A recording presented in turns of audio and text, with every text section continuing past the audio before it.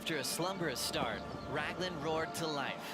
So he's going to go big, you know that. He throws the air, unbelievable, sticks the landing. A 10-point ride. And New Zealand delivered champions that sent shockwaves through the surfing world. Carissa Moore has an oncoming section. She floats it. For the first time since becoming a mom, Carissa Moore showcased backhand excellence in her return to the top of the podium. This is for the moms that never stop dreaming. In the men's draw, Italo Ferreira rose above the rest as he unleashed his full arsenal of goofy foot prowess. Italo Ferreira, your new world #1.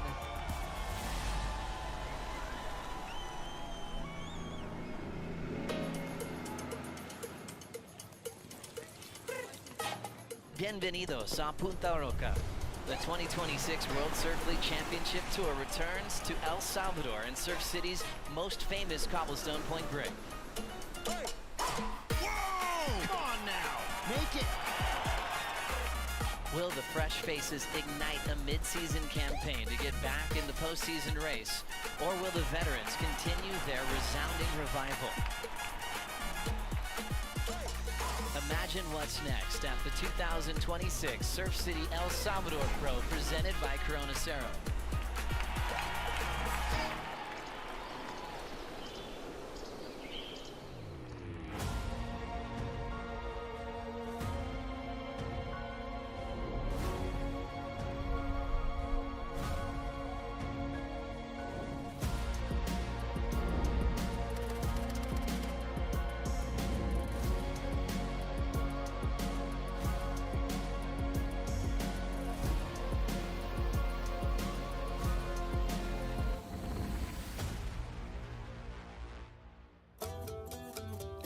Buenos dias and welcome, surf fans. This is day 2 of the Surf City El Salvador Pro presented by Cero, and I'm loving this trend of dawn patrols that are firing. Big wild waves this morning and things have cleaned up. It just took a brief hold and it looks like things are going to be pretty awesome today. This was the early dawn patrol. We had surfers showing up at dark, getting ready to test out the conditions. And just as expected, swell's still here. It's about 6 to 8 feet, 10 foot on the sets. It's a massive waves coming through. So a mixed bag. See Al Cleveland Jr. out there getting revved up and ready to rip. This is going to be a fun day of surfing if, in fact, we are on. And it just feels like this is a day to keep things rolling. You like it when we build momentum, and you love it when we go back to back. So here is our shot coming in live from Punta Roca in La Libertad, El Salvador. Completely new, reinvented area. Beautiful judges tower. They have the best view of this lineup you've ever seen. El Salvador, again, just playing the best hosts to this event. I'm Chris Cote.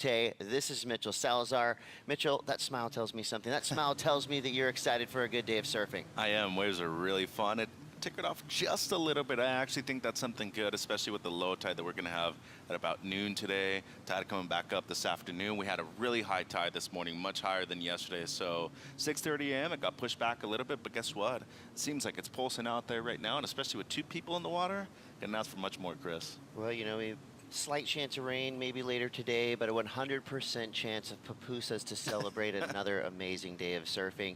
The waves behind us, as usual, you know, in that overhead range. El Salvador, when it's flat here, that means it's about chest to head high.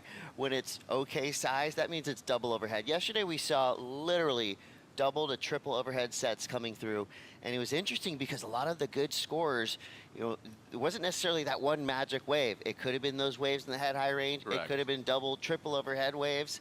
Eli Hanneman showed us just that, how, you know, it felt like the biggest sets may not have been the ones all day long until he got that one. Yeah. And then everything changed. So this is going to be a mixed bag, an unpredictable day of results. You know, yesterday was one for the books, and I feel like today is going to be a similar trajectory. You're going to be in for a wild ride, surf fans, and your fantasy teams, might get wrecked, because a lot of them did yesterday. Mine sure did. Yep. Mitch, how are you doing? Yeah, I'm doing okay. I could have done better, but we're here. It's day 2. It's super fun out there, and we're talking about clean conditions. Really windy this morning. We had a big rain last night, maybe not as big as we were expecting. It did get pretty windy. Look at how glassy it is right now, though. Beautiful out there, Chris.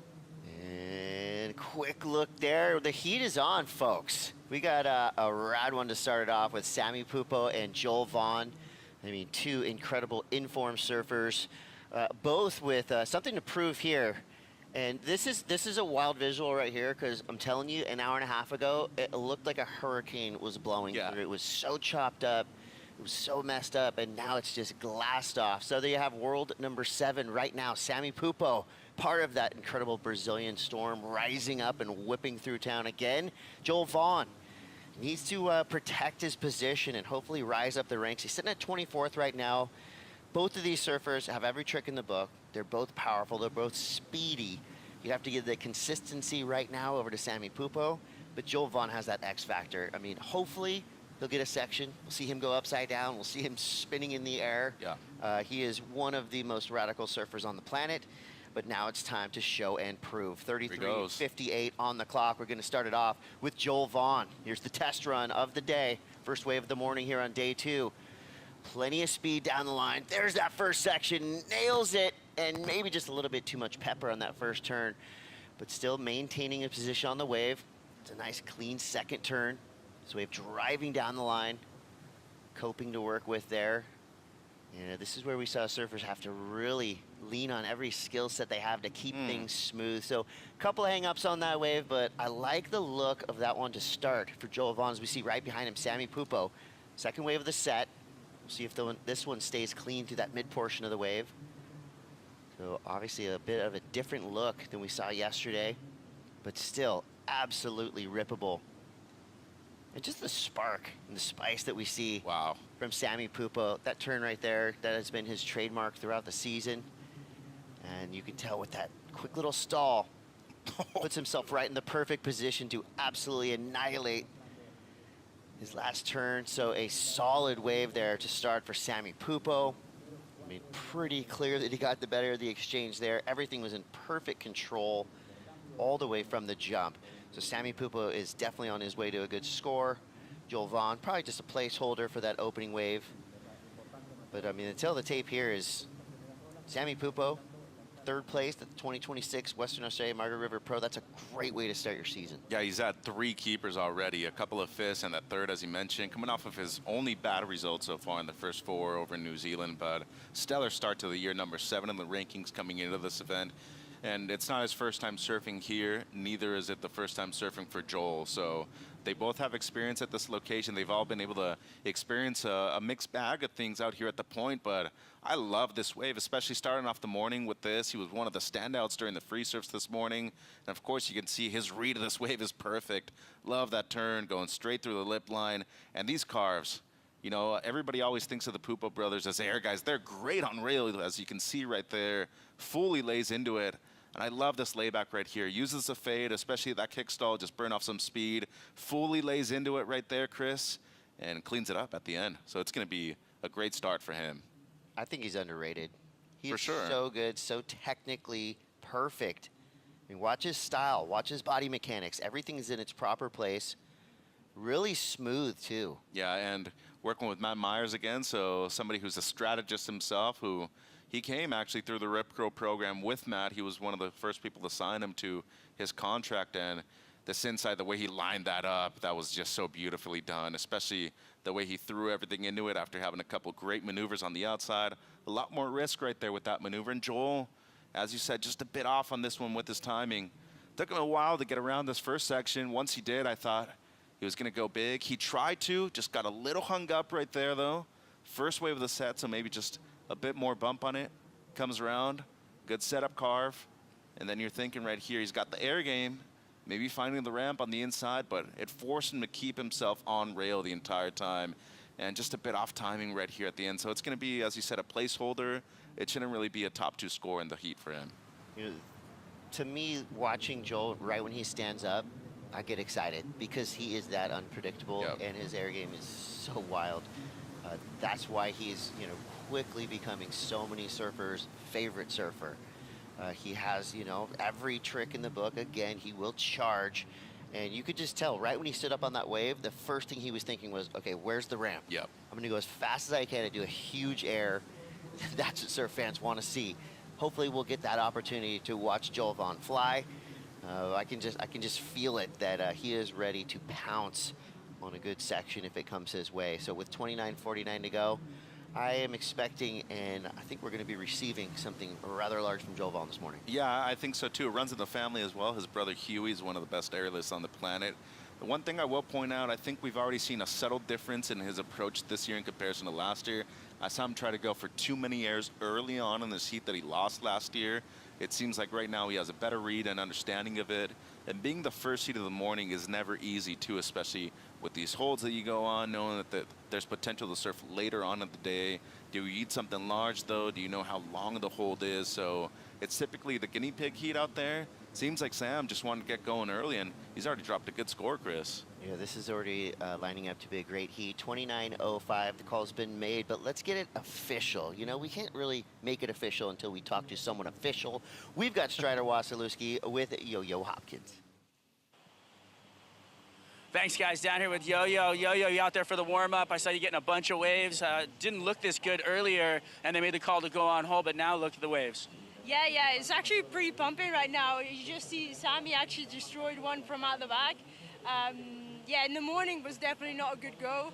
I went for my early morning free surf, and it was so bumpy and so weird. The wind was really bad. And then I got out, went back home, and just walked over, and it was actually super clean and like 4 people out, and I was like, oh, score. So, yeah, I think definitely a good call, and I reckon the boys are going to rip it up. Yeah, so we got all the men's heats today. We're going to finish off that round. The women have been called off for the day, but you look pretty comfortable out there in those bigger conditions, which we have coming for you guys later in the week. Yeah. I mean, if you know me, you know I love to attack some big sections, and that was kind of what I was trying to do in this free surf. There was a couple of free surfs that I haven't been able to connect with the wave because it keeps changing. But yeah, when I get the right one, I just have a blast, and I love Punta Roca, and I think we're gonna score really well, really good. All right, on. Thank you for your time, and can't wait to see your next heat. Thanks so much, mate. Thank you, Strider. Yo-Yo rules. That's the attitude you want. Yeah. You know, in your favorite pro surfer, and she will send it. I've never seen her back down from any section ever.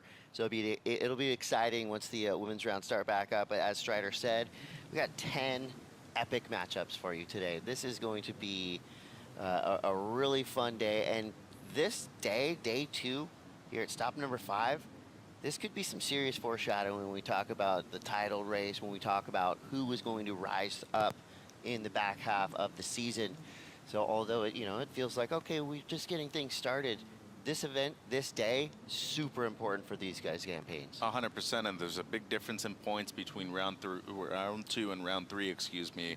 A 17th compared to a 9th. So Joel already has a quarterfinal finish in WA, but he has 3 17ths outside of that. So he wants to make this a big event for himself, set him up better for the back end of the year. There's a couple events in the back end that are very difficult too. You go to Fiji, a lot of guys still haven't competed there. Tahiti's always a wild card, so you have a great wave, which is at your disposition at the moment, and especially, not using that overlapping heat format either. You have free game out there, so every single wave that you can go on outside of priority, you should be using at least as an option to look at. And right now, that 6.5 is valuable for Sam. We've seen him be overly patient at times, and now he got the ball rolling early on, already with that 6. I feel like double digits for him, looking pretty good with this amount of time on the clock, Chris. Yeah, and this is really where they have to figure things out quick, because it looked nothing like this an hour ago. So they're surfing basically a totally different break. And here we go, Sammy Pupo. Nice clean face on this one. And just watch the technicality that he has in every turn that he does. Getting around this lumpy, bumpy section. He's out of there. Good call. That wave kind of went nowhere. Did hand priority over to Joel Vaughn, but of course, plenty of time left. 25:40. So still some bumps coming through. We're at a high tide right now, and while it does come closer to the rocks, there is a little bit more reverberation that shoots off those rocks. And sometimes, as we saw right there for Sammy Pupo, the waves just get a little too bumpy. So we're going to keep our eyes on which set wave is the best plenty of consistency out here. And I think that's exactly what you could ask for. And can you surf a wave up potentially if you need to as well, especially under priority? And highlighting one of Joel's, maybe his best performance, Joel Vaughn's performance last year at lowers when he beat Italo. We saw Slavs, we saw stale fishes. As you said, he has that X factor that not many people have. When it comes to airs worldwide, especially with different grabs and tricks, he's one of those guys that you need to look out for in the draw, especially right now. You get those ramps on the inside after having done a couple major maneuvers on the outside, you're going to get rewarded highly, Chris. And we saw Joel Vaughn win a stab high air event, doing just an absolutely diabolical backflip. If he can do that here in a heat, I mean, the judges have to give him at least a 9, a 10. Yeah. Like, no one's ever done that in heat. Dropped the 10 in the ocean. A few years ago. Remember Saquarema? Oh, yeah. At the Challenger Series event. He didn't even qualify that year either, which was crazy, but he dropped one of the biggest alley-oops ever done in competition. So, yeah, he's got that X factor for sure. Here's a little something to get excited about. So men's round 2 started off like this. Liam O'Brien and Jake Marshall. That was pretty much, I want to say, one of the heats of the event. Yes. We had both surfers on rail going off. Liam O'Brien was the wipeout of the contest so far, and he survived. And then, of course, major upset, a fantasy team destroyer. Callum Robson took out Ethan Ewing. Miguel Pupo went up against Eli Hanneman. Eli Hanneman is now on a run with 2 huge heat victories. Kanoa Igarashi and Alejo Moniz. Kanoa had to work for it, but he got the edge there. So now we come to what we're going to see today. Here at the culmination of men's round 2. Italo Ramsey, Crosby Morgan. Great heat. Felipe Toledo, Calivas, Pitar and Chianca, Medina, Seth Moniz, Jack Robinson, Cole Hauschman, Connor O'Leary, Baron Mamiya, Griffin Colapinto, Al Cleland. I love the format we have this year is we get to see a variety of matchups. You know, unfortunately for the surfers in that very first round, they go up against a brick wall. They go up against the top seeds. But here in round 2, things shuffle around, so we're going to see some interesting new matchups that we haven't seen yet. And a lot of these wildcards tend to be very dangerous, especially at locations like this. We've seen Brian eliminate some very high seeds at this event in the past, but now you're pretty much moved past that at this moment. You all know what you're going up against. These are all elite level surfers and some of the most exciting surfers on the planet that have already advanced in round 3 that are actually looking at potential matchups down the line too. So big thing to consider, the changing conditions that we're probably going to see later on in this week. Could potentially get bigger right now, but for the task at hand, these 2 guys, they just need to make sure that they're getting their 2 scores in these next 22 minutes. Here we go, Sammy Pupo all the way around.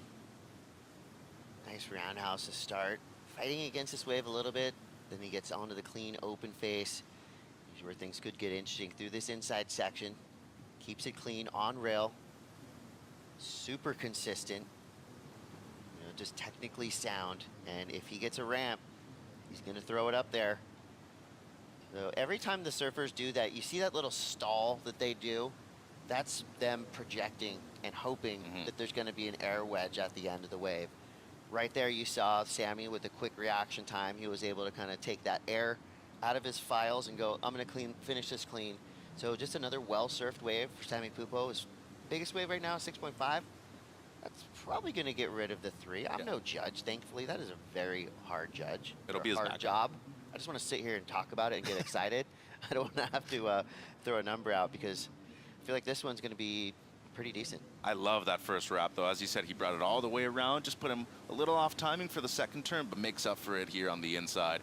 Clean surfing once again. The wave never truly stood up through this midsection, and this is the difficult part on the low tide.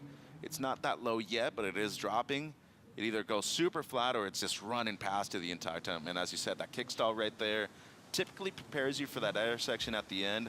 Love that floater. And the foam climb, I think Tanner said it yesterday, it is one of the most underappreciated, underscored, but one of the most difficult maneuvers out there too. That first wrap, though. One of the best feeling maneuvers to do. Without a doubt. And Andy was so good at it too. Like, I used to see that in the past and try to replicate it myself. But surfing on rail truly never goes out of style, Chris, and does seem like he's going to improve his situation right here, Pupo. And, you know, funny thing, these 2 guys are still really young.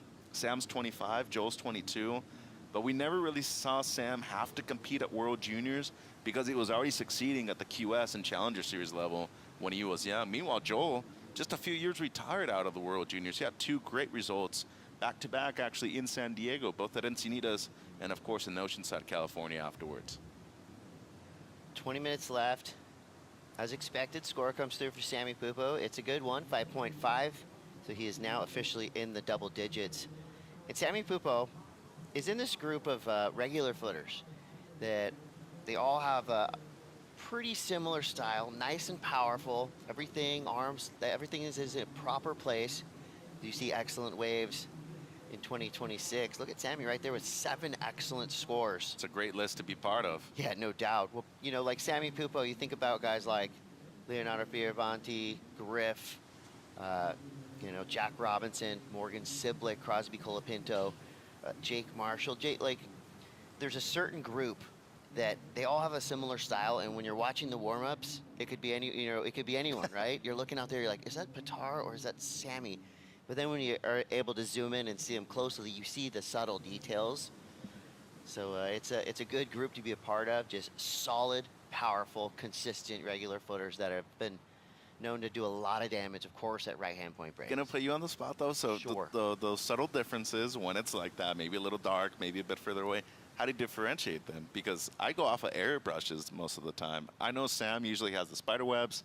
We all like the Spider-Man claim. I love it. I think it's one of the best in surfing. But how do you actually judge them in that case? I just wait till they come close enough so I can be sure. I just start saying names. I mean, especially in these early mornings when just everyone's getting waves, you know. They're like, okay, Jake Marshall, for example, he's crouched over a little bit more. That's a kid you grew up watching, though. He's from your hometown. So maybe there's a list of about 5 of them that when you're watching, you're going, these guys are all really good, similar style of surfers. I feel like a lot of them grew up watching Mick Fanning. You know, you can kind of tell when somebody grew up and watches a guy like Mick, because not that they're trying to emulate his style, but the technical abilities of Mick Fanning, you know, pretty much unmatched. So not a bad person to look up to. No, not at all. One of the all-time greats. And, well, these 2 guys, I mean, had a lot of people to be inspired from and, you know, look up to. I mean, Joel is really the standard of his family so far. Younger brother Huey looks up to him, but Sam has always had Miguel. And Miguel, kind of the same thing. I asked Miguel the other day during the press conference, how much value do you think Sam has given you and pushed you so far in your CT career, especially, you know, spending the last few years together? Remember, they had the one heat in WA where whoever made it out of that heat was going to keep their place on tour. The other one was going to fall off. And, Bro, I was crying literally during that heat. Yeah, well, you know, you got to do what you got to do in the moment. From crying to flying. Here we go. Sammy Pupo hunting a ramp. He gets it, and that was... I like the attempt. I like the idea. That was a almost impossible landing because he was already kind of like a little off axis. It almost seemed like when he was in the air, though, he was kind of between 2 minds. Like he didn't know if he wanted to go for the grab or not. He slightly did see. He starts extending his legs like he was almost going to push his board away from him. I think there was a hiccup right when he hit the lip too. It just kind of lifted his body off his board a little bit there. All been there, done that. 12 points already in this heat. That's a good heat score, but he's averaging more than 14 points every single time he paddles out. So, you know, doing well so far this year. 3 excellent results. Looking for number 4 right here in stop number 5. So, got potential to me to be a contender at the top 5 later on this year. 100%. He is he had those kind of ups and downs off and on, but I feel like when he put himself firmly back on the championship tour, there's no turning back. I mean, Sammy's going to be here for a while. Yeah, and, you know, coming from a great area of waves, too, in Maricias. Gabe Medina from there, he's a childhood friend of both the Pupo brothers. But they own the license for JS in Brazil, too, and that big switch, you know, was something huge for them. All those boards are made at the dad's factory, Wagner, who does Ohana Pupo surfboards, but I just feel like these models have really suited their style. Big difference when it comes to, you know, competing and traveling globally, having access to a lot of these models and boards worldwide, whether you go to California or Australia. But it seems like so far they've had a great relationship with Jason too. But having your dad make the majority of your boards, I don't think it really gets much better than that, Chris. And your dad rips. That's like their dad rips. Yeah, that's another big thing. All right, 15:25 to go. Sammy taking a look. Why not? Why not? Why not have a deep look at it? Yeah. Second priority. You can tell he's a little in from where Joel Vaughn's sitting. Probably by design. And here we go. Joel Vaughn. Right when he stands up, you just know something cool is about to happen. So a similar start to his opening wave. Now we get that Joel Vaughn slash right in the pocket, building up some speed. That was a cool looking turn there. Hammers it again. Okay, here we go. Joel Vaughn is officially on track to getting a score. Or. Yes, okay. I feel good about that. Do you? I mean, kind of. Even if it is a complete maneuver, I still don't know at the end, but it's definitely his best wave. Well, flow, of course, a huge part of the element, and he had it all the way through. The first turn, you know, maybe just take that out of your mind. The mid turns were incredible. It does disrupt flow, though, I will say that. Yeah, flow starts from the beginning all the way to the end of the wave. Exactly, and right here, as you said, just a bit off once again. He got a little hung up. Makes up for it, though. That bottom turn was incredible, and that carve sets him up for the rest of the wave right here. Love this turn into the lip and brings it down with a wrap, but you can just see when he's projecting, he's truly going down the line thinking that, you know, the next section's always going to be available too. And he tried his very best. I mean, it took him a long time, and if they do deem this complete, a great effort by Joel, and if not, I mean, you got to give him credit just for trying right there, but a couple of turns in the middle part of this wave, just beautiful. I loved that. The way he was so precise in where he jammed the tail. Then deceleration going back into acceleration too. That is hard to do, especially at a wave that moves at this pace. You can just see the convergence of the two sections right there, especially with the tide dropping down. It is really difficult to ride out of that. Now back to Sammy. Up and out. I think the good news for Joel Vaughn with a 4.33, he's warming up. And you can tell that he's kind of figuring things out as he goes. The first snap he did, again, that was kind of a carbon copy to his opener. So big things coming, I think, for both these surfers. 13 minutes left. We're going to take a quick break. Obviously, we know you're not going to go anywhere. This train's rolling, ladies and gentlemen. Surf fans, prepare yourself. We will be right back after these brief messages with more from the Surf City El Salvador Pro.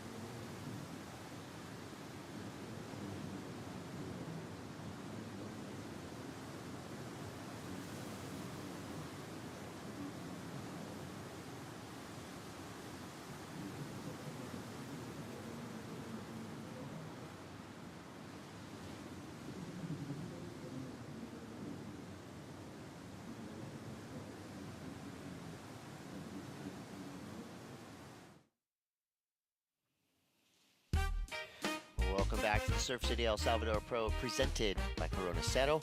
Here is a look at your Surfline forecast.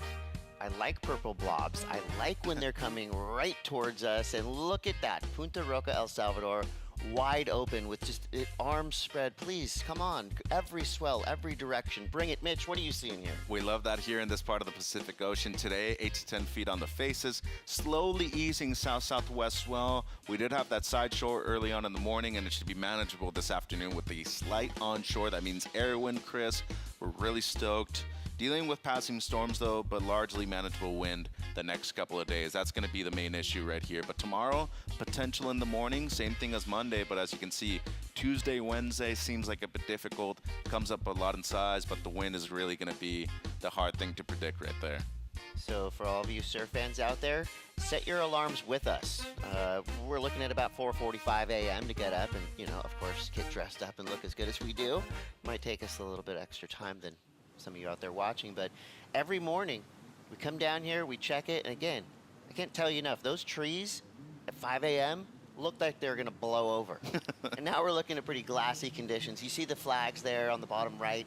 So those things are just kind of cruising. So this is going to be a really nice morning for these surfers to go out there and show us what they got. 9:43 to go. So far, I feel like this has been kind of a ground and pound type of situation. Just good, clean power surfing. It's gotten the big numbers, but I want to see some flying kicks. I thought I was going to get one right there, but not quite yet. I think he was just trying to sell Sam on that one. He was really deep, just off of the ski right there. And of course, I think he's hunting those opening sections. Go big early, get it down the line, and eventually maybe close with another air at the end section too. 9 minutes, I mean, he needs a mid-7. That's easily attainable for the guy's skill set. Right now, can you find the wave with that ramp? And as we were talking about, the swell slowly easing. This is good for us. We have a tide that's coming down. We're really going to see those sections pop up. But more than anything, there's still more than enough consistency out there for 35 minutes. I'm thinking of two of my favorite waves of the entire season so far, and they both started with a big air. Of course, Yago Dora. Thinking about the Raglan event where he Perfect started man. with the most perfect 540, then went on down the line and blasted it all the way through. And then my favorite wave from this event so far, Eli Hanneman. Huge alley-oop to start the wave, ripped it all the way through. I really think the judges appreciate that level of risk. 100%. When you use that first big section and do something radical, wild, it's just like a shot of coffee. You know, it gets them excited. Espresso. So we see Joel Vaughn now. That was a nice way to start this wave. Building up speed. Where's the ramp? Coil. Cobra. Strike. Oh, Good, good. get me excited. It was Wayne Gretzky who said, you miss 100% of the shots you don't take. So That was Michael Scott. I like that idea that Joel Vaughn showed us right there. Or was that Michael Scott saying that from Wayne Gretzky too? Something like that. 7:46. Here we go. Sammy Pupo. I wonder if Sammy was looking back to see what Joel did as that opening snap was searing. Another expertly placed second turn. Works his way around some weird water. This thing forming up through the inside. He's using his time on the wave so perfectly. No weird rigmarole between turns, just beautiful flow all the way through. Wow, dude. Sticks to the power game. That right there was such a great story from beginning to end. There was no bobbles, no bouncing, just a clean serpentine path all the way through. You gotta love what we're seeing right now from Sammy Pupo. Such a good way to explain it right there. It's when they ask you to go to the front of the class, right, and read the story that you've written so far, and it seems like, you know, it was a novel right there from start to finish. No downtime whatsoever. He's made such vast improvements when it comes to the use of his flow at a point break like this. That first carve, intense, very strong. But I mean, he displays different parts of the wave to attack, and love the lip line hip right there. This carve right here sets him up beautifully for the rest of the inside. And look at this little stall that he subtly does right here coming out of the white water. Is he just gonna make sure that it goes down to the bottom, goes to the top of the wave. This carve once again just brings it down, and the timing right here at the end, so well done by Samuel. I mean, to me, easily the 5-5 gonna be improved, but that hammer right there at the end, he's just doing everything he should be doing at the right spot of this wave too. But timing is everything at this one, and he's going to put up another big number with 6 minutes to go. This shouldn't be controversial. It may be to some, but when I watch Sammy surf, especially on that wave, I see a mix of Mick Fanning and Felipe Toledo. Well, one guy's from his area, and then another guy is that he grew up aspiring to be, that was on the Rip Curl team for the longest time as well. Still is, actually, but yeah, I mean, two great people to look up to. I hope Sammy rewatches this and hears that, because, man, can you imagine if somebody said, oh yeah, you kind of surf like a mix of Fanning and Toledo. What a combo. If- I mean, he's doing it. If you were to say that to pretty much 90% of the world population, that'd be like, well, thank you very much. Put that on my tombstone. There he is. Speaking of the former champ out here, the two-time world champ, Philippe. Our boys. Rafael Romano, Enrique Pinguim, Giovanni Fajeda right there too, his crew. They're looking intimidating this morning. Sleeves off. And then he guns talked to out, them and just- they're all like super I cool. know, sweethearts. Here we go. Joel Vaughn, I want to see him weaponize his frontside air, and just, that was, I don't think he missed much on that wave because it kind of looked like it closed out. I can see the intent, you know, the last 2 times he went into that bottom turn, you know, and almost like overcooked that first turn. You can tell he's trying to blow his tail out and just make it look really radical. And right there, I think that was in between 2 ideas. Yeah, and maybe looking down the line a little too much right there before completing the turn. By the way, Felipe taking on Kali Voss later on in this round. Clash of styles. This whole round is amazing, and waves we have on offer, seems like they're all going to be stackers. Just over 4 minutes, though, and Sam does extend his lead, Chris. Gets the best score of the heat so far. Yeah, that was a pretty obvious one. I mean, you think of speed, power, flow, everything was there on that wave. He used every section expertly. So we see now Joel Vaughn speeding down the line. He gets the section, he throws it up there and is landing in oblivion. Well, But again, if one section could switch this whole thing up, he needs a huge score, a 9.34. You can imagine if he was about a foot towards the rocks, landing that air, that would have been a make. He does those type of outlandish maneuvers all the time. his strike rate's high, and he's got the right idea. I mean, to get back into the seat, he needs a low 9 at the moment, and he lands that, as he said, he's right back into it, easily getting his sped score right here, just considering the section, how difficult the landing would have been. 3 minutes 20, though. Now you might have to break it down with just one wave, and you got to be moving further up the point, I'd say. You need a longer wave, maybe a big combination on the outside, and definitely something spectacular on the inside. It has to be 2 points above Sam's wave, so tough task at the moment, Chris. Yeah, this is kind of a in case of emergency, go nuts moment for Joel Vaughn. Again, one section could be the difference maker. Here we go with Sammy Pupo, Mr. Consistency. So this is going to be his 8th wave ridden. Great start, nice flow. Just another beautiful carve. Quick tail slide there, maximizing every section, but just not making it look like too much. He's doing just the right amount. There's that little stall, and there's the finish. I mean, he hasn't made mistakes on any good waves yet. Started the 6.5, backed that up quickly to the 5.5, just dropped to 7.17. Of course, the crowd goes wild. I mean, just speaking on priority on behalf of this heat, every selection that he's made with priority has just been spectacular. No mistakes whatsoever. Once again, he's had a couple of 7s pretty much every heat that he surfed so far. If he doesn't improve on the 6.5, it's got to be very close. This was as well as he could have surfed a wave right here. And, you know, the cool thing about his development so far is that he's always been a great surfer, but it's all about decision making in the heat. And that carve right there, just so powerful in the pocket the entire time. Fits in that 2-for-1, and as you said, timed it so well right there, Chris. Now, did the judges take into consideration surfing a hard wave to surf really well? Is that part of the flow? Because that wave, for most surfers, would have given him a lot of trouble. Yeah. Sammy navigated all the lumps and bumps and kind of awkward sections and just made it look like it was a perfect, clean line. Right. Do they think about that when they're throwing those scores out? For sure, because remember, 3 majors of the criteria: speed, power, and flow. So despite it being the last of the big 3, you got to take into consideration the use of the speed that you need to have to be able to pull that flow off. And I feel like he's been able to do that so far. You know, in my opinion, I think Eli Hanneman and him have been the people with the best flow so far. I think Cano had a couple of waves yesterday that probably go up into the upper echelon of that. But look at the score, Chris. I mean, he put Joel Vaughn into combination right here with this last one. Not an easy thing to do, by the way, with that kid's talents as well. So I would guess that that's a perfect illustration of the point I was saying. His 6.5, the wave that he got, that was a much better, cleaner looking wave, but he surfed on the 8 just much better. And here we go, Joel Vaughn straight up into it.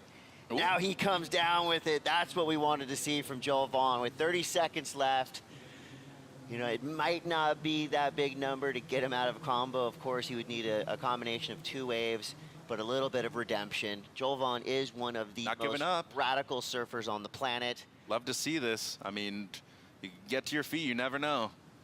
Make it count. Late takeoff there. Wave closes out around him.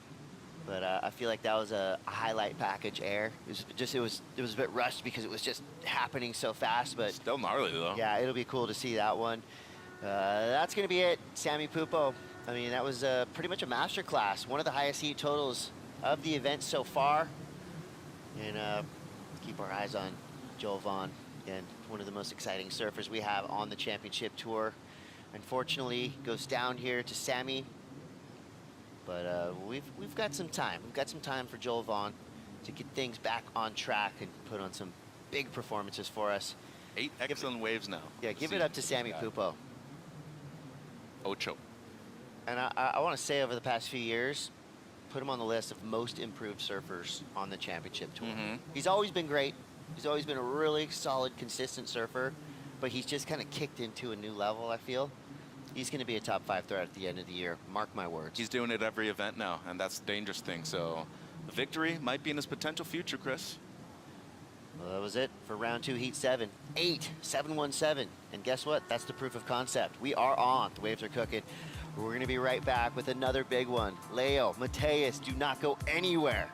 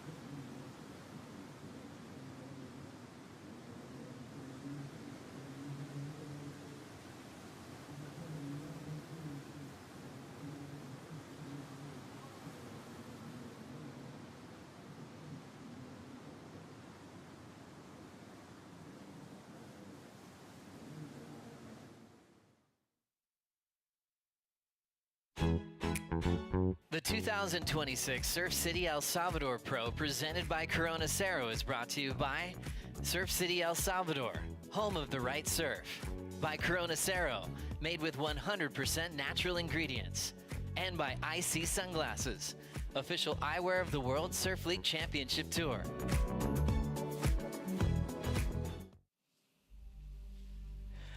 Oh, straight into it with Mateus already flying down the line. Come on, give us something big. Deep bottom turn, heavy slash. This one is racing away from him, stays right in the pocket. Could you feel it, Mitch? Could you feel the vicious intent that Mateus Herdion had on this wave? Wow. Nice little lip slide there. Deep bottom turn straight around the section, pure flow. Quick snap all the way through. And will he get the finish? He will. Nice and clean. Another one of those surfers. The second they stand up, I mean, you can't take your eyes off them. You never know what's going to happen. Mateus Herdy, of course, coming from a radical free surfing background, applied all those skills to the Challenger Series, to the qualifying series, and had a few heartbreakingly close finishes, but he is firmly entrenched here on the championship tour. Round 2, Heat 8, Leonardo Fioravanti, world number 9, going up against Mateus Herdy, world number 26. The number 9 makes sense to me, the number 26 does not, because Mateus is so good He's just been in those heats where, you know, he's getting big numbers. He's doing wild maneuvers, but the other guy is just doing, you know, doing that much more. And that just shows you how hard it is to succeed on the championship tour, Mitch. It's a testament to how difficult the CT is. This is F1 racing right here to start this wave. Flying down the line on that first section right there. The one thing that I really enjoyed about this wave was the way he took his time off of the bottom. You know, you can see right here, double pump right there on that section. You can just see that this wave has a lot of speed that he's needing to manage and does super well at that deep bottom turn. Love the way he was able to approach the descent section too. Layback hammer, took his time to get to the last section and, you know, just button it up. You already got a good wave on the outside. Make sure you're finishing cleanly. He does, and drops what seems to be a good score already, Chris. So right here on the outside, cleans that speed off right there, that layback. But as I said, these pumps off of the bottom are so crucial to be able to shave off speed and eventually regain them. Talk about a perennial threat at the right-hand point break. He's already got a semifinal finish as a wild card over there in Mexico back in 2021. Could potentially be on the podium later on this week at this event too. First time competing here at the point, but his timing excellent on this one, Chris. I think 2026 has proven that you need to expect the unexpected. You know, we've had this, I would say, a wild array of winners, some that you wouldn't have probably thought of at the beginning of the year. So again, don't be surprised if Mateus Hurry is hoisting that trophy. And the cool part about this heat, round 2 here in El Salvador is a rematch from last event, Raglan. You had Leo coming up against Mateus, and they were both surfing really well, and that one went all the way down to the wire. We're talking about cameras locked on faces on the beach, waiting for that reaction. And in that one, it went Leo's way. And Leo, I put him in that category of a guy who just gets better and better and every better year. Every season. He's already had 2 quarterfinal finishes in 2026. And that just tells us that Leo is putting in the work. And he is definitely among, I would say, the top 5 most powerful surfers on the championship tour. Here's why. Boom. That card right there is Leo's moneymaker. Now he's generating speed. Driving into it. Bumps do not affect him. Perfectly clean on-rail surfing. Nice and tidy carve there through to this mid portion of the wave. And even though that wave got a little bit awkward, he made it look nice and cool. Sliding the tail out, adding extra flare. Solid finish there. That is this, I mean, that's Leo's bread and butter. Clean power surfing on rail. Such a cool looking style. Going so fast. I mean, what can you say? That opening exchange was exactly what we wanted to see. There's a stat, 2 quarterfinal appearances in 2026. Leo's on a roll right now. And I know you could say this about every single surfer all the way down to the bottom of the line, but Leo is a title threat. A big result here, a win here. He's putting himself in the driver's seat, and he will be pretty hard to stop if he gets a good roll going. Totally, and great pressure there by Mateus to force him to use priority on this wave too. Big key difference already between the 2 surfers. There is a clear example of power right here with Leo being in his favor. Second carve, great read. It was a difficult wave to surf though, Chris. Really broken up through these midsections right here. Made up for it though on the inside. Good timing. Nearly lost it, poked the nose just a little bit, but recovered so well right here on the inside. Slides the fins. Big fan of this last turn too. Great timing right there to be able to throw the tail around. So mixed bag of everything right there on that one. And in his defense, it was a very difficult wave to ride. Not a whole lot of steep sections. That last turn, very strong though. Should be a good score for Leo. And I wonder what the G-forces are in Leo Fioravanti's turn. Can you imagine going up into a carve like that, engaging the entire rail of your board and just wrapping it around in the pocket? That must feel so good. Leonardo Fioravanti, here is his events results so far. 5th, 9th, 5th, 9th. He's made it out of this round at every single event so far. So proof of consistency, a couple of good results right there with the 2 5ths over at Bell's and then on the Goldie. But one thing that we really always make sure to point out is that Leo is a homegrown surfer. You know, there's people that represent other areas of the world because of their heritage, maybe they were born there. This is a guy that was born and bred in Italy. His stepfather, Stephen Bell, has a factory in southwest France. So he's always been European-based, you know, and then he puts in the time. As he said, he works his bum off, and there's a reason why he has these results to prove it. Mateus Herdy now. Here we go. He is flying down the line. There's the ramp. There's the alley-oop. Incredible. Flying about 20 feet across that wave. And now he's got to finish strong to make this a complete story for the judges. Quick snap there. Comes through the inside. Another lip sliding finish. Ooh, this wave just perked up again. All right, so we talked about it earlier on. Oh, yep, who's he looking at? The crowd, the judges, everybody. Give it up to Mateus Herdy. That alley-oop was huge. We're talking height and distance. Yeah, he projected a lot. He covered a good amount of ground on that one right there. He should be pumped. And you knew exactly what was coming. Yeah, well, and the whole reason he was able to do it, though, is because he had the confidence of starting off with a 6. You know, it puts you just in a much better position to succeed afterwards when it comes to your feeling out there with the ocean and the water. Watch his eyes. No, and look at the landing, too. He's landing on the lip line. He has to pretty much go for that double up right there. Covers a lot of distance. The only thing I will say, there wasn't a whole lot of big stuff after that. Really frothy wave. The quality of the wave wasn't necessarily there at the end. But, I mean, he cleans it up nice. So I wouldn't be expecting a huge number, but I think it's going to be good. You know, in my estimation, alley-oops are deceptively an easier type of air to do, except when you do them like this.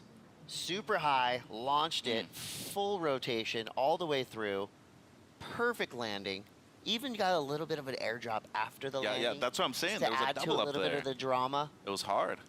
The landing was not easy at all. And then just cleans it up on the inside right here. Frothy wave. Couple extra turns. Well done right there with the layback too, adding some variety. Alley-oop, though, is going to be the major portion of the score, though. Oh, wow. Okay, we're back to the power. Leo Fioravanti. Ooh, cleaned up that turn midway through. That was really cool looking and wrangling the whitewater. So a 3-turn series, pure power surfing from Leonardo Fioravanti. Gonna keep things rolling here. Gosh, these are just those turns that, as a purist, you watch, and you can imagine the sound that it makes coming off his rails like a zipper. Well, you like the Formula One reference right there. I hear the tires screeching as he came around the corner there. You're throwing away G-force and everything, too. Got to have a strong neck to be able to do that. But, yeah, this is going to be another wave of potential consequence. It all depends on how high Mateus's wave is, but he's got to be getting back into the heat right here because Herdy probably going to extend his lead with 23 minutes on the clock, Chris. And he does. At 7.83, the judges have spoken. They want to see you go big. Mateus went about as big as we've seen of this event so far. So there you have the breakdown across the board. We throw out the high, we throw out the low. Your average comes through at a 7.83. So that's one of the highest single wave scores we've seen so far. And, you know, yesterday we saw the biggest numbers in that high 7 range. So I kind of like it that the judges are keeping I wouldn't say a glass ceiling on it, but I like that they're leaving room for something absolutely wild to happen because we know it's going to. Just judging by the fact that we've already seen some huge surfing and huge airs like this. I mean, if he combos this with something big on the inside, Correct. That's an 8, that's a 9.5. And judges send out, that is an incredible alley-oop. I mean, as we said, the way he lands with that double up right there coming out of it too.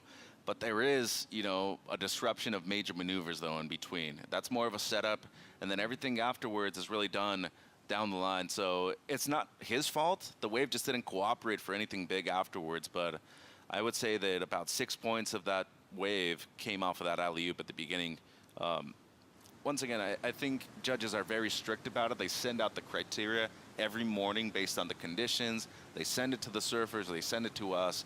They want to see combos of major maneuvers at a wave like this that allows you to do that. I mean, it's a big point break. There's several takeoff spots, and that's why we've only seen one excellent score so far on the men's side. And devil's advocate here, in watching that air 3rd time on the replay, the only thing that I think would have made it better had he land cleanly in transition. He kind of had a flatter landing up on top, and then he did get that little airdrop, but had he landed that alley-oop just perfectly clean in the transition of the wave and straight into a bottom turn. You know, score-wise, I mean, I think that was the perfect, appropriate score for that air, but just, you know, as somebody who really nerds out on tricks, that'd be just the one thing that I would add. But anyway, 21-23 to go. Mateus already out in the lead. Strider Wasilewski is on the glass with the tactician, the technician, Sammy Pupo. Samuel Pupo on fire out there. You know, coming into a heat with Joel Vaughn, is it in your head to try to do airs and match up, or did you have a different game plan? I feel like I had a really plan for myself in the heat just to build my scores and talk to Myers before my heat, and we really put on a plan for the whole heat, not just start or finish, and we just keep building on the scores and putting pressure on Joel. And we all know if Joel is feeling free and light, he's gonna go for the air and land those things. So it was good to put some pressure on him early on to make his decisions, and I just kept improving and using my priority really well, and just really happy with how the heat went overall and stoked. Coming up with an excellent score in that heat. Did you know it after the wave? I saw you give yourself a fist pump, but can you calculate that at the end of a ride and know that you went excellent? Yeah, I felt like I clicked all the dots in the wave really, and really picked the right turns for each section, and it felt like a really good wave from start to finish, and I feel like it was more about making the right decision at the end.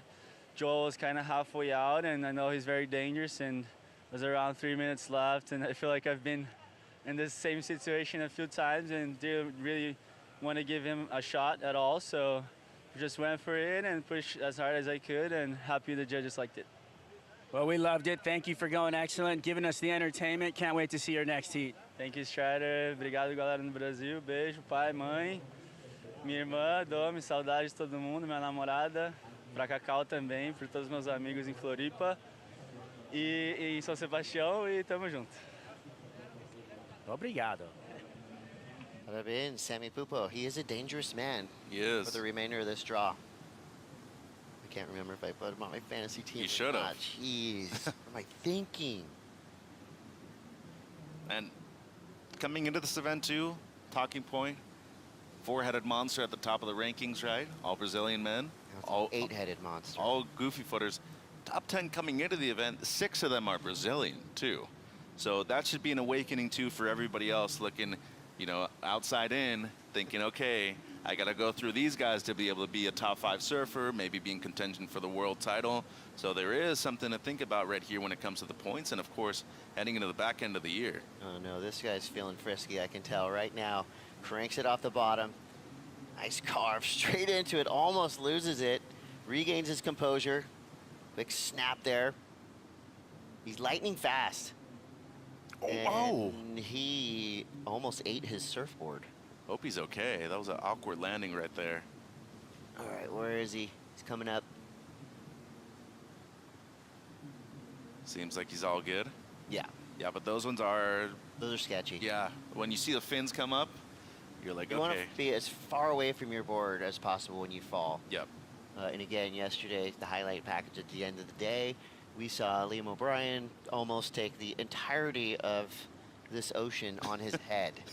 And he came in from the heat, and I go, bro, are you okay? That was cool. That was crazy. Did you see the replay yet? He goes, no. Should I watch it? I'm like, maybe. Be like watching a horror movie that you star in. Well, this shouldn't replace anything right here. It doesn't. It's just a 3 by Mateus, but Hughes priority kept Leo off of it. And this is where it got a little tricky right here down the line, probably between two thoughts, already thinking about what he's going to do next. And fortunately for him, seems like everything okay. But yeah, as you said, those are the sketchy ones. Your board might come into your ribs. You might be able to hit your fins. And not just that, the physical injury, the fact that your board's probably going to get ruined too. So you got to switch. You're losing time that way. So every now and then, just got to be self-conscious about that. Is this really a wave that I know I can milk down the line and improve on my low score?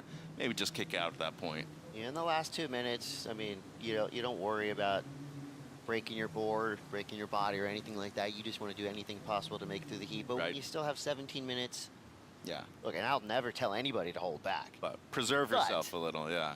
We want to see more from both these surfers. So at the moment, this story is telling us that is progression over power. As you see the scores for Leonardo Fioravanti, 5.33 of 5.27. Mateus Hurdy with that 6 and the 7.83. I also think Mateus has just been a little bit better of waves, you know, that are giving him more space. Yeah, Leo's waves have been hard to serve. Yeah, both waves that Leo got, way more powerful than Mateus.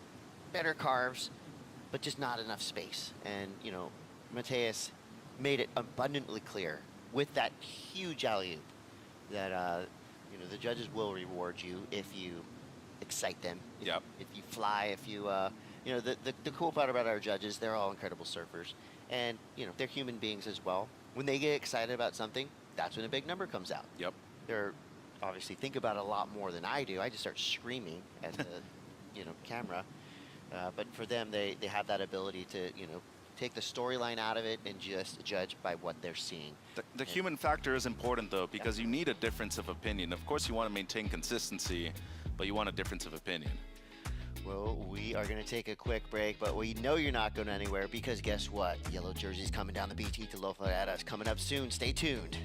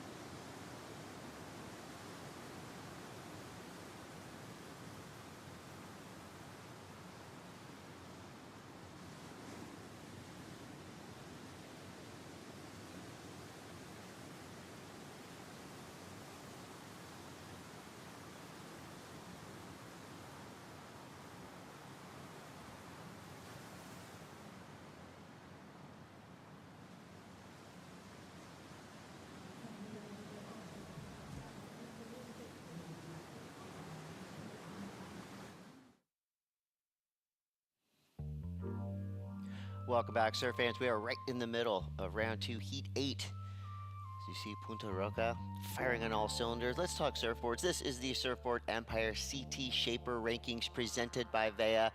This is what it looked like as we entered this event. Now, this is not a live updated type of situation here. Accumulate the points at the end of the event, and we'll see if that does anything to this leaderboard. Right now, it's Team Lost on top.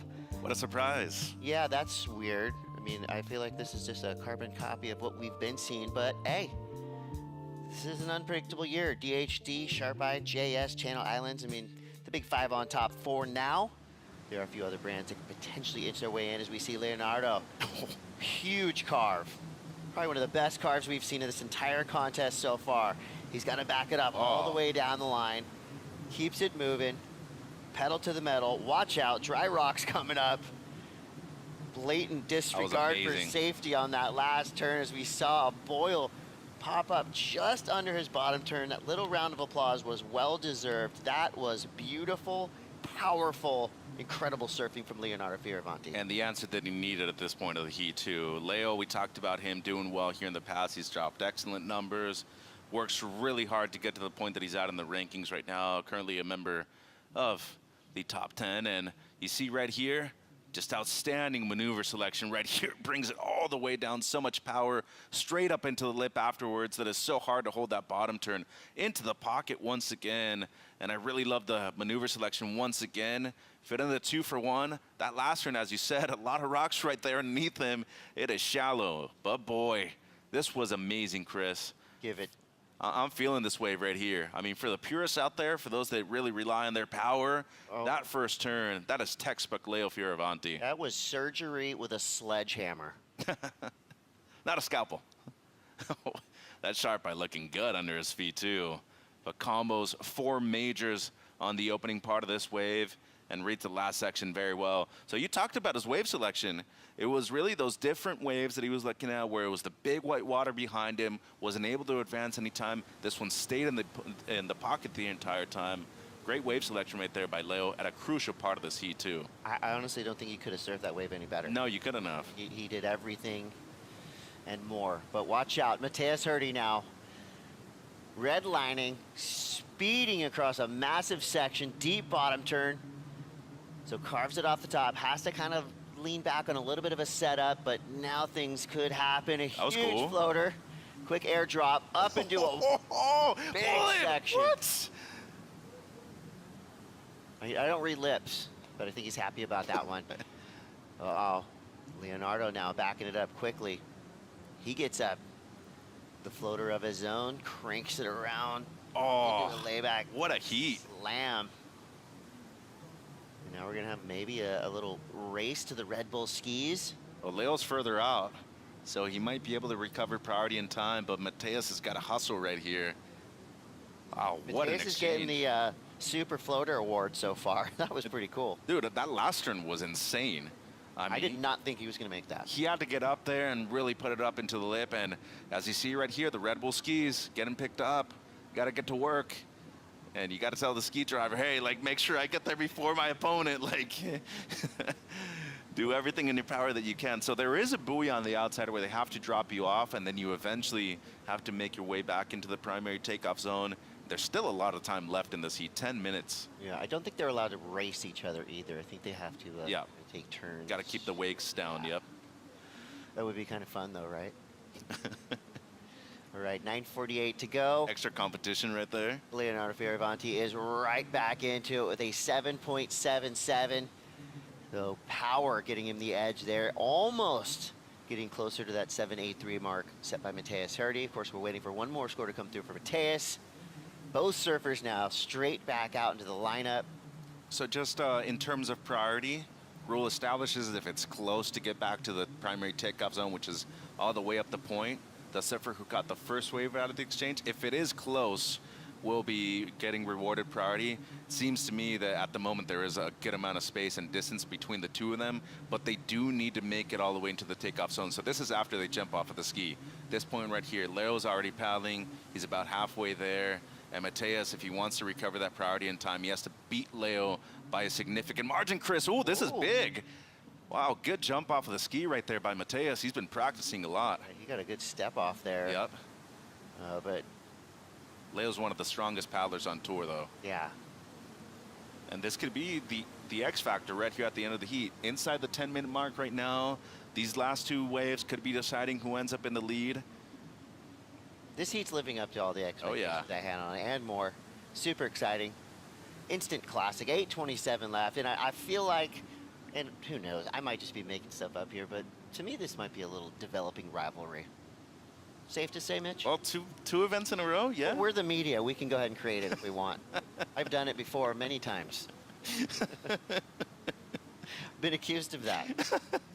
Hey, you know, me and so-and-so really like each other. Yeah. We have a rivalry. No, don't even get me started on That's part of the Instagram. job. It's hilarious. Just log on and look at the comments. Yeah, you at Have a home, chuckle. create your own rivalries. Why not? So Mateus Hurdy is waiting for a number to come through, and Leonardo got one right after him. So we have a feeling that this is still going to be pretty tight. So priority is now with Leonardo Fioravanti. So he's going to get that news from our expert technical staff, some of the best in the business. So if you haven't been to a live surf event, basically they're getting all the information over the loudspeakers. Now let's take a look at these replays. Redlining, this is the one we wanted to see from Mateus Hurdy. Yeah, this was a big wave. So the first turn, more of a down carve, still good projection right here. The wave backs off. This floater was sick, covered a lot of ground with that thing right there. And this last turn, so difficult to get up there into the lip with that deep bottom turn right there. Great timing, so he does improve on his backup, a 6.87. And this is what we hadn't seen on the outside from Leo. We're waiting on this score right here. First turn, the Fully layback carve. extended. Yeah, and a big section out there too.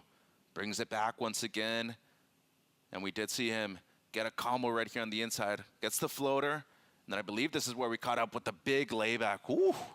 Needs pretty much a 7. This is going to be a tight heat right here. Usually what they like to do is deliver one score first for the person who's in the lead and then see what the other person requires. That might have been the case right here because we're still waiting on the score from the surfer in second at the moment, Chris. 6 minutes 30 on the clock. Yeah, with Leo's improvement of that 7.77, he put himself in a much better position, needing a 6.94. So think about Mateus Herdy's last wave that we just saw. That was a 6.87.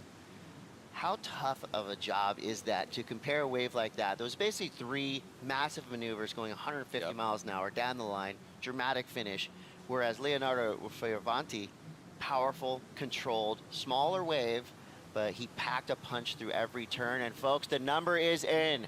Leonardo Fioravanti comes through with a 7.27. That means now Mateus Herdy has the job of getting a 7.21. Just like that, things switched. You felt like all the momentum is going over to Mateus, but Leonardo Fioravanti has a way of strangling that momentum back his way. He's hoping that he can make this a 2-for-0 situation going up against Mateus. And what does that body language tell you there? He's asking for time now, but Okay. I think there was a moment where he was just almost in disbelief of him getting dropped down to second. You can see right there, I mean, he's like, no. That's not what I'm thinking. I should be in the lead. It's a close heat, man. I mean, and as you said, it's really difficult to differentiate things. Me personally, I just think the power of Leo has been the difference maker right now. I think if Mateus was able to get a bigger combo after the alley-oop, we'd see something maybe into the 9s, maybe even closer, you know, to the upper excellent range. But it's coming down right now to that X factor with the power from Leo. The 7.77, nearly an 8. I mean, those are 5 strong maneuvers consecutively done in the pocket in critical sections. Yeah, if this is a rock and roll concert, Mateus is the band. He just needs to start playing the hits, find a ramp, go nuts. Yeah, and leave no doubt. And that's the one question that I probably get the most is like, why are there so many close heats sometimes? Because it's like it's hard to really differentiate things because you can get to a position in the heat where everybody has, you know, similar heat totals, but you appreciate things differently, you know? But you still have to go based off of the criteria in that sense. And Sammy said it earlier, we see it all the time in all types of sports. UFC is a great example of, you know, when somebody's fighting somebody with a totally different style, they try to match that style. More often than not, they lose. Yep. If you're Mateus Herdy, you're not going to overpower Leonardo Fioravanti. So use your strengths, find a ramp, go to the air, do something like we're about to see right now, an alley-oop. Not as clean as the opener, It's a start, but though. he could combo it up. Still streaking down the line, back foot slips off, goes drop knee, and he's out. The good amount of distance now. He broke away from Leo and 4 minutes to go. Could you feel the electricity, though, coming off of him right when he stood up? Well, he's trying. And there's his coach, Leandro, one of the best in the business. They've done a lot of great work in the past. And one of the nicest dudes you'll ever meet. A great surfer, too. You don't want him in a heat. No. No. No, 50 plus. You don't want anyone in the wall. Yeah. So I like that idea. I like the intent from Mateus. I just feel like it was a little bit messy on the opening, the takeoff of that first alley-oop, and that kind of disrupted everything else down the line. There's a good amount of time left, though. If I'm Leo, I'd be closing the distance a little bit more if I were him at the moment. You know, in this case, we saw it with Italo in the finals at Raglan. You know, Wall Street, greed is good. If given the section, keep going, keep doing airs, keep pushing. So for Mateus, I'm thinking a video part style combo of airs. You know, it could be the magic, could be the miracle that he needs right now. And for some reason, I don't want to use the word hate, but you really dislike double grabs. This is kind of a perfect way for a double grab, project you down the line. Well, who told you I hate double grabs? You've told me like 5 or 6 times. In private? Yeah, you're like... That was between us. The 90s call. They want their air back. That was one of my better calls. It was. You are right. Amazing. You are right. Yeah. That was cool. 2:23 to go. Trying to play it off. I like all airs, all right? All airs matter to me, Mitch. 2:15 left. Leonardo Fioravanti is in priority. He's in the driver's seat. We've been talking about F1 racing throughout this, and why wouldn't we be? Because Leo is he's a race car out there right now. He's a powerhouse. His turns are tight, complete control. I feel bad for the rails of his board. They've just been abused throughout this entire heat. Yeah, and those boards look amazing too. Those sharp eyes looking strong underneath his feet. The JSs have looked really good under Mateus right now. A lot of Brazilians right here visiting El Salvador for maybe the first time. A couple of them returning. I feel like Brazilians treat the championship tour like Deadheads treat the Grateful Dead. They're on tour. They're with us the whole way. Yeah, they're fans. Half the crowd on the Gold Coast representing Brazil. And Raglan was pretty full too. I love it. You know, it brings an awesome energy. All right, 121 to go. Multiple waves, Chris. Which one are you going to try to sell Leo on? Is it buzzer beater time? Look at this. There's 5 waves coming through. Plenty of options. Mateus up and going. Oh, Leo. sneaky. Might have been sold a lemon there, but the bad news for Mateus is that wave kind of worked him a little bit, dragged him through to the inside section. So now it's going to be another look at priority. Yeah, well, both of them should be out of it right now, and then. Oh, yeah, look, no pee, no nothing. 44 seconds left. Let's see if he can just turn and burn on anything right now. Yeah, don't give Mateus a chance on this insider. Uh-oh, here we go. Is this the buzzer beater Mateus is looking for? Deep bottom turn. Nice snap to start. Hung up, rides down the whitewater.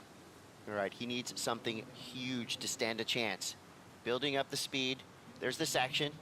Gets the air. It Has was more. cool. He's got more. Is it a combo?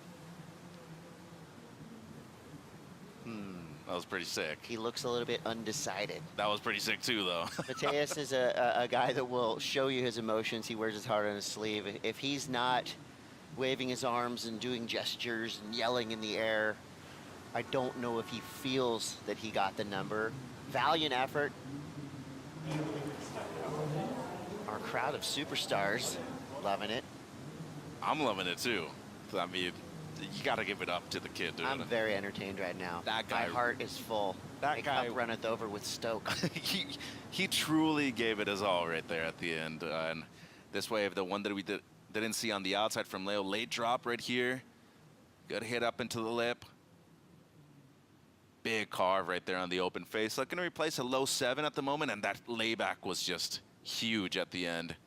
Very strong surfing from Leo Fioravanti. So, You know Leonardo. probably not replacing the low 7. You know Leonardo da Vinci's drawing of man Yeah. with his arms outstretched. I'm starting to think of that when I see Leo go into those turns. It's just perfection. Body mechanics, everything in its proper place. Beautiful style. Air was really sick here from Mateus. The first 2 turns really not impactful, but then combos it up with that turn at the end. Gosh, he's an entertainer. He He is is. so fun to watch. Well, it's in the hands of the judges, okay? So just because we're getting excited in here, we gotta wait. We gotta wait and see. Yeah. Why is Leo always the guy on the beach waiting for the score to drop? And even if Leo doesn't improve right here, scores in for Mateus. Yeah, And not enough. 6.20. 6.20 for Mateus. It was close. He needed a 7.21. Give it up for the guy, though. What a heat. Yeah. Definitely. You can't get down on yourself. I mean, even though he lost, he won a spot in the highlight package, that's for sure. Look at the scores that he posted. 14.7 heat total, threw away the 6.2. Like, don't get down on yourself right here. There's a lot more to go in the year, and you've obviously proven that you can compete against a top 10 surfer right now in perfect waves too. Yeah. And you know what? As a guy that doesn't think alley-oops are all that impressive, the one that Mateus did was beyond. That was above and beyond, and that was incredible. And here's the breakdown. I was like, I thought there were 2 good decisions. I surfed them well. The waves weren't that good. It wasn't like I made these mistakes, so I wasn't panicking. But I was like, this next wave needs to be like. He's right. I mean, having the breakdown right there with Rich Dog Marsh. That's what we were talking about. Well, he's a very smart guy. Yeah, a big win there. And I think that was an emotional win as well for Leonardo Fioravanti, you know, knowing that he now can give himself permission to keep on winning. We're going to take a quick break, but we will be right back with more action. This is going to be a fun one to watch. Stay tuned. Round 2 continues at the Surf City El Salvador Pro.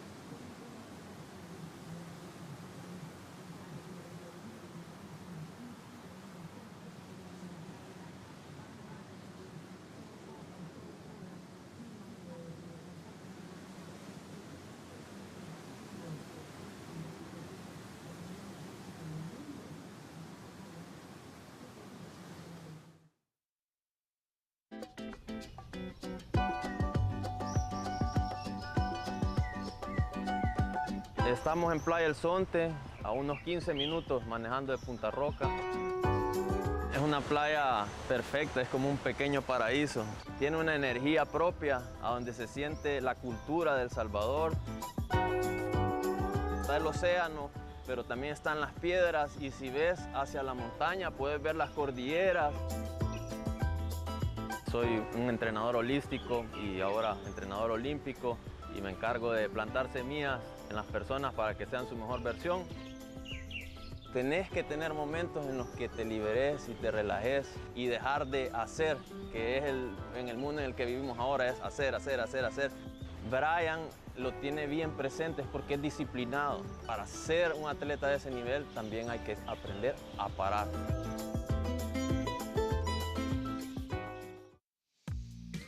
Buenos dias, everybody, and you are looking at a beautiful scene here in La Libertad, El Salvador, Punta Roca, an unbelievable right-hand point break that we've been enjoying on the championship tour for a handful of years now.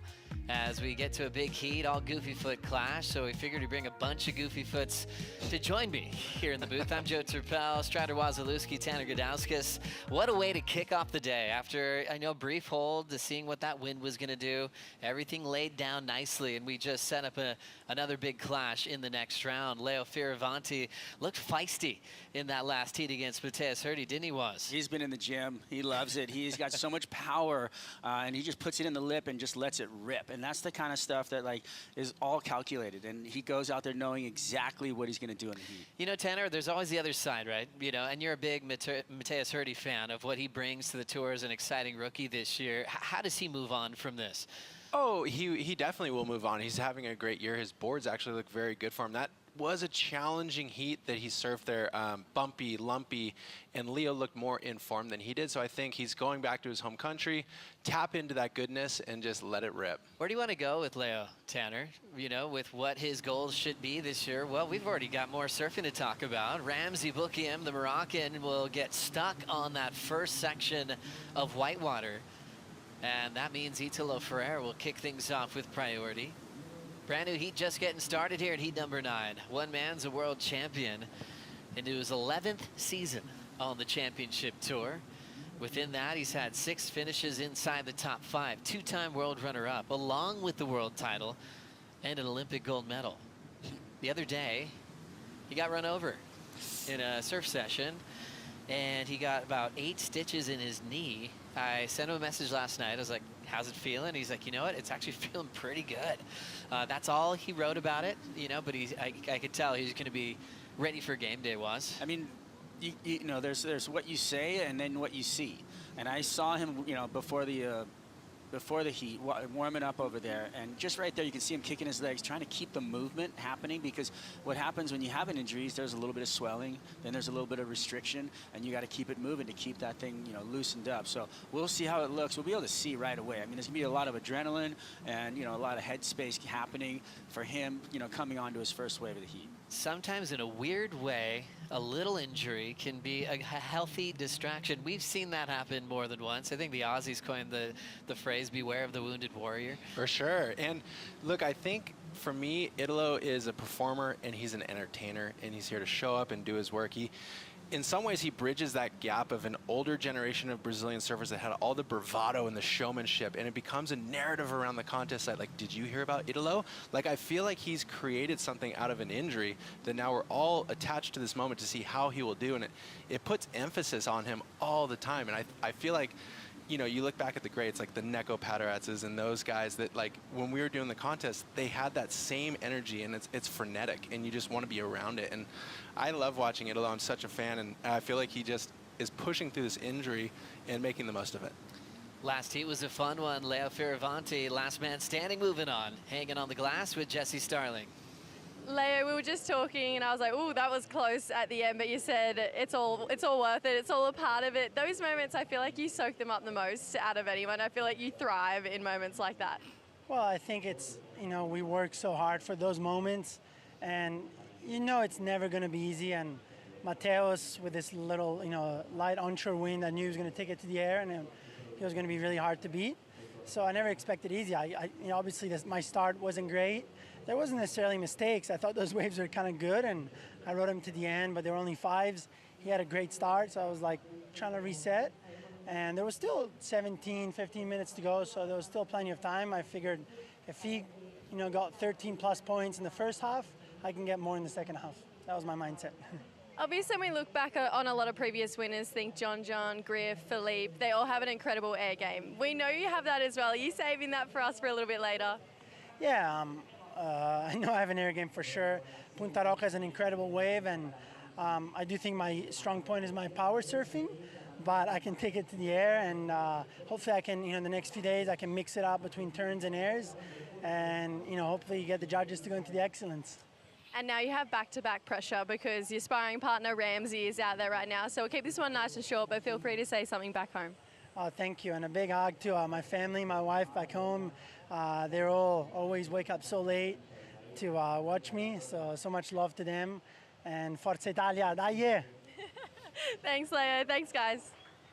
Well done, Leo Fioravanti, representing Italy so well. First and only surfer we've ever had full-time representing Rome, Italy. And he's got a great story, coming from a really cool part of his country. There's a little surf culture there. He's got a lot of elders and Italians that, really helped him get some great waves. And he still invites a lot of them to the North Shore of Oahu to join him, currently to kind of give him a thank you for all they did for him when he was growing up. But man, a feisty competitor, really close with Ramsey. They're both in the same camp with Richard Dog Marsh. And as we were kind of beginning the topic of where do we go with Leo now, I suppose the obvious answer is winning an event, and he's come close, especially at Pipeline. But he feels like, it looks like he's got all the tools that he needs to be a true world title threat. Yeah, I feel like, he has progressed and matured and gotten to a point now to where he's really comfortable out in heats, and he, like he just said in that interview, he got 13 points in the first half. I can do better than that in the second. And being able to calculate that in a heat, that just shows you the comfort and the calculation that he has, in a heat, which is the maturity that he's gotten after all these years, on tour. Well, we did have a wave ridden by Ramsey during that catch-up, Tanner. This is an incredible ride. You're talking pound for pound, some of the most technical backhand surfing with that electric maneuver, and then into this one, blowing the tail out. Keep in mind that Ramsey's a really tall dude, and that is tight backhand work. He's able to create so much space for himself in those tight pockets, and it's really nice to watch as a goofy putter. Yeah, it is. I feel like, I was on the beach right before he paddled out, and I looked over at him, and he was looking at the right-hand waves coming in like, I am going to smash those things to pieces. And look at him all the way to the end. He's not even, just never gave up on this wave and absolutely destroyed it. Bunny hops a rock on the end there. But he's just like, he knows exactly what he wants to do each wave. And he stands, the way he stands over his board, I find it really interesting and unique because being tall, he doesn't hunch over that much. He's able to stand with a tight stance and utilize it off the tail block and just whip the nose into the lip. Another goofy foot style in motion, a world champ already clicking off the top. We're watching that front knee to see if there's any hindrance. Looking good so far. Blasting the tail out, bits of changes of variety through each turn, and a lively backhand flow.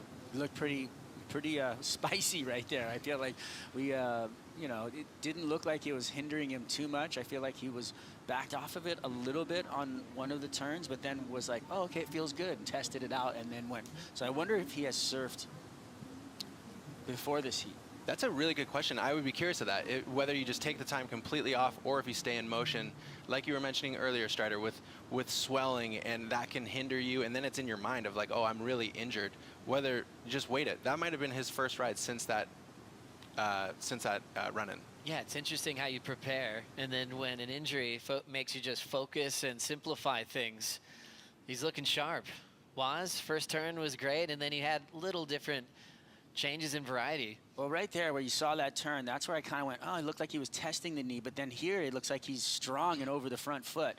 And that leads me to believe that the adrenaline and the comfort is going to come back. And that's what I like to see, because when you're up in the lip and you're kind of backing off, you can see that on that one little snap, but then the next one was speed and power and leaning over that front foot. So once you see that, you go, uh-oh, this could be dangerous. You know, he's going to actually put some time into this and really go for it. Some great stories for both these goofy footers. Italo, he's just a staple of the tour, a world champ, one of the greats. And Ramsey's a guy that, you know, they're in a similar age group, and he's just had to work so hard through injuries to keep his spot on tour. And they've managed to have a few heats together on the big stage. That crazy one at Chopes when it was pumping and Ramsey was just going, give me the biggest wave possible out here. He was like warrior status. Italo went on to win over John in that event. And then last year, here in El Salvador, we saw Italo take the win in the round of 16 and move through. So at the moment, Ferreira still undefeated over Ramsey, and they get a nice rematch on the same venue a year later.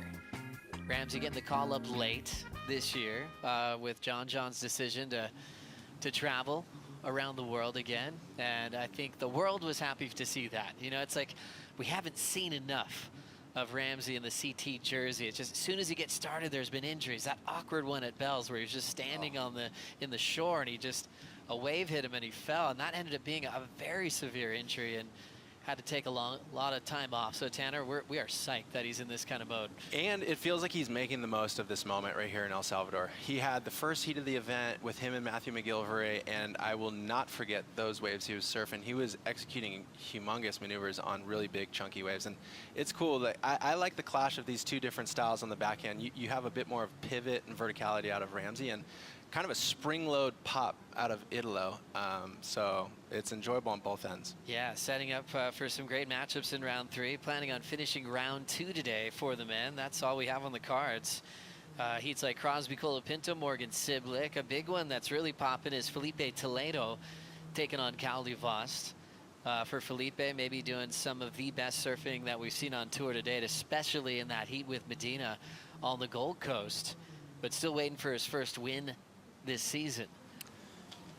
I feel like, you know, he had this kind of slow roll into the year, like as far as like the first event and the second event. I mean, I know, you know, he's an animal. I mean, the guy is just so technical and so fast, but he looked like he almost needed to lose a little bit of like the body fat, and all of a sudden now he just looks ripped to me and ready. Just looks like so much more in tune, and just like this is one of his favorite venues. I mean, he loves this place. The way he surfs out here, he's almost unstoppable. So it's going to be fun to watch him just mature into this year and become the title threat that he is. And speaking of title threats, Italo, world number 1 after his win in Raglan, will chase down this wave under priority.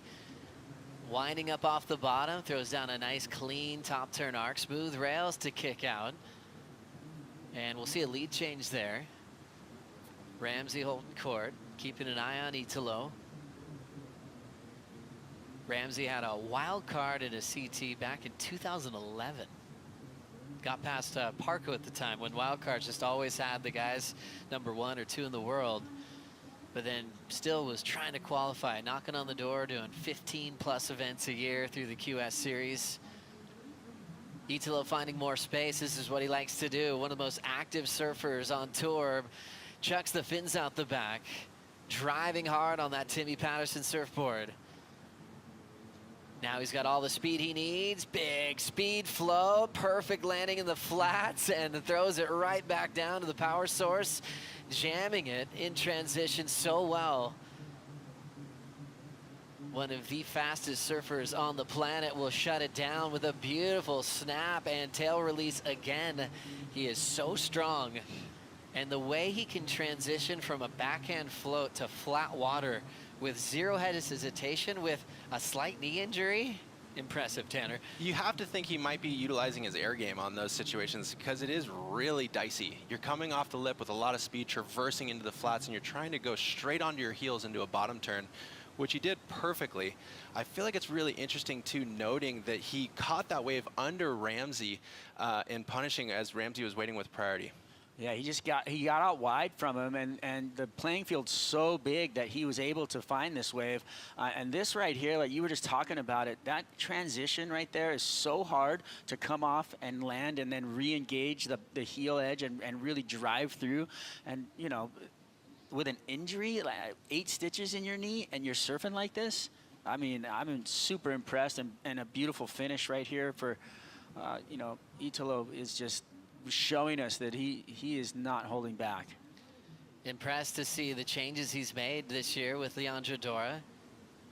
Also working on technique changes at this point of your career. When you're in your 30s, you've already won a world title, and Leandro's opened his eyes to just different body mechanics above the lip as well, and even on the open face. And Leandro told me he's just been open to these suggestions. But Tanner, when you've already kind of locked in your rhythm from grommet hood and your body technique and mechanics, to make adjustments at this time in your career, that's sometimes easier said than done. I think it can be, but at the same time, when you think about how long these guys have been in this process of competing, going to these locations, surfing in the rhythm of the ocean, like even today is a good example. We got down here super early, thought the contest was going to be on.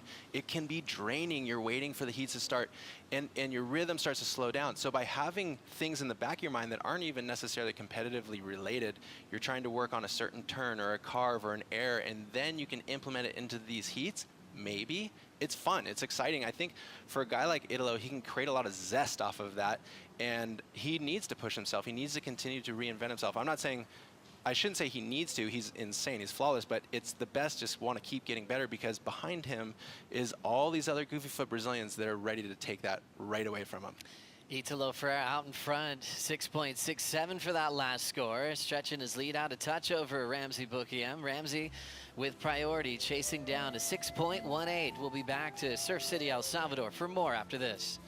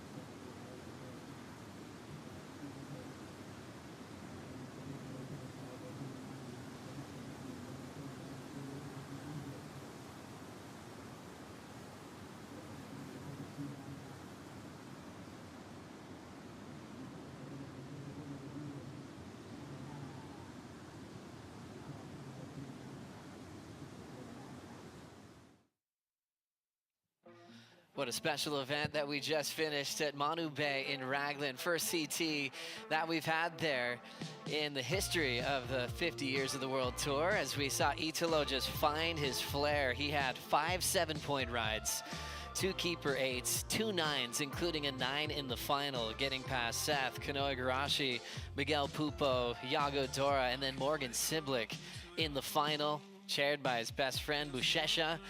And one of the best speeches of his career, just honoring Carissa Moore and what she accomplished as a mom on the podium together at stop 4. Here he goes live, a lot of speed on a big wall there with a lot of foam on the face, of finding the traction really well. Now fading to the bottom, looking to see what this wave's gonna do.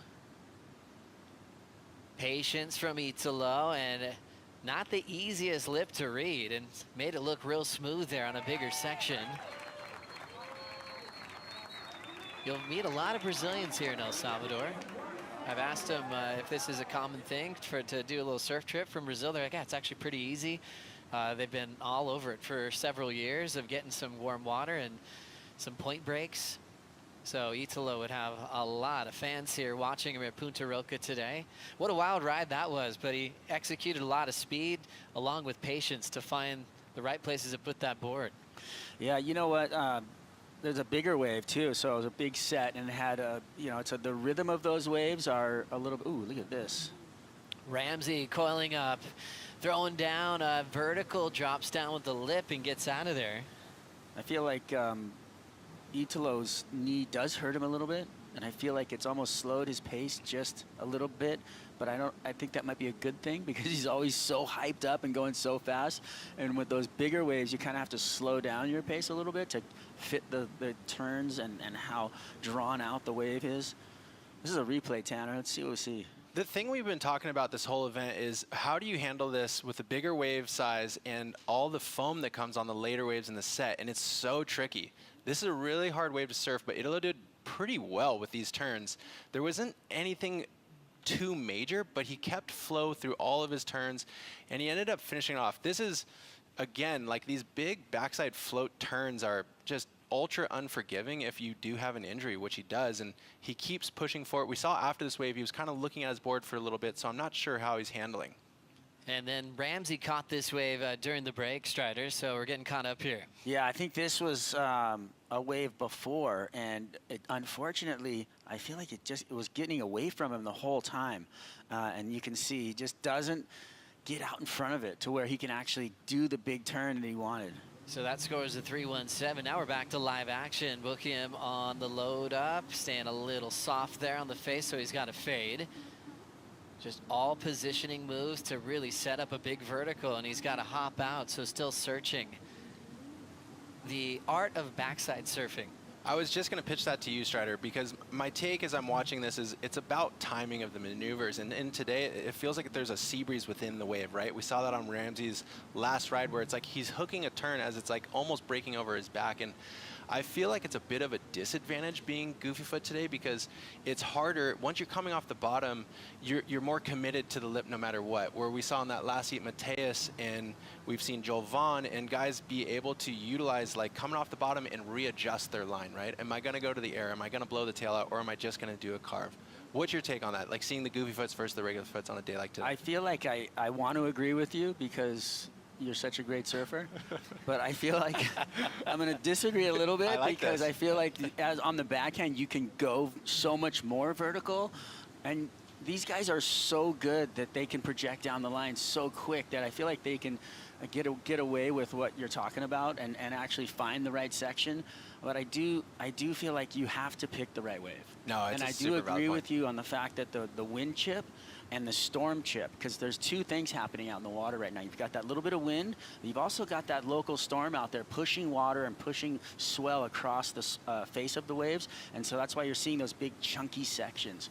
But if you can rhythm out and find section to section and go vertical backhand and just destroy straight, like we saw Ramsey do on that good score that he got, that's the type of surfing that we want to see. Great breakdown, fellas. Yeah, and a great heat already building as we saw Italo finishing off his last wave, the 5.83. Remember, controlling all this speed on a pretty heavy section. See him having to pick his points really wisely. We're going, is he dealing with any sort of pain? He, in my opinion, Strider, it's a good point. Maybe it is slowing him down, making him focus a little bit more. He does look a hair more relaxed or less frenetic within his body motions. And he's maybe, building house. I don't know. Maybe he's just trying to get some good scores under his belt so that he can then lift the roof off. You see him making the adjustment there on the Red Bull ski, and just redoing that knee brace, trying to get familiar with it over the last couple of days. And not sure how much time he's actually spent in that brace. But yeah, last night he was just saying, yeah, it's feeling better every day. And there's no chance he was ever going to walk away from this event. And, he's still putting up some numbers right now. Yeah, coming off a win. And, feeling like, I feel like he's putting a lot of pressure on himself because of that, jersey and having that position. But I don't think that he would go out there if he thought it was going to be an event that's going to hinder his future, right? 100%. So he's going out there knowing, okay, it's just a cut. I don't think it's going to be, I'm not going to blow my knee out, right? It's not an MCL tear or something that could really get worse. Yeah, for sure. I agree with that, Strider. And now looking at live action, Ramsey setting up his backhand, connects well off the coping. Nice bowl section waiting for Bookian, belts it. Crushing another big power hook off the top. And he's gonna get there a little bit too late for the backhand floater. But looking really strong. And how was that bowl? That was waiting for him. That's that goofy foot special wave that is just has the pace where he can throw the hammer down, Tanner. He's eyeballing the correct wave. He's throwing knockout punches at every single turn. It's insane. Like the way he transitioned from this first turn into a second and just blew the tail out is, like I said earlier, it's so technical. There's so much merit to that turn right there. And for him to get this next one and then just keeps going, he just wants to punch through the bag. And unfortunately lost all the speed and just came down with the lip on that final one. Yeah, I think you're swinging for the fences. And putting the fins out the back like that kind of had him off the timing a little bit, because as you throw the fins out, you want to try and re-engage and get the speed to come down, and he didn't get that re-engagement moment, and he kind of floated down with the lip, and you try to come from that to go straight back up is really hard. Nice comfy spot in the Red Bull athlete zone. AC is blaring in there. It's about survival on these hot days down here at Punta Roca, and they stay really focused in on the heats. It's actually a really great vantage point because you see the guys just go right by the glass there in that Red Bull athlete zone, and they can stay focused on all the big scores throughout the day. Ramsey waiting for a score. You can see that asterisk on your screen. That means he's got a number coming in, and he's hoping for at least a 6.68 to maybe create a big upset to the current world #1 this year. What a year it's been for Italo. Came down to Bells, really fired up. Had the, at the time, the quick heat of the year, you know, because it was Gabriel Medina and Italo in the draw. So just on paper, it was beast mode. They're going air for air, rushing Winky Pop. Then I think we had another heat of the year with Iago Medina later in that event. But we could tell that Italo was in a really good position to really try to back up that world title he got in 2019. And just talking through your breakdown right there was all goofy foots. It's all goofy foots. Keep that right foot forward. Goofy foots. I mean, keep circling back. What is coming back to the goofy foot party domination, here? which is totally there's a fair. lot of goofy pride. Which is great because, you know, when you look at the 50 years that we're celebrating of the World Tour, it's been regular foot, or as Aussies say, natural foot dominated, you know, from the early stages of Peter Townend in '76, Wayne Rabbit Bartholomew, you know, Sean Thompson. These guys, all powerful guys that stand with their left foot forward. MR winning 4 world titles. And it was finally Tommy Carroll that came through. 2-time world champ, one of the best ever at pipe. And still such an amazing human being to talk to about pro surfing and where it stands today. So yeah, it was cool to see that Tommy then pass the torch to Barton Lynch, Damian Hardman winning 2 world titles. That was the era where these guys on the northern beaches of Sydney, Australia were just owning pro surfing goofy foots, you know, like Sydney had some representation back in that era, Strider. Yeah, they did. Well, Aki's still out there winning a world title to me. He is just so good still. He's so fun to watch, his style, just that his body was just made for surfing. Yeah, on this goofy foot topic, I mean, can you possibly fit your all-time favorites in like a top 5? And you're always going to leave someone out.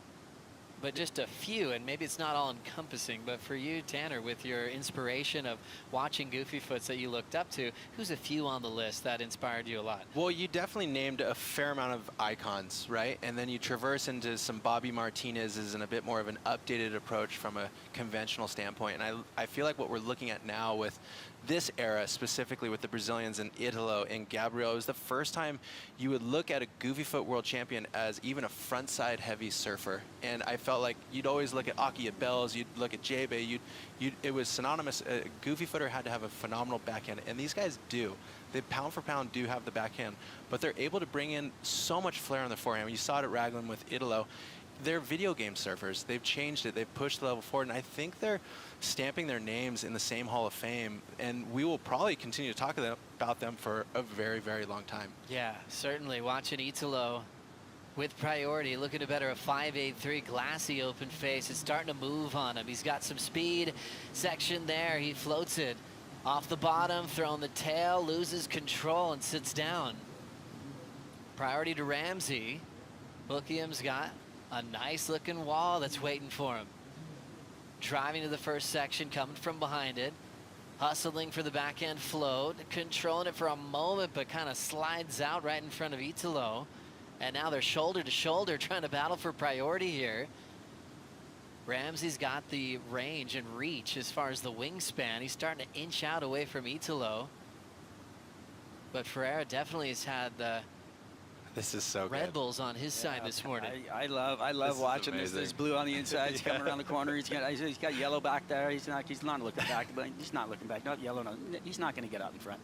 And look at that. Ramsey's just slowly pacing away. So fun. So there's some great paddlers on tour. Oh, man.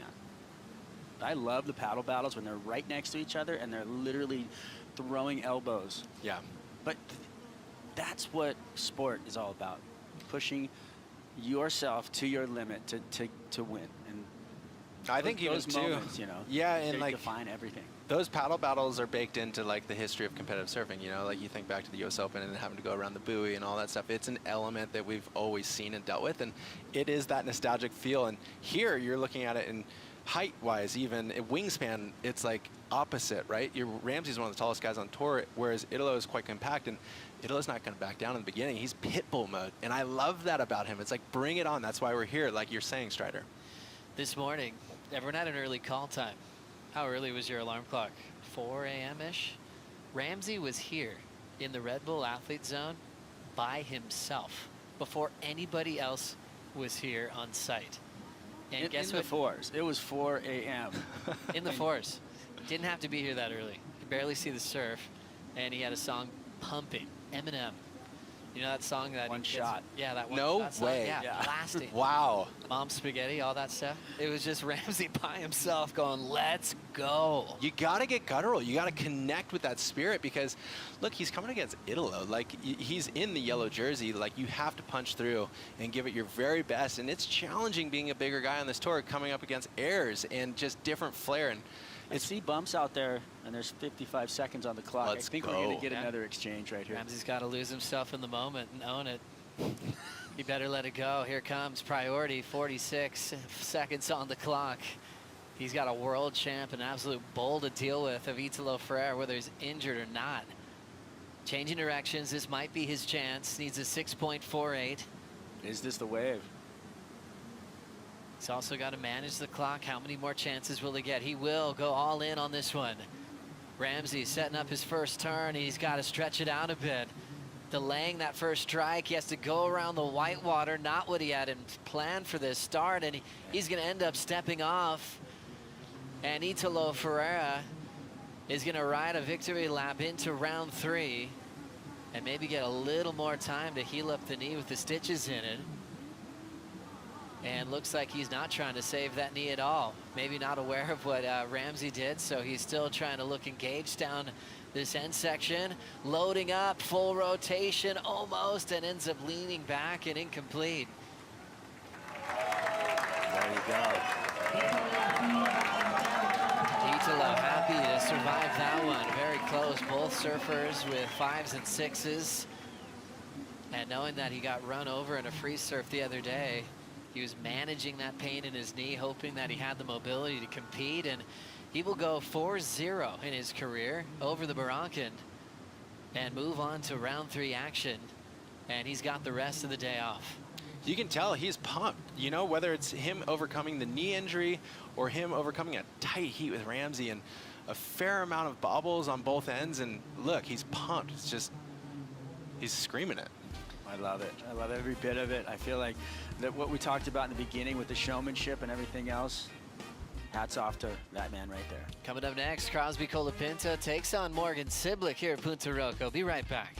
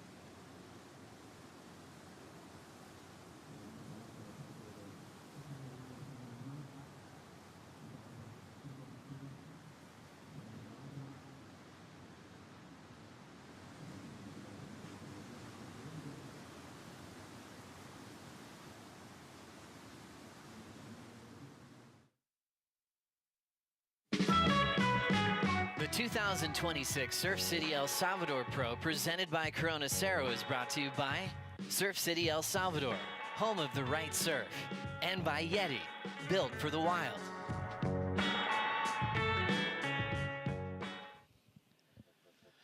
Italo taking his time up the hot rocks after a nice heat victory over Ramsey Bukiem, and he'll have time to rest up that right knee and see what we'll have in store for us in the third round of competition. He wants to hang on to that yellow jersey, well, for the rest of his career. Now we're seeing a little bit more signs of pain and stiffness as he gets his way back up to the top, but absolutely fired up. He had his glow out there, that's for sure. As we get things started, Crosby Colapinto takes on Morgan Siblick. USA versus Australia in this one. Cros, big turns to start, belting the lip line with the tail drift. Attacks the section there that was crumbling towards him, and then a beautiful frontside slice. Goes down the pace cut back. Tracking down to a nice section for the wrap. Fits in a nicely set up float. He's laying low and just kind of riding on top of the foam there. Crosby, though, some powerful turns to start. Siblick already quick to answer. Coming off the final at Raglan. Driving through the open face. Nice stylish arc and a speed jam there to beat a big section. And the man from Merriweather Beach leans back into a classy, stylish finishing move with that cool little lean back. What a way to frame up that final section. Seeing that whitewater coming, and did all the right things to stay on his feet, was. Yeah, I think the wave kind of let him down a little bit. He wanted to get in front of it so that he could be explosive, but ended up kind of having an average wave happen where, you know, I think Colapinto's wave allowed him to do that lip line, explosive surfing, those arcs he did. That was, I mean, for me, that was a really amazing first wave for Crosby. Morgan and Crosby, what a fun heat. We saw Morgan climb the ladder on the rankings, actually passing Colapinto after that final appearance that he had over at Manu Bay on his backhand. He was so fired up. He actually had drifted his seed down to round one. And he started referencing those 4 heats in round one as the trials. I think that's what it felt like. He wasn't in the main event yet. But he stayed calm, he trusted his process, and Nathan Hedge actually had him on a pretty strict routine. As we go back to the replay here, Morgan Siblick got a wave during the break and opened up with some hooks there, Tanner. I really like what I'm seeing this year from Morgan Siblick. It's been a really interesting journey watching him as a surf fan. I feel like he's reconnecting, even though both of these waves had a lot of bobble, like you're talking about, Strider, and hard to ride. You can tell the emphasis is there from him to compete, and he's gonna have to bring it because this was a singeing ride from Crosby. Opening ride for Cros here, Strider. This turn right here, technically, to come out of that with speed, throwing the tail like that, I mean, it's just really the down the line rhythm, right? On a right-hand point break, it's all about coming out of your moves with speed, and he's really showing us that, you know, that's possible to get critical, throw the fins out, and then continue down the line to do more. It's so hard to stay on your board on that last part of the wave right there. It's just cupping out. We're going to see that more and more, but, you know, I want back to Siblick. He's got so much more muscle on him this year. And this is his second wave that we just saw. So already 2 waves. First was a 5-5, and this is wave number 2 for Morgan. Yeah, to be honest, you can feel that actually, Strider. He's controlling his rails much more tight and has a lot of spring out of those bottom turns and gets to the lip with good timing. You know, this wave, he was piecing it together. It felt like it. That wave wasn't really offering the prime sections, but he did make something happen out of it, which dropped in at a 6.33. So he has a 6.3 and a 5.5 to compete against Crosby's single 8.0. 8.0. How tough has it been to get into the excellent range? We actually mentioned that after day 1 of competition yesterday. It was almost seemed impossible. It was like the judges have been so stingy with the scores. They want to see excellence. But you know what? I really am appreciating it because, and I didn't want to get too excited just now about Crosby because I was like, you know, I was wondering if the salt was going to come out. Were the judges going to give them, you know, the score?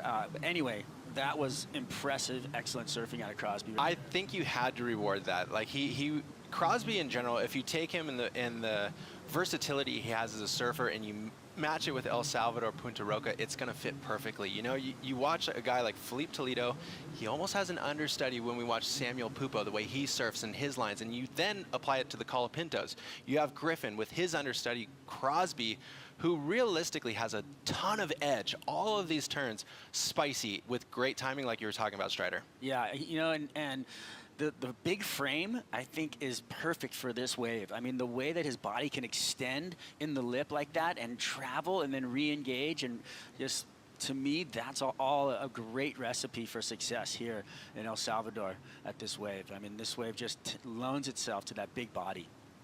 Crosby coming on strong to the tour. Rookie of the Year, has all the big moves. The tail blow with control. Look how engaged he was coming out of it to go straight up and tag another big section. It's such high-level surfing here. Like, the way he's able to dance over those rails, create carves, lift out of the lip, let the tail slide for a minute, bring it right back around. He really brings it all on every single wave, but he's been challenged this year. He hasn't been able to click in and have a great run in an event. So he knows he's going to have to bring it against Morgan Siblick, obviously after Raglan, and it looks like he's coming out real strong. Tanner, the perspective of being the youngest, you could speak to that pretty well, you know, and it's kind of nice when you're a Grom. You're just looking up to your big bros and kind of following their lead, and then also trying to make your own highlights along the way as well. Totally, but I will speak actually specifically to this year watching the brothers match up, and that's an intricate one. That's a really challenging one, because you're ultimately very competitive with your brother, but you love them, you want the best for them, and that dynamic can be really hard to shuffle. And I think it's these guys, they have a good time with it. They're both loving characters. They're actually great, and they've made the most of it. But I think for Crosby, like, I want to see him get his own steam and take it so people understand him as an individual. He has so much to offer in the competitive scene, and so I'm a huge fan. Here comes Crosby. Just 3 excellent scores for this event so far. He's got one of them that he rode at the start of this matchup. He gets bucked off his board there off the top, and this will give Morgan an opportunity to strike. Siblick starting to drive. Big wall section here. The Aussie sets that bottom turn and knifes it right in front of the cross. Finds the whitewater section, snap to drift with perfect control. Seamless off the bottom and off the top. Now he's got some turbulence from the wave to deal with, and that's going to end the ride for him. But man, his rails are sharp. That one turn was so searing and fast, and it just looked like the board was the hot knife through the butter, and just everything flowed through. That was so fun to watch. It was that symbiotic relationship between power of surfer and power of wave, and then your tool is just acting as it should. Oh my goodness, that was insane. And how crazy is watching the rhythm of this heat start to unfold. Crosby coming out with a hammer, drops an 8, takes the next wave and had a nice turn but faltered. And now you start to understand that Morgan Siblick is playing his own game. He's got a 5, he's got a building score of a 6, and then he unleashes on something like this. This wave had the most perfect bowl on it. Look at that, just seared through the lip. I mean, he was going as fast as you could possibly go and controlling the power. There was G-force in that turn. Okay, here's a question for both of you guys. Morgan Siblick, I remember him at the Lower Trestles event, Final 5, having a great run. And now it almost looks like after that he had a moment where he dipped off, and now it seems like he's in full bloom again. 100%, yeah. It was wild to see that success so early, but as we're watching these turns, he's clearly bigger, he's stronger. He learned a lot over the last few years in the Challenger Series through the heartbreak of not getting his spot back on tour. And it's a completely different Siblick. And to accomplish all that he did, kind of with not knowing what to expect. I remember meeting Morgan in the offseason before his rookie year.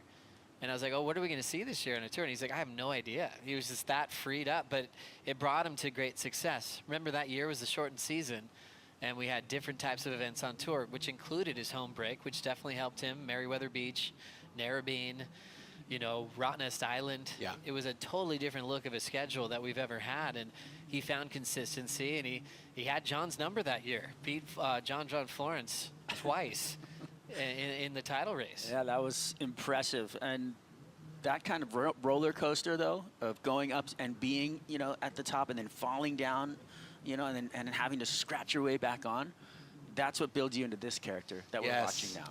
More on that in a moment. Let's catch up with Italo Ferreira with Jesse Starling. Italo, it is so good to see you competing. Obviously in the yellow jersey here, we all wanted to see you out there on Fun Punta Roca, but we got to ask, how is the knee going?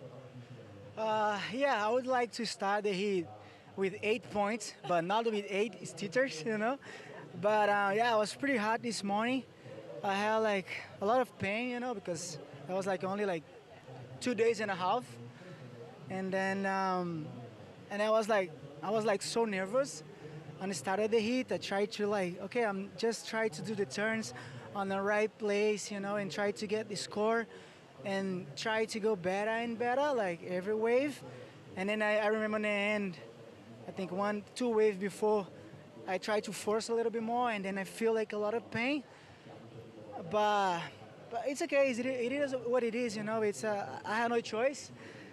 I was like, okay, if I'm gonna go surf, I'm gonna do my best, you know, because that's what I love to do. And I was pretty hard in the last couple of days, you know, because I couldn't walk. I was like all day long, lay down, and then try to understand, you know, try to be focused and be positive.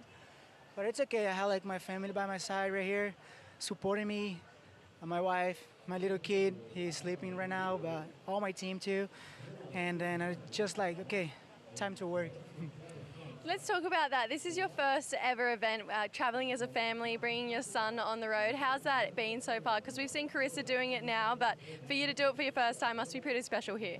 Yeah, that was pretty cool, you know, because it's like an extra energy, you know, and then I feel so good all day, you know. We trying to stay together every moment and then enjoy like every single moment with the kid. And then yeah, we surfed the other day, and it was pretty fun too. And yeah, and it's kind of like a different type of routine, you know, and it's pretty cool because I had all the support. This is making me more like focused and a little bit more hungry, you know, to be my best. And yeah, it's pretty cool. And of course, final question, you're back in the yellow jersey. To be back in the top position for you on a wave that we know you can do so well, it must be a lot of confidence for you. Yeah, I know it's a long year, you know, and we just started a year, and then this is a good event that I can surf a little bit more and then put another good result. And then after that, we have a Brazil. It's a amazing event that we can perform a little bit better as well. And then, but that's what I say. It's too long. It's a long year. It's a lot of like focus, you know, like every single event. But to be on a yellow, it's pretty cool because this is make me more like hungry and confident to still performance, you know. Well, congratulations. We're glad that your knee is all good, and we're stoked to see you in the next round. One more thing, eu queria mandar abraço para toda a família do Petrônio que ontem, né, se foi fazendo o que mais ama, né? Ele era uma inspiração para a galera, especialmente do Ceará, né? E eu que competi os campeonatos que ele fez, né, muitos anos atrás, quando eu era criança. Então ele impulsionou meu sonho junto com o Pena e a Brígida. Então foram pessoas que deram, né, um sonho e deram uma chance para quem acreditava que um dia poderia ser um surfista profissional. E estou eu aqui no topo do mundo, né, depois de competir bastante nos campeonatos que eles, especialmente Petrônio e o Pena, fizeram, né? Então, assim, gostaria de dar um grande abraço para sua família e agradecer por tudo que vocês fizeram por toda a galera do Nordeste e continuam fazendo, porque a marca continua e o seu legado é o que fica, a sua história, né? Então, acho que é um cara que merece todas as homenagens do mundo e estou eu aqui homenageando ele nesse momento. E só lembrem que ele foi um excelente cara e um excelente surfista, e ele realmente amava o que ele fazia e morreu fazendo o que realmente gostava de fazer, né? Então, um abraço para sua família e que Deus conforte o coração de vocês. Tamo junto. Thank you, Italo. Thanks, guys. Thank you, Jesse. Wow, beautiful tribute to someone that meant a lot to Italo, who believed in him when he was a Grom. Beautiful words about Petronio, who is in the surf industry and believed in Italo and recently passed away. So our hearts and thoughts are with everyone and their family who've been affected, and Italo, seeing the emotion there, bringing it all back to where it started as a young Grom and people who believed in him, and now seeing him rise as the current world #1. And coming right into action with some more waves here with Morgan Siblick and Crosby Colapinto with now 17 minutes on the clock. And just quickly, you know, Ethel said everything's feeling good, but he had a much more longer form debrief with Jesse about how the knee was feeling. So dealing with a lot more pain than I had realized, and still managed to win. Now, getting caught up with Crosby here, Strider. Yeah, Crosby looked a little unsure after that first turn, but then, you know, he cleaned it up and got a beautiful carve in, you know, and kind of putting that wave together and creating the space. I feel like it was a little off tempo for Crosby, so I don't think the score is going to be going huge. I think he's going to get what he needed, but I also feel like he wants a lot more out of this. You know, everything wasn't in rhythm for him on this wave, you know, that didn't even come close to feeling like that excellent feeling he had on that first wave, and this wave is going to put Morgan in a good place. It's so interesting to watch how this heat is unfolding. You could almost imagine that Crosby might have been a little eager to ride that wave and get his second score on the board to put more pressure on Morgan as he gets really creative on this wave. He did the best with what he was offered here, and this last turn he punctured that really well, and he's creating dynamic stuff, you know, but to the point of, look, Crosby's sitting on an 8. At a certain point, you want to close the door more on Morgan to apply more pressure. You know he's creating a little fire underneath of you.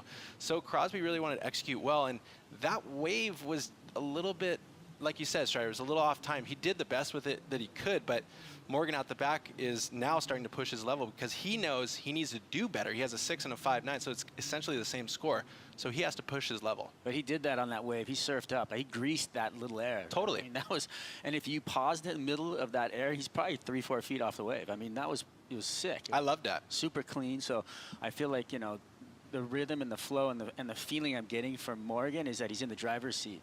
Yes. Even though Crosby has the 8. Which is so crazy because he's snatching the narrative right here. He's riding more waves. He's doing dynamic maneuvers, but he doesn't have that 8 that Crosby has. So in the back of everybody's mind, it's like, what's really going to happen with Cros? He looked great on his first wave. Does he just need the right sort of wave, or has it switched to Morgan's favor? Loving it. What a battle. That's still continuing with 15 minutes on the clock now. Australia versus USA. Crosby versus Morgan Siblick for a chance to be in round 3. At the moment, we're waiting for scores from last of Siblick. We'll take a quick break and return to Punta Roca right after this.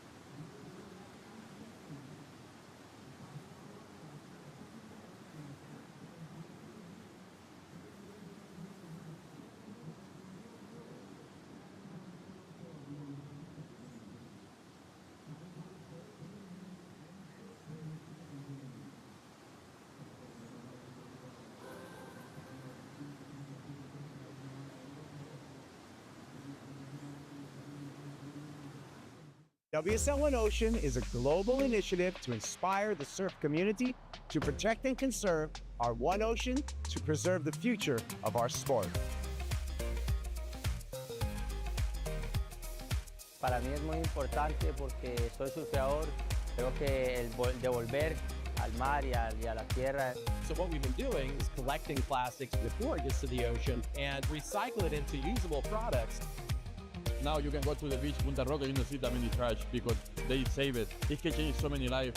And see that, for me, is so beautiful to see. Always great seeing the great work with WSL One Ocean all around the world at every tour spot, especially right here at Punta Roca, moving quickly down the point with Crosby. As he is chasing some big sections, he will get caught trying to transition through the whitewater. Little misread there as we get caught up with the score line. Siblick was waiting for a number to lock in, a 6.7 on his last. And now with priority with Crosby just finishing up his last ride. So Morgan still looking for more to take the lead. Colapinto out in front, just was moving quickly and hustling. And then Punta Roca can do that. It can kind of go off speed on you or show you a little softer crumble, and he wasn't ready to recover from that, was. I feel like the mistake was made and he had priority, but I think priority was getting in his way. I feel like he was trying to catch that first wave and kind of get that score and get back to that 8. And now he's going to be forced into a situation where he's going to have to take the back seat. And I feel like he's going to find a better wave. That's interesting. Yeah, that could definitely be the case because sometimes you get lodged in your thought process. Yeah. And especially when you get a good score right out of the gates, it changes the way you perceive how you should finish the heat. Morgan almost in some ways has a bit less pressure. Look at his scores. He's gone 5.5, 6.3, 5.9, 6.7. He's swinging right in the middle where we see the 8 from Cross and a couple bobble rides within the mix. So now that he's kind of going to find new rhythm, he's going to let his surfing do the talking. Yeah, I think that's going to change everything in this heat. Now I feel like they're on level playing ground almost. It's interesting. Great to see that with these two guys representing some great surfing countries. You guys notice rivalries these days? You know, Australia, USA. I mean, obviously there's a lot of respect on tour. However, this one goes deep, you know, since the beginning of competitive surfing. And with Morgan having a strong stable, all the great Australians that banded together on the Challenger Series. Crosby had that with the San Clemente crew alongside guys like Cole Hauschman that came in blazing with a lot of energy. There's a little bit of synchronicity there of what they both channeled from their regions, and now going head to head. Their camps are separated right now watching this one go down, Strider. It's fun. I mean, the rivalry's been going on for a long time. Aki Curran, you know, those heats that went down there, just you're never going to forget those historical heats. And there was just an event on the Gold Coast where there's our man. Toledo looking fierce right there. Oh my goodness, talk about a lion right there, hugging it out with his friend Italo. These guys individually are icons. They bring something unique to the space at the top level. You know, you think Bulldog mode with Italo, and then when you think Felipe, he really changed the game of how you look at a high-performance right-hand point break. Kind of time for that new update on the Brazilian Storm when you think about where we are today with it. We've been saying that for a very long time. Since Tanner had the final with Pupo back at lowers. And we looked at the draw before the quarterfinals in that event. It was just more Brazilians than any other region by far. And from Thiago Camaro to Jesse Mendez, and Pupo ended up winning. And there's this fire that was sparked, and Medina was already doing Supermans and the King of the Groms. And when he became the first world champ in 2014, I don't think anyone could have predicted what we're still seeing today in 2026. Well, it's not a storm anymore. It's more like an atmosphere. Yes. You know what I mean? They've created, you know, a completely different realm. Yes. And the dominance is just unbelievable. You know who's sneaky, who doesn't get mentioned as much, is Adriana de Souza. He came across, I feel like Dino and Dino, when we were super young, found the talent within Adriana and brought him to a couple domestic events. And to be honest, being a little bit younger than him and seeing the way he approached these QS events, I had never, ever in my life thought you could surf that way. Though he was popping out a lip. It was like 3 air reverses on one wave in Huntington, and he traversed this whole evolution, and I feel like he had a huge part of cracking that door way open for the entire Brazilian Storm to come behind him, and now with him. Like, he's now come full circle, and he's helping all of these top guys. Yeah, it's pretty rad. He had to change the way he surfed when he got on tour. Totally. He said he basically had to just start all over. But you're already on tour. How hard is that? And he studied Fanning. He studied Kelly. And then he started beating those guys. It's one of the most impressive runs to be on top of the world. Staying with O'Brien, learning how to surf pipeline. The whole thing was amazing what he did. But then also, like, you know, it's like Kelly's winning for the USA 11 times, but there's not new names coming in joining him. You know, for Brazil, it's like we've got Dora now as the reigning world champ. We got Pupo winning events at this time of his career. Here's Crosby throwing the big swinging arc in the pocket. He's got some range, and he drives through that open face. Third turn's going to be off the lip. Solid start from Crosby Colapinto, and it was always going to be a weird little section there, but he still got through it. Just a little draw there, hoping for something meaningful to throw to the judges, and he'll sit on top of the whitewater. Smooth move to kick out of a great wave. His 5th ride here in this matchup with Morgan Siblick. That was, okay, we talked about it just before this, that he got to reset, didn't have priority, and caught a wide one and created his space. And, you know, I mean, this is exactly what we were talking about. That we're back on an even playing field, and then he executes.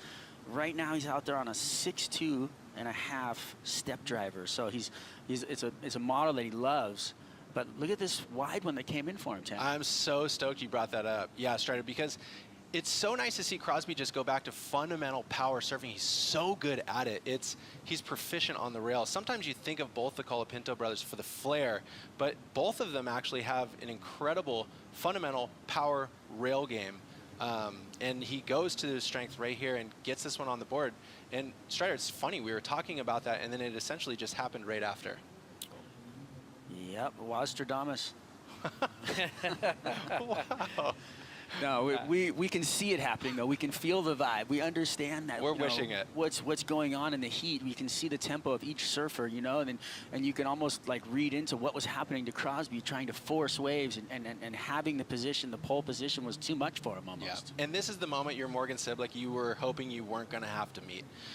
Crosby's backing up a high score of an 8. He's going to come in. So now with Morgan, his high score will be 6.7. He's going to have to get a really good score to get over the top of Crosby. He has 5 minutes to do it. He's been surfing on fire this heat, but it really does ratchet down that pressure.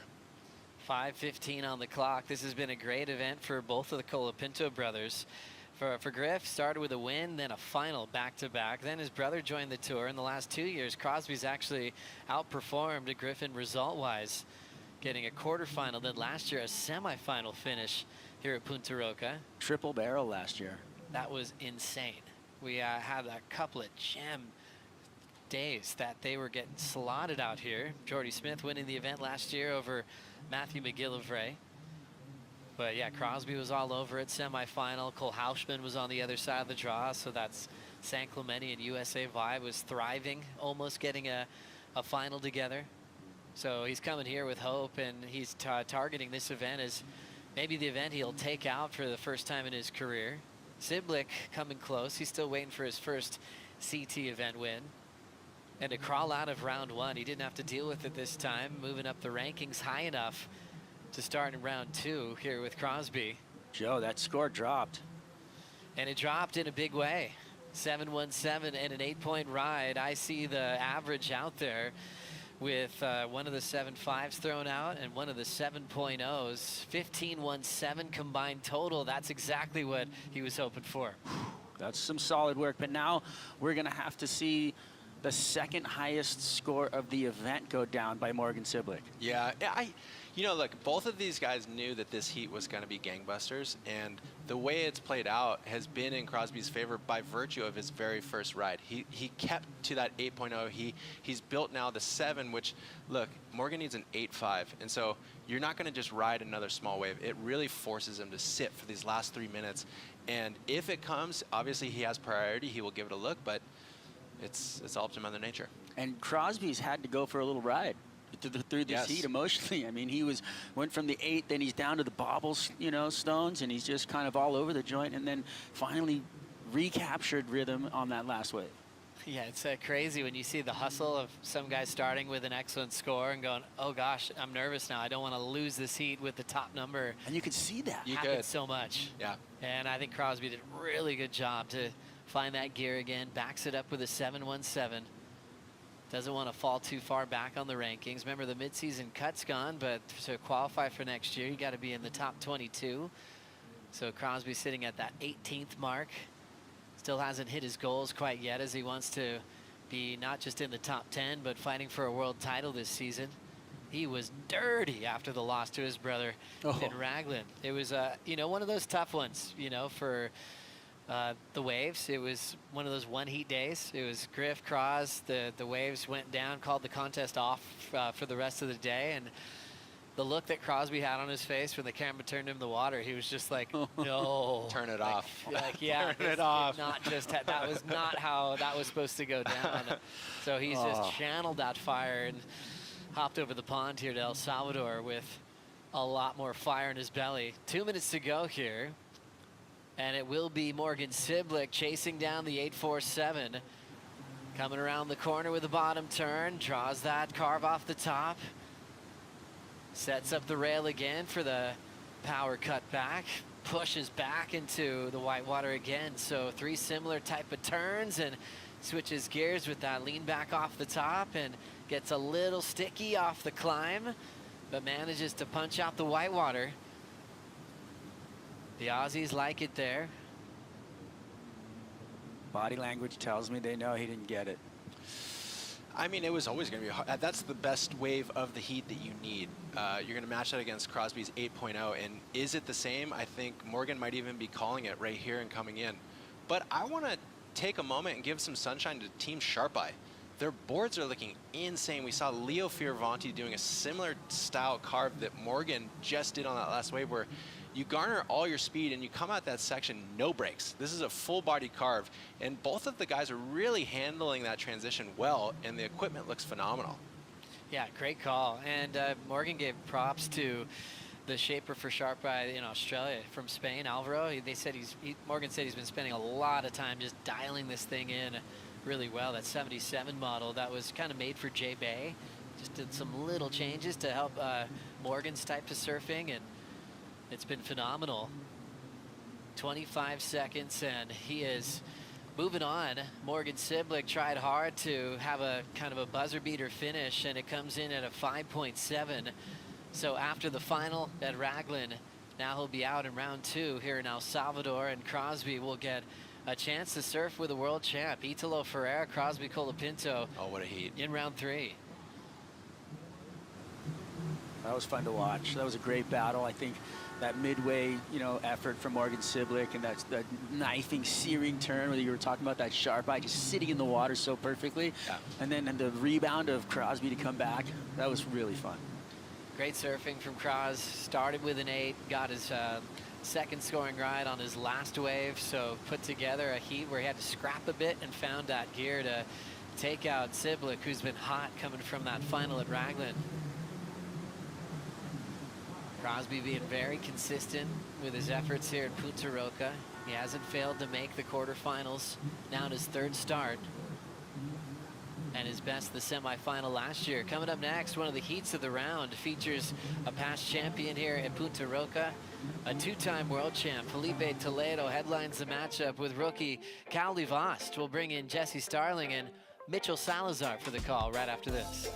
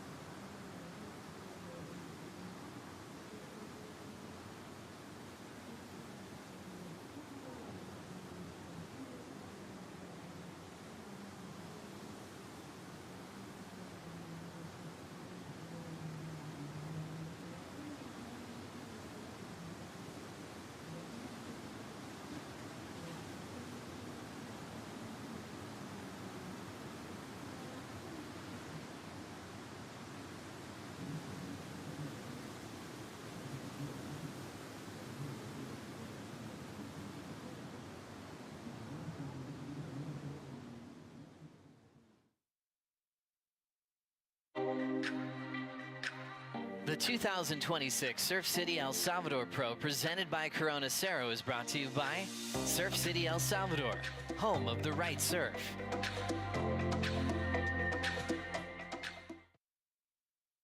Beautiful coastlines in the entire world. Punta Roca in El Salvador. Crosby Colapinto just took out a really convincing win in that last heat against Morgan Siblick. You can see his dad there, Mitch, caddying for him as well. Actually, that could be Tommy Witts. I lied. They look similar. They do look similar. He had his head down. I was like, oh, hang on a second. But waves looking really fun. We're rolling through the back half of the men's round 2. We got 6 heats done yesterday. That put us in really good rhythm just to wait for this tide, wait for the wind, and the waves have absolutely showed up. Felipe Toledo taking on Callie Vast. My name is Jessie Starling, joined in the booth by Mitchell Salazar. And Mitch, this is easily one of the heats of the round. No doubt, and potentially one of the heats of the year, too. Conditions given right now, Felipe statistically the best surfer out here, Jess, and Callie Vast, a lot to prove as a rookie. Did win the Challenger Series overall last year, made the final at Newcastle to guarantee his qualification, too. And a lot of resemblances when it comes to temperature over there in Tahiti, right here in this part of Central America, too.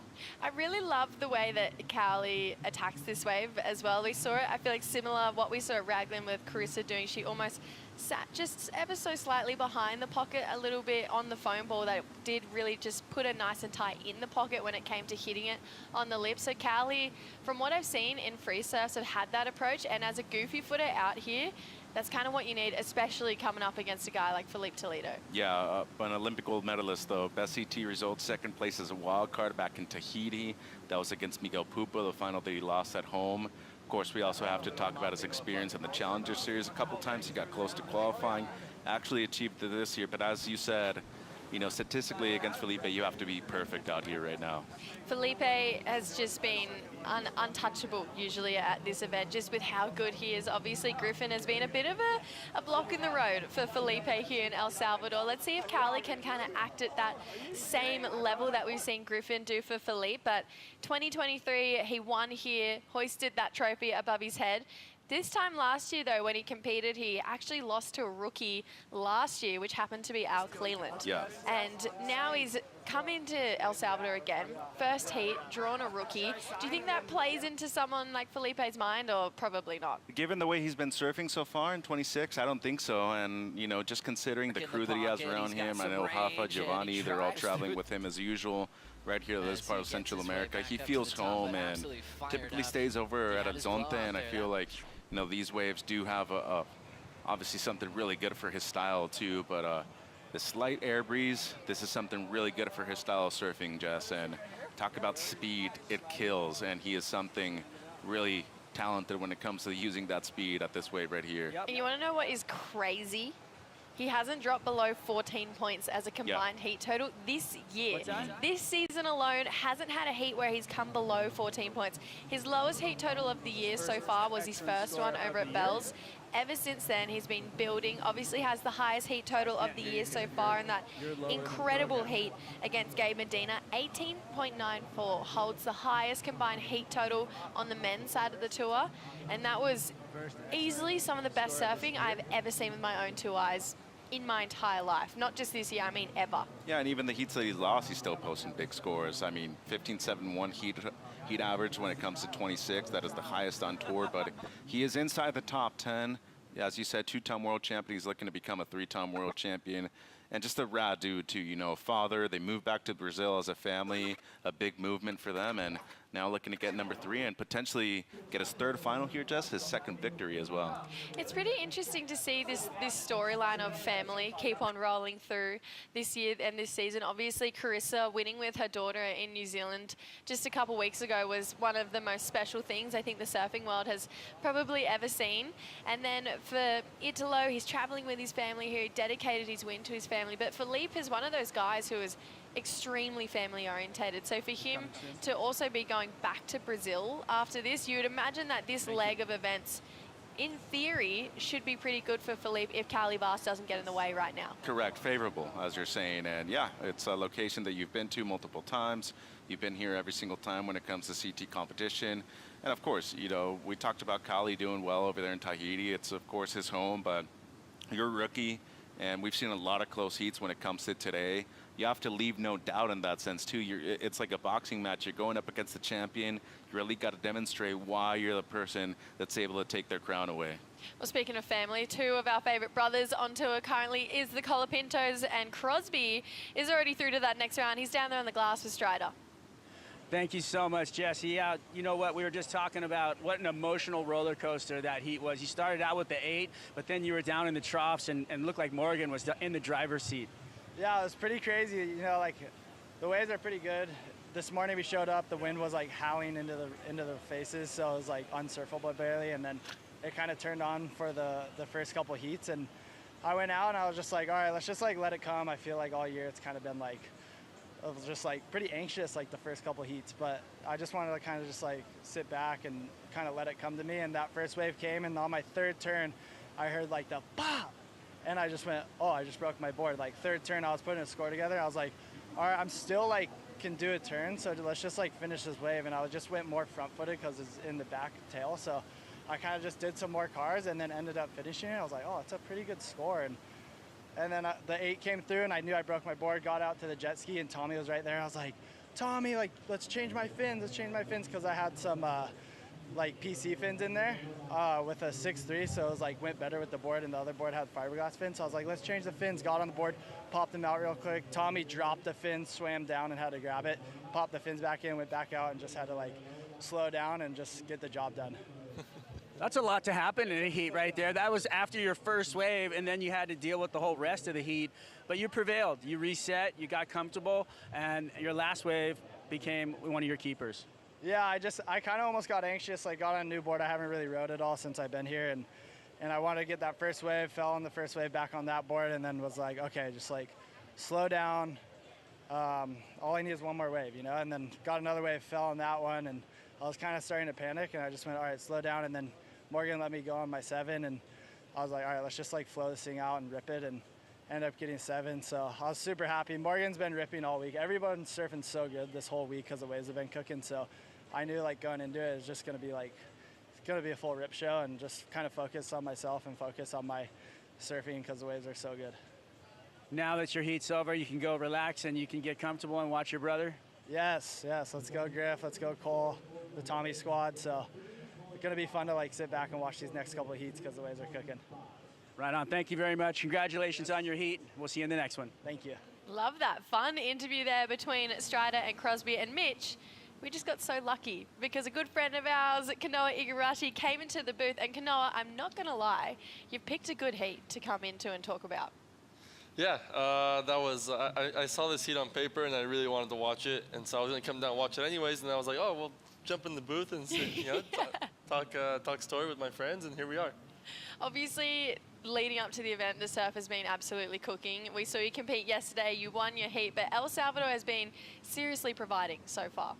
I mean, it's, you know, I mean, I come here a lot on surf trips because it's one of those places where you come with your friends and, you know, you eat good food, you meet really nice people, and the waves are obviously amazing. And I mean, the thing about El Salvador is this isn't the only wave, you know, around. There's probably 50 other waves that, you know, you can surf on any type of soil, any type of wind. So, you know, we're super blessed here to catch really fun waves, and it's just kind of like trying to get out of that surf trip mentality and get into the contest mentality because it's definitely easy to sort of go into the surf trip flow for sure. It really is one of those places because it's warm as well. It feels like you kind of want to relax at some points too, maybe lie in the sun, just enjoy the food around here too. And then you're like, oh wait, no, I am competing. There's a job to do here. I was just having a look at round 3. Like I mentioned, you won your heat yesterday, coming up against Eli in round 3. That's a fun looking matchup. Man, I mean, the way he surfed yesterday, because he was in the heat before mine, I was watching that heat super closely because I was looking for a certain type of wave, and then he got his big score. I think it was a high 8 on a wave that I wasn't expecting to be a good wave. Our whole strategy was to catch medium ones, but then he got the big score on a pretty solid wave yesterday, and he surfed it really well. So I'm excited to go toe for toe with him, and hopefully we get waves. Philippe, looking at a smaller inside one is building up. We know, oh, we were hoping something was going to go crazy there, but unfortunately didn't quite get the connect. Now, Kanoa, I would actually love your take on Carly Vast. Obviously, he's a rookie on tour. He's got an incredible backhand. He's amazing in the tube, but as far as competitive strategy goes, he is a really lethal competitor too. Man, I love Cowley. He's a close friend of mine, and we've done a lot of surf trips together because of Quicksilver, and we share a lot of the same sponsors. And he's a character, and you forget how ferocious of a competitor he is because of his personality. He's kind of like, I always call him the clown because he's always got jokes. And, we have this rule where we're not allowed to communicate with each other before midday because we just start rolling and laughing. But he's a ferocious competitor. He's really savvy with heat strategies, and he's really annoying to compete with. He just one of those guys where as soon as you make a mistake, he's kind of right on top to sort of turn it into a really bad mistake. He also is the kind of guy who I feel like really looks forward to heats like this against someone like Filipe Toledo, who I would say almost all of the tour actually would look forward to drawing him, because I feel like he makes everyone level up and know that you have to go big when you draw Filipe in a heat. But for Cowley right now, what would you say his kind of strengths are if he's going to come up against someone like Toledo? I mean, I can guarantee that he doesn't care who's in his heat. And honestly, that's kind of how you have to compete with these guys. Is sort of like his work's cut out for him. It actually makes his life a lot easier. There's no building house. There's nothing. I bet you he's going to go really hard on his first wave, and that's kind of the way you have to compete. And if he falls, that's the risk that you got to take, and if he lands it, he's going to get a good score. Looks like we got a little bit of energy rolling through. So Toledo with a couple of small scores already so far, 21 minutes, so still plenty of time to go here. Cowley is not interested in this first one. Some of these wider sets do push a little bit too far down the line. Toledo's going to take it though. Let's see what he can do here. Floats up and into it. So much speed coming off the board here from Toledo. Just a gorgeous drawn out carve. Loved the kick of the fins on the tabletop there. He just looks like he's having fun no matter where he is across the world. Cowley now. He's going to get his start. Great looking first connection here for our Tahitian surfer. Beautiful looking second turn as well. Just that bottom turn, it is so drawn out. You can see he's sitting right on that foam pocket there. He's going for a finish. This is an incredible exchange between these two surfers. Almost a 15-minute wait for Carly Vast, but all worth it there, Mitch. Yeah, no, and definitely this is the path of least resistance right here from Carly, and he needs to be on the best waves right here to beat this guy. But, we talked about his patience, his determination, and he almost relishes in this moment better. It's because it's these matchups that you dream of, as Eli was actually touching on yesterday, Kanoa. If you want to be the best, you got to beat the best out here. And this is wave, Kanoa. I mean, that first turn, the drift on it too, was kind of a Cowley textbook move. He picked the perfect backsider's wave. That's, the best waves aren't necessarily the biggest or the angriest looking waves. This just had like a perfect pace to it, and he just had that backside tempo. When you get into that tempo and that rhythm on your backhand, you can just kind of like go up and down, and he served that wave really nice. And Mitch, this wave at Toledo? Yeah, I like this wave a lot too, and I think this might be one of those cases where, it wasn't necessarily a super long wave, but all three maneuvers were very critical. I still expect a pretty decent score right here, and with 20 minutes on the clock, Jess, we got a great heat on our hands. The only thing that I will say is that when it comes to the advantage on the forehand, they maybe have a better read when it comes to that distance. On your backhand, you really need to be finding the pocket the entire time. Tano and I were talking yesterday, he used a word called choreography with surfing, and it really is a dance, and I just love watching Toledo surf this wave, and he actually is, like you mentioned, statistically the best surfer that we have ever seen at El Salvador. Just the numbers, 12 excellent waves, 6 excellent heats. He has an 83% heat win, and looking at the average score, it's 15.43. That is his average heat score here. Obviously, Kanoa, Mitch and I were talking earlier, he hasn't dropped below a 14-point combined heat total this year. He really is one of those guys where you're like, how has he not won an event yet this year? Yeah, it's because, like we talked about before with Cowley, it's like the strategy against him is really simple. You know, and it actually makes it tough for Felipe because people are going into the heat going, okay, well, these are his numbers. Well, the odds are he's going to get 14, 15 points. So, okay, my strategy is to get 15, 16 points. And so it makes it really easy for the opponent. It's actually a really tricky one. You know, obviously being the best surfer, you're giving the highest performances is a double-edged sword for sure. And it's I feel like Cowley has the right mentality going into the heat because he's probably halfway towards that 14, 15 points. Do you feel like when you're thinking about coming up against someone like Toledo and you say, he's probably going to get 14, 15, so you need to get 15 or 16, does that take the mindset off who you're competing against and straight back onto yourself, just being like, I need an excellent combined heat total right now?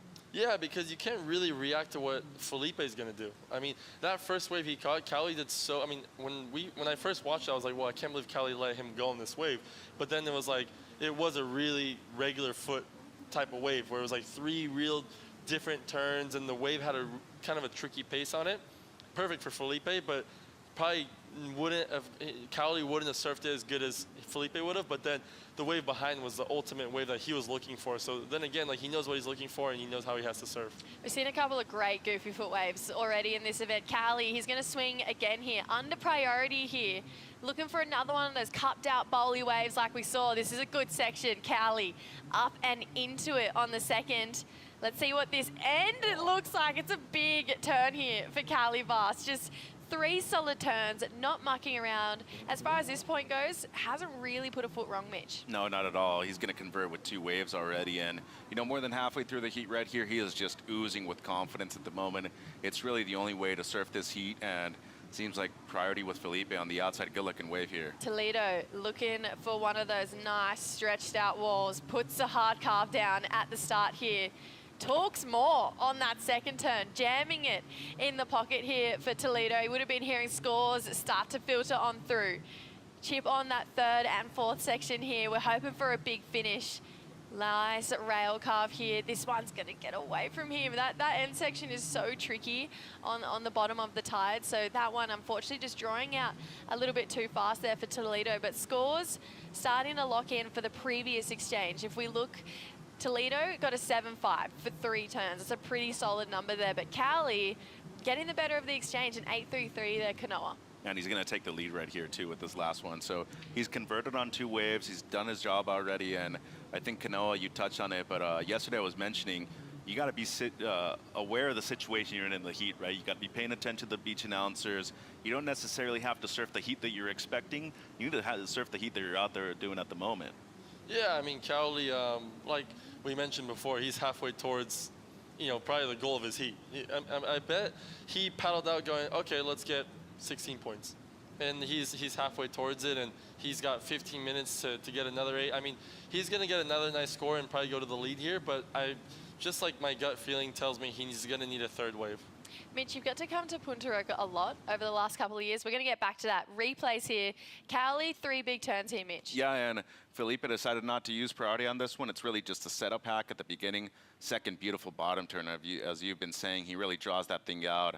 And, comparison to Papara every now and then, that beach break over there in Tahiti, there are similar sections available right now. The tropics, the rocks, everything.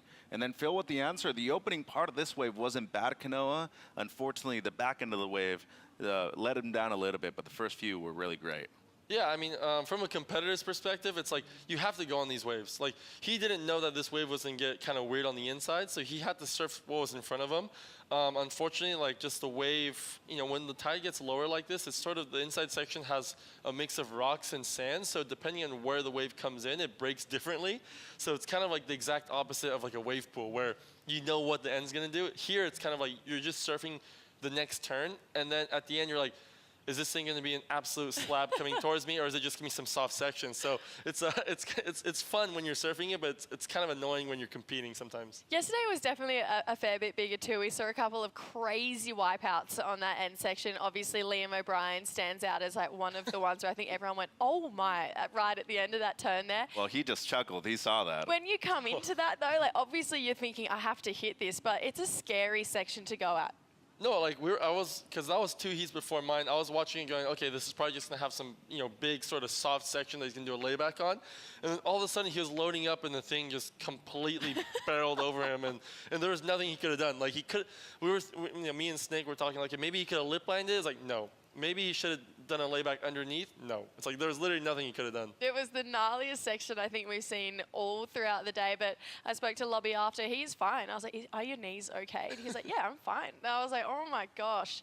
But we finally have a situation on our hands here. So Cowley, 8.33, backed it up with a 5.67 on that last one. Toledo, he got a 5 for that last wave. So you think if he had got that big finish, it would have gone upwards of that, needing a 6.51 here. So as far as that strategy goes that you're talking about, Kanoa, he really is putting the foot down right now, Cowley, and showing to Toledo that he means business here in this heat.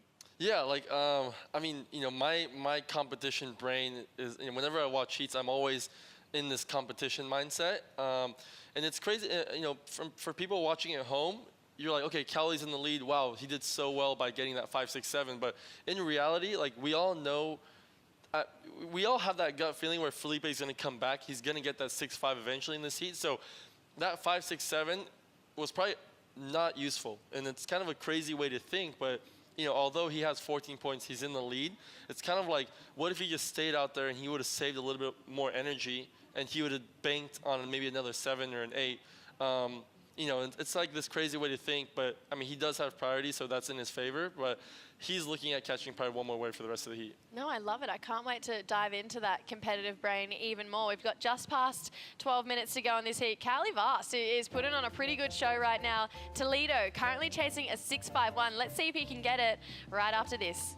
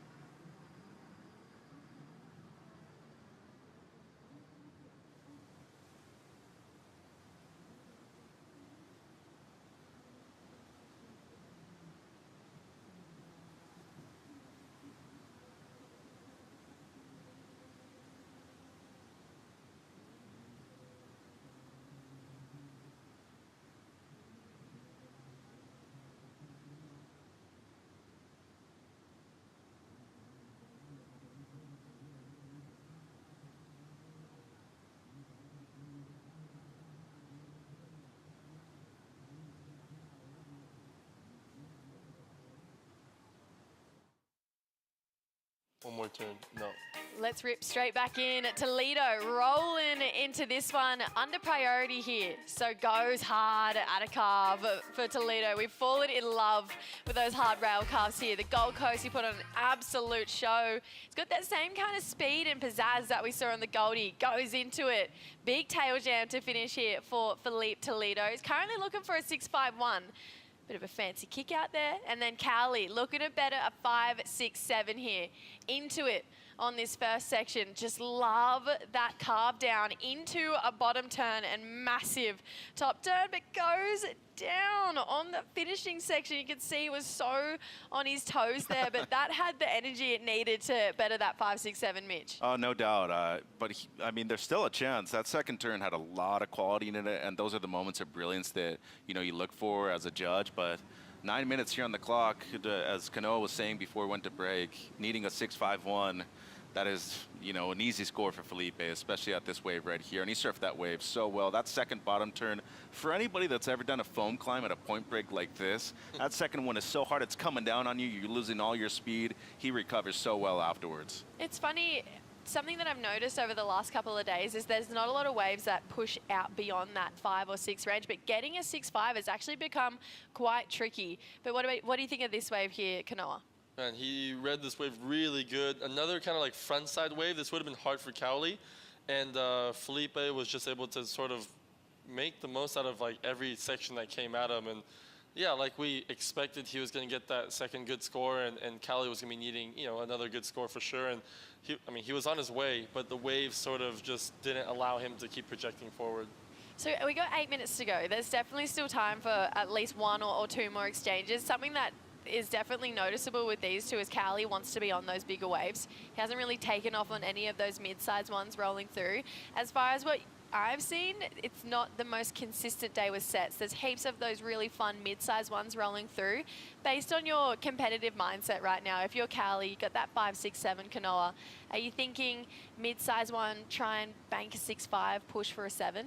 Well, he was actually, he did really good on that second one because he must have looked at Felipe and saw that he was going really far in. And you could actually, he was surfing the wave really hard, knowing that even if he fell, he was going to get priority again, which he did. So it was kind of this like win-win, you know, like he didn't have a situation where he'd get caught behind. And so he was surfing that wave really hard. He was on his wave. Unfortunately, the wave just kind of didn't cooperate exactly with him. I mean, with 7 minutes left, I mean, he's going to get a chance for sure. And once Felipe's score comes in, he's going to have exactly, you know, what he needs right in front of him. I mean, I feel like Cowley is so solid in his head that he's just going to sit and he's going to look for, I mean, you know, I haven't really been watching the waves today, but I feel like the wave that he needs, he'll be on it for sure. The judges are thinking about this next number for Toledo is needing a 6.51. It just drops in. It's a 5.43, so actually doesn't better. But Cowley, on the other hand, does better his situation with just those 2 turns and not the finish there, Mitch. Yeah, just barely too. 5, 6, 7, and 5.7, but it's what we're talking about. I mean, those moments of brilliance, that second turn, me personally, that's the best single moment of this heat. I mean, explosive, the size of the wave, the size of the section, and that is the way to win right now. I mean, you need to be on the bigger, better waves because as a goofy footer, what Kanoa's touching on, you're searching for a certain type of wave out there. It needs to be a shorter one, the bullier one, Jess. That 8.33 was something pretty special. Obviously, we saw Ramsey go crazy out there in that round 1, but as far as that goofy foot approach that we've seen, obviously based on numbers, it's the best, but for Cowley, feel like the goofy footers have all been drawing off each other this year, thinking of what Connor did over on the Gold Coast, Miggy at Bells, of course. It feels like Cowley's starting to tap into that energy a little bit more himself, Kanoa. Yeah, I mean, I kind of had my first sort of experience of like, you know, competing on my backhand when we went to Raglan.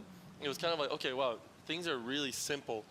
Really simple, but at the same time, you have to make the simple look hard and like give it a different look, although it's really simple.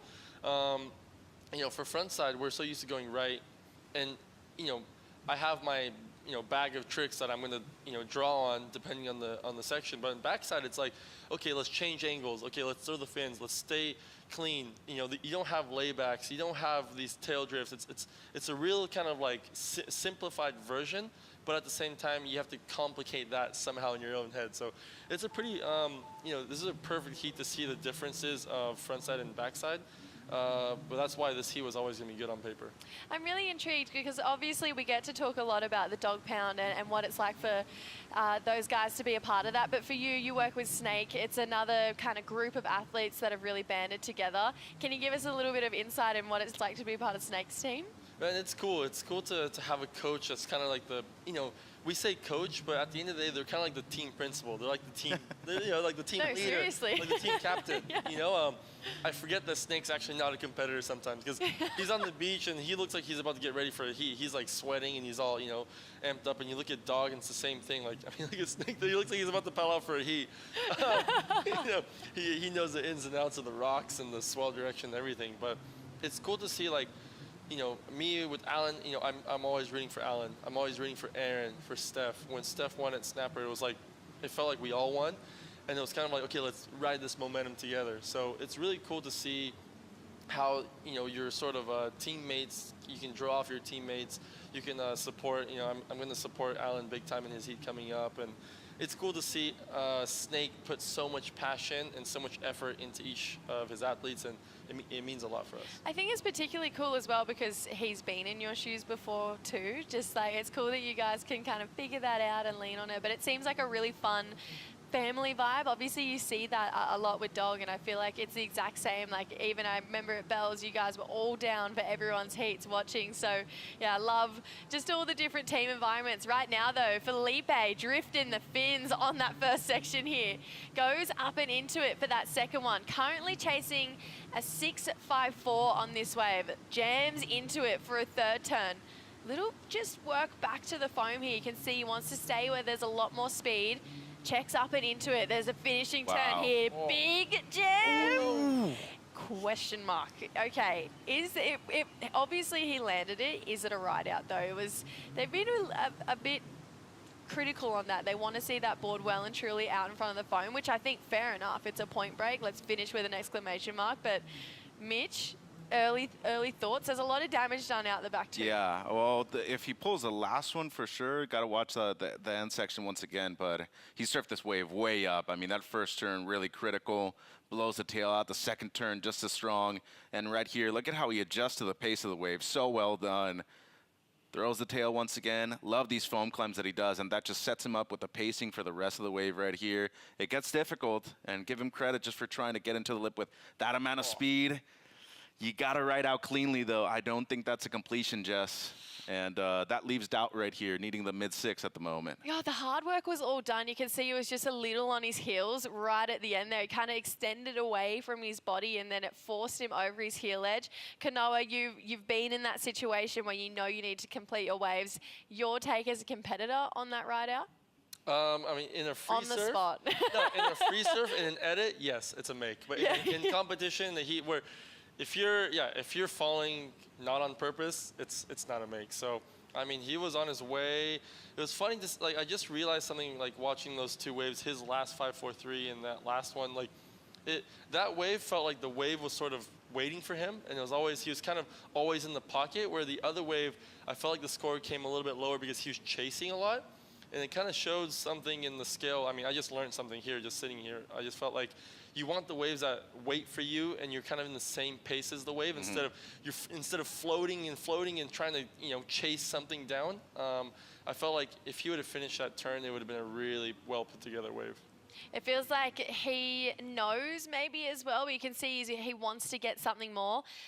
Mitch, I mean, that first turn was vicious. Well, there's no doubt that this is world-class surfing. I mean, the combos and major maneuvers at the beginning of this wave, and as you're saying, this wave takes a step back. It's a bit more patient for him right here. That foam climb, once again, he covers so much distance with that bottom turn. And, I mean, in my opinion, there's no doubt that he's getting the score if he rides out of that thing cleanly. Now there's just a bit of doubt, Jess. And it seems like the score in, and... Yeah, I see the scoreline at 6.37, needed a 6.54.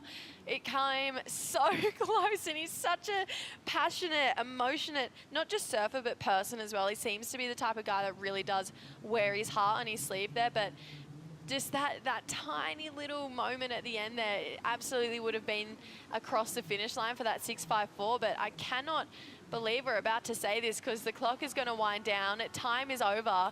Felipe Toledo is out of the draw in the second round, Mitch. He caught 3 waves, Kali Vos did, and he converted on all 3 of them, had the excellent score, the only one of the heat, and then he did slightly improve on his backup, so did his job. Perfect heat surf right here. Kanoa, to have moments like that for Kali where you take down these idols, these big heroes, and for Kali, it's almost like that's one mountain climbed in itself. Yeah, I mean, first of all, how did he let Felipe go on that last one? Yeah, I didn't realize there was such a little time left on the clock. I mean, that was really gutsy of him. But that's a huge heat win for Cowley. I mean, Felipe was probably the favorite to win this event. You beat Felipe. I mean, you have 14 points. I mean, you're pretty happy going into the next round. Well, confirmed that it was deemed incomplete that wave. So Felipe Toledo out of the draw. He's heading over to Brazil. He's going back to his home. So we cannot wait to see him compete again over there. But Cowley Vast is moving on through. We have a fun looking heat coming up next. George Pitter taking on Zhao Chianca. Kanoa's going to stay around. We'll be right back right after this.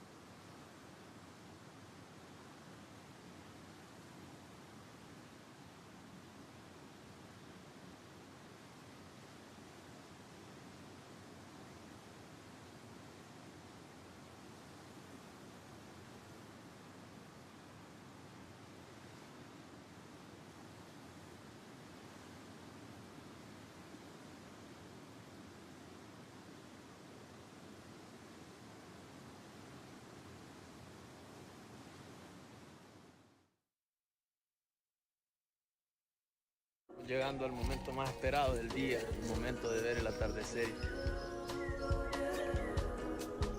Estamos en el peñón de Comasagua, en la cordillera del Bálsamo, y de Punta Roca se puede manejar acá, son aproximadamente 50 minutos. En estas cordilleras baja el agua a toda velocidad y eso hace que se generen las olas de Punta Roca y que se cree el fondo increíble. Está conectado con todo este ecosistema y aquí es a donde inicia todo, desde las cordilleras. Tenemos aquí enfrente el mar y este peñón que es bien icónico. Realmente es un lugar épico para poder ver el atardecer.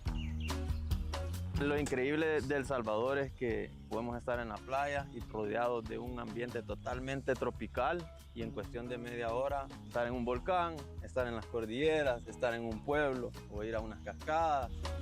Creo que por eso este lugar es tan bendecido y privilegiado.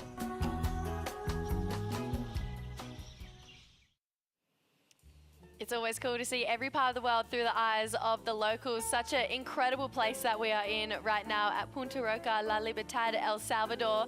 Really fun waves. We've had them all throughout the day. We did just see a reigning previous world champion, a previous winner here, Felipe Toledo, go out of the draw to the rookie, Cowley Vast. We've got another big matchup on our hands here as well. George Pitter taking on Zhao Chianca. This feels like a really fun heat between these two. And my name is Jessie Starling. I'm joined in the booth by Mitch Salazar and Kanoa Igarashi. Kanoa, obviously, we just had you in the booth for that last heat, but this one, these two guys have pretty similar strengths when it comes to this matchup between George and Zhao. Yeah, both super good rail surfing. They're both really good competitors. I feel like Joao's a little bit more on the catch waves side, where he catches a lot of waves and he kind of creates his own rhythm, where George is a little bit more calculated and he waits for certain waves, but they're really smart in their own way. They have strategy-wise, they're really different, but surfing-wise, they're pretty similar. I like the idea of these two coming up against each other. I feel like they're both going to push each other to the limits right now. Zhao, obviously, with a bit of a different start to the year than George, hasn't really had an ideal run so far, Zhao Chianca, but George, he's already won an event, his first ever event over at Margie's. So for Zhao, you know that he's going to put a lot of heart into trying to get through this heat right now, Mitch. Yeah, no, he's needing results badly, and he's looked great during the free surfs, and that's another thing here, too. And you know, that's the cool thing about this format just now. There's a lot of experience out there in the lineup in round number 2, and for a lot of round 1 surfers, those rookies, typically they have to surf once in the morning, then later on in the afternoon throughout the same day. You get a little bit tired. Luckily here for us, we've ran the first 2 days, so it's been a bit more split up. But for guys like these, they've been in those situations already. George's already been on the CT before. He requalified last year. As you said, he's already won an event this year in WA. And same thing for Zhao Chianca. He's been a top 5 surf in the world before. Looks like there's a bit of a scrap for the inside at the start here. Zhao is going to get it. Here's the first wave of this heat right now. You can see bottom turn so deep he disappeared behind the foam in front of him. Bit deep behind this section. And he's going to get knocked off his board. So just the one turn here for Zhao Chianca. George Pitter, I feel like that is a bit of a moment advantage, George, here. I'm really intrigued to see how he's going to take up this moment right now. Seems like we've got a little bit more energy on the way out the back. George is going to have a look at this one here. Let's see what he can do. First wave of his competition here in El Salvador. Paces it, takes his time, holds it down. Can see, comes around his competitor, lays it on rail for another big looking carve here for George Pitter. Lays into it for a third turn. I love the fact he's not forcing it, but missed opportunity on that section there. Checks it again. This one still holding up more down the line here for George. There's the finish. Gets the fins out the back. That is a trademark turn he's had since we were Groms. But maybe a moment on that wave that was potentially missed there, Kanoa. We're so hypercritical in here. I know. You gotta be, though. You gotta be. And it's funny, we both kind of did the same sound at the same time, too. It's true. I mean, when you're here and you're used to watching the best surfers, and ultimate excellent surfing 24/7, it's kind of like, it's really easy to get picky and you know, see these little details. But, man, he surfed that wave so good. But that's the thing. Like, when you have a little bit of nerves and, you know, you did a couple of really good first turns. You're kind of just like, okay, just finish it. And it looked like that was the mentality he had. I mean, he surfed this wave so nice, but yeah, we're just here, you know, in the booth, just, you know, criticizing every little thing, but he surfed this wave really good. Do you think that maybe that moment just previous to this section actually set him up better for this end section? Do you think this part looked better? Yeah, I mean, he could have maybe gone up and floated it. He was in a kind of a tricky situation where the lip was already coming down, so he could have risked the rest of the wave. But you know, I mean, we'll never know. And Zhao, just the single turn here, gets a little bit caught behind, but similar start to what we saw from George with a hard carve there, Mitch. They were so far up the point, and tacticians, of course, they both want to get the inside over there. This guy to my left knows all about that too, Jess, but best result in El Salvador, that was 5th. He actually beat Griffin in that event, and if you remember, it was the moment that went viral. Don't hate the player, hate the game, and this is a guy, as I said, you know, he's been a member of the top 5 before. He's won an event already in Portugal, and you know what's so funny about his style, Kanoa? He comes from a beach break in Saquarema. Every now and then you can see point break style waves, but it's a sand bottom. But he's got such a good point break style too, and that's why he's done well at Bells, at here, and other locations before. I think he has really good boards under his feet. That's kind of what I've always thought.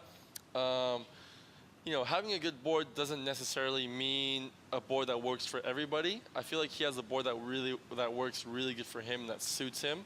It looks like when you can tell like when someone's on a good board or like a board that they're comfortable with when they have a really bumpy section and they can carve through it. And that first wave, I mean, he only got a 2-3-3, but as a spectator, you can see that like he's on something magic because that section was so bumpy, first wave of the set, and he carved through it like there was no bump. I love the fact that we can get such a close look at all of the athletes' boards. Of course, Surfboard Empire. We've got the Shaper rankings as well, which is making a competition with it itself. So you can scan that QR code and shop the world's best surfboards. But Kanoa, you actually made a bit of a change in equipment at the start of this year, and the JS is looking incredible under your feet. Yeah, I'm so happy with my boards at the moment. Like I said, like my boards, I feel like are super suited to the way I surf.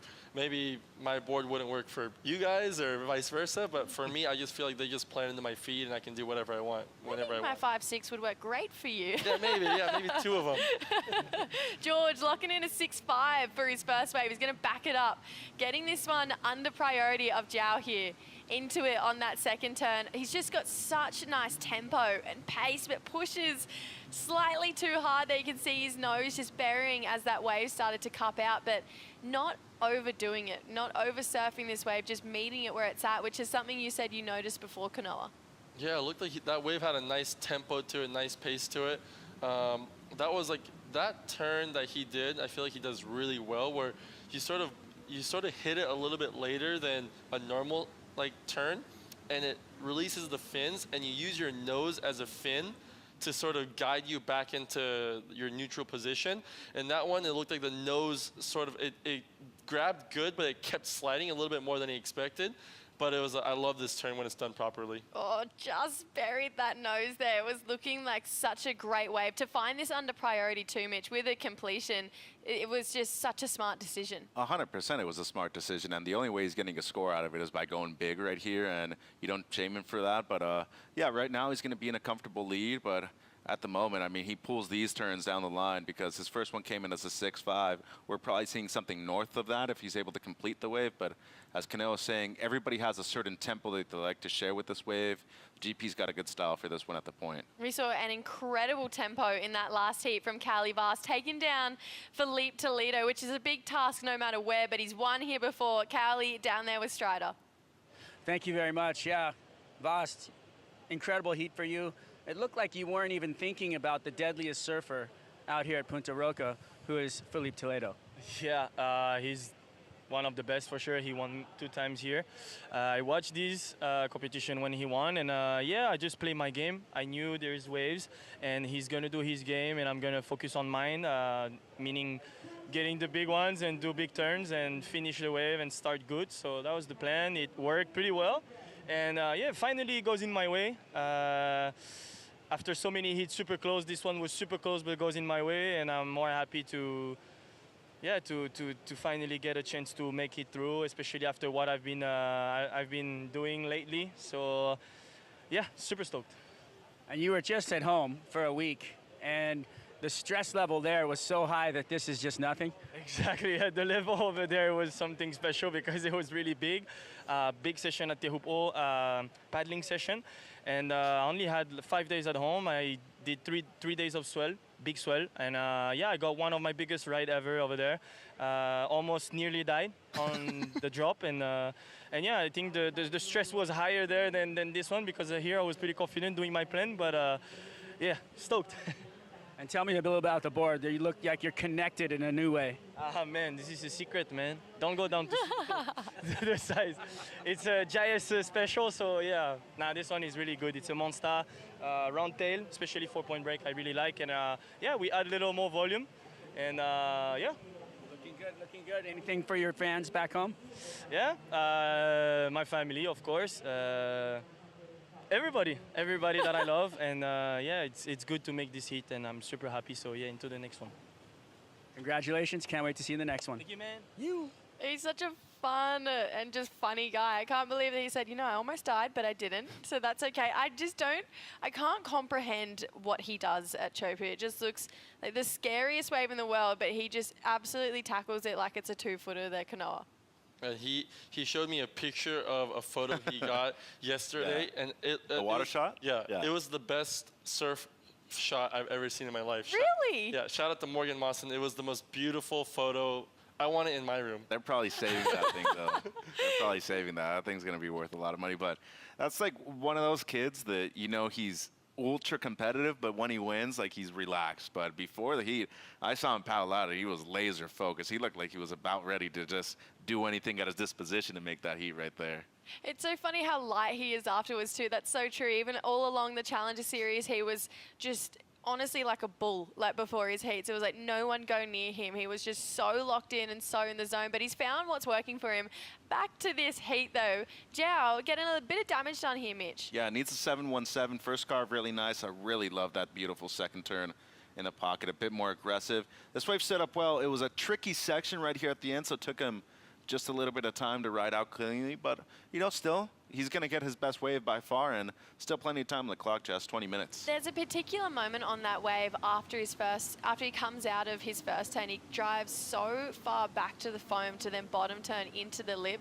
This wave has moments where it genuinely does look like a wave pool, and I feel like Zhao and the type of way that he surfs this wave actually really does kind of let him get a little bit more creative than what we've seen so far this year, Kanoa. And the waves look so fun right now. I'm ready to serve. Yeah, me too. I wish I had a heat today. Want to put on a jersey right now and just paddle out? Yeah, let's do it right here. But yeah, like I feel like both of these guys have surfing that really suits this wave. They both have a real tight radius arc. Like Joao just then, I felt like he was really in sync with the rhythm of that wave.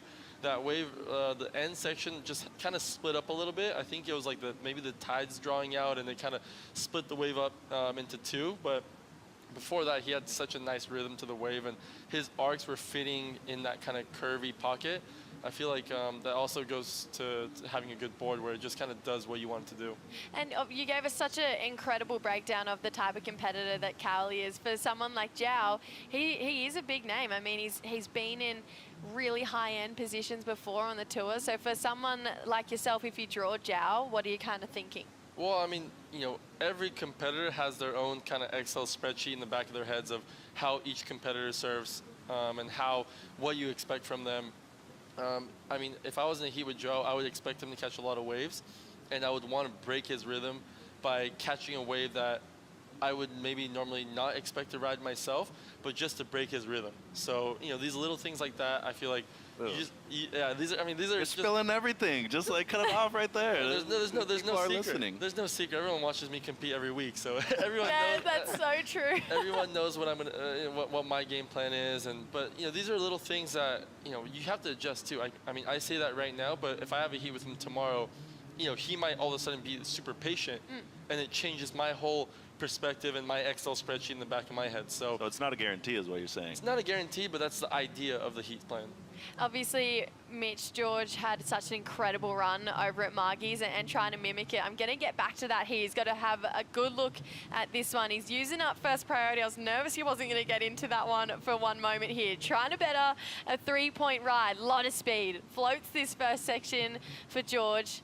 Here comes another foamy one, so not really getting a lot of clean face right now. You can see he knew maybe a little bit of a mistake there, but the fact that he's generating so much speed on that board, it is really good signs for when he does get another clean canvas there, Mitch. Super, and going back to your point about WA, I mean, he was on a roll, of course, but there's times where the stars just align for you, too. You're going up against tough competition, but you just find the right waves at the right time. And, you know, this was a wave where I thought after this first turn he was going to be forced to kick out already. It's a good down-the-line snap, but you can see how this wave is just extending down the line. I thought right there he's just going to kick out, and this is the body language that you don't necessarily want to see. And at least with the kick out, you know that you were in control of it. Here, it's like you went down the line because you wanted that option. Zhao having a look here. Only needing a 3-3-4 at this point, so really close heat right now between these two surfers. Again, so much speed for Zhao. These two guys are matching each other's paces. He's going to float that section. He's clocked more down the line here. Floats it again. Let's hope that this one bowls up, that we get to see something big from Zhao right now. Here it is, big end section from Zhao. Drifts those fins up and over. It's a tricky looking end section to ride out of. It's not going to be deemed complete. So we got some nice work done at the end, but we've seen that even with Toledo on that last one, with that end section with a little bit of bounce on the low tide. It's actually wreaking a little bit of havoc right now there, Mitch. Yeah, and only needs a 3-3-4, and even still, I'm not totally sure if he's going to get it or not. There weren't a huge amount of critical maneuvers right there, a lot of major moments on that wave. And I think George actually just snuck one past him right here by going on that one. So 16 minutes on the clock, it's still anybody's game. But yeah, going back to your point, there's a lot of these waves right now that are in the mid-size range. They look really good. They tend to be a little bit too close to the rocks. And right now with this tide and this size canoa, it almost seems like you do want to be on something a little bit larger. Yeah, I feel like yesterday you were looking for the medium ones, or at least I was. And then today you're looking for a larger wave. It's just, that's why you come down 2 hours before you heat. That's why you come down, you watch it, you watch the tide do its thing, and I mean, the waves are pumping. If I got here for a free surf with my friends, I think we'd be, just scrambling to get out the back. So, I mean, the waves are so fun. You just got to adapt to the waves you catch. All right, scores in. 3-8-3 for Zhao Chianca. George needs to answer back here. Only small score, 3-5. Great looking first turn here for George. Comes around again. I just love his tempo. I've really become obsessed with it, not overdoing it. Critical turn for this third section here. That's all she rode. Not a lot of those big fins out the back, but I just think he's reading this wave so beautifully for George. He would be chasing more right now. That's the type of person he is, but a 3-5, you can easily see it on that wave canoa. Yeah, I mean, I feel like right now the heat's a little bit scrappy. Eventually one of these guys, I mean, there's 15 minutes left, so one of these guys are going to catch a score that's going to sort of break through and change the whole dynamic of the heat. I think that last wave of George, whether he gets a score or not, it's not going to matter at the end of the heat. I mean, at least that's kind of, as a competitor, that's what you want to think. Mitch? Might be taking the lead, though. I mean, only needs the 3-5, but see how much of a better line this wave has due to that size out there. So the first turn, really nice. I love how he goes under the lip on this one and doesn't project down the line, knowing that it was probably going to close out eventually. So, yeah, I mean, a 3-5 just compared to the 3-8-3 of Joao, like, this should be moving him back up into first. But that's a really good point. It's a wave that'll probably get you back into first, but it's not a keeper score at the end of the heat either. Mitch, you've seen this wave time and time again. You've been here, you've worked a lot of events here now. As far as the way you've seen kind of the competitors tackle this today, George's score comes in a 4-5. There's the flow that both of these two guys have. It feels like they're really sitting in that perfect pocket of the wave. Yeah, I'm a goofy footer, though, so, like, you were touching on Kali last goggles on the other way. No, but I'm looking for a wave that only I can ride a certain way and not as a regular footer. I'm looking for something that's a little bit shorter, maybe a bit stockier, but I know my style of surfing too, and I like to suit my own strength. So I'm looking something a bit further up the point, closer to Mama Roca, and of course, obviously you need something steep to be able to get those big scores. I remember coming here the first time.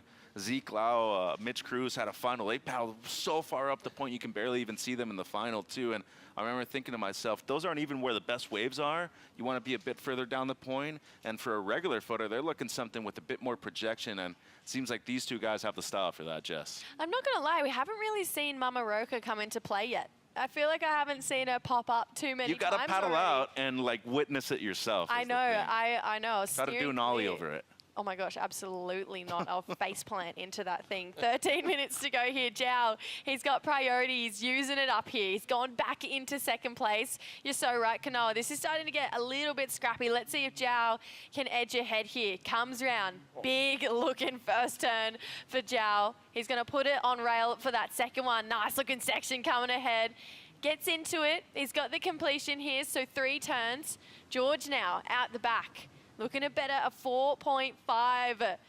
Just goes down on that first one there. So let's get hypercritical, because why not? Kanoa, thoughts on the end section of Zhao's last wave? To be honest, he did the best he could.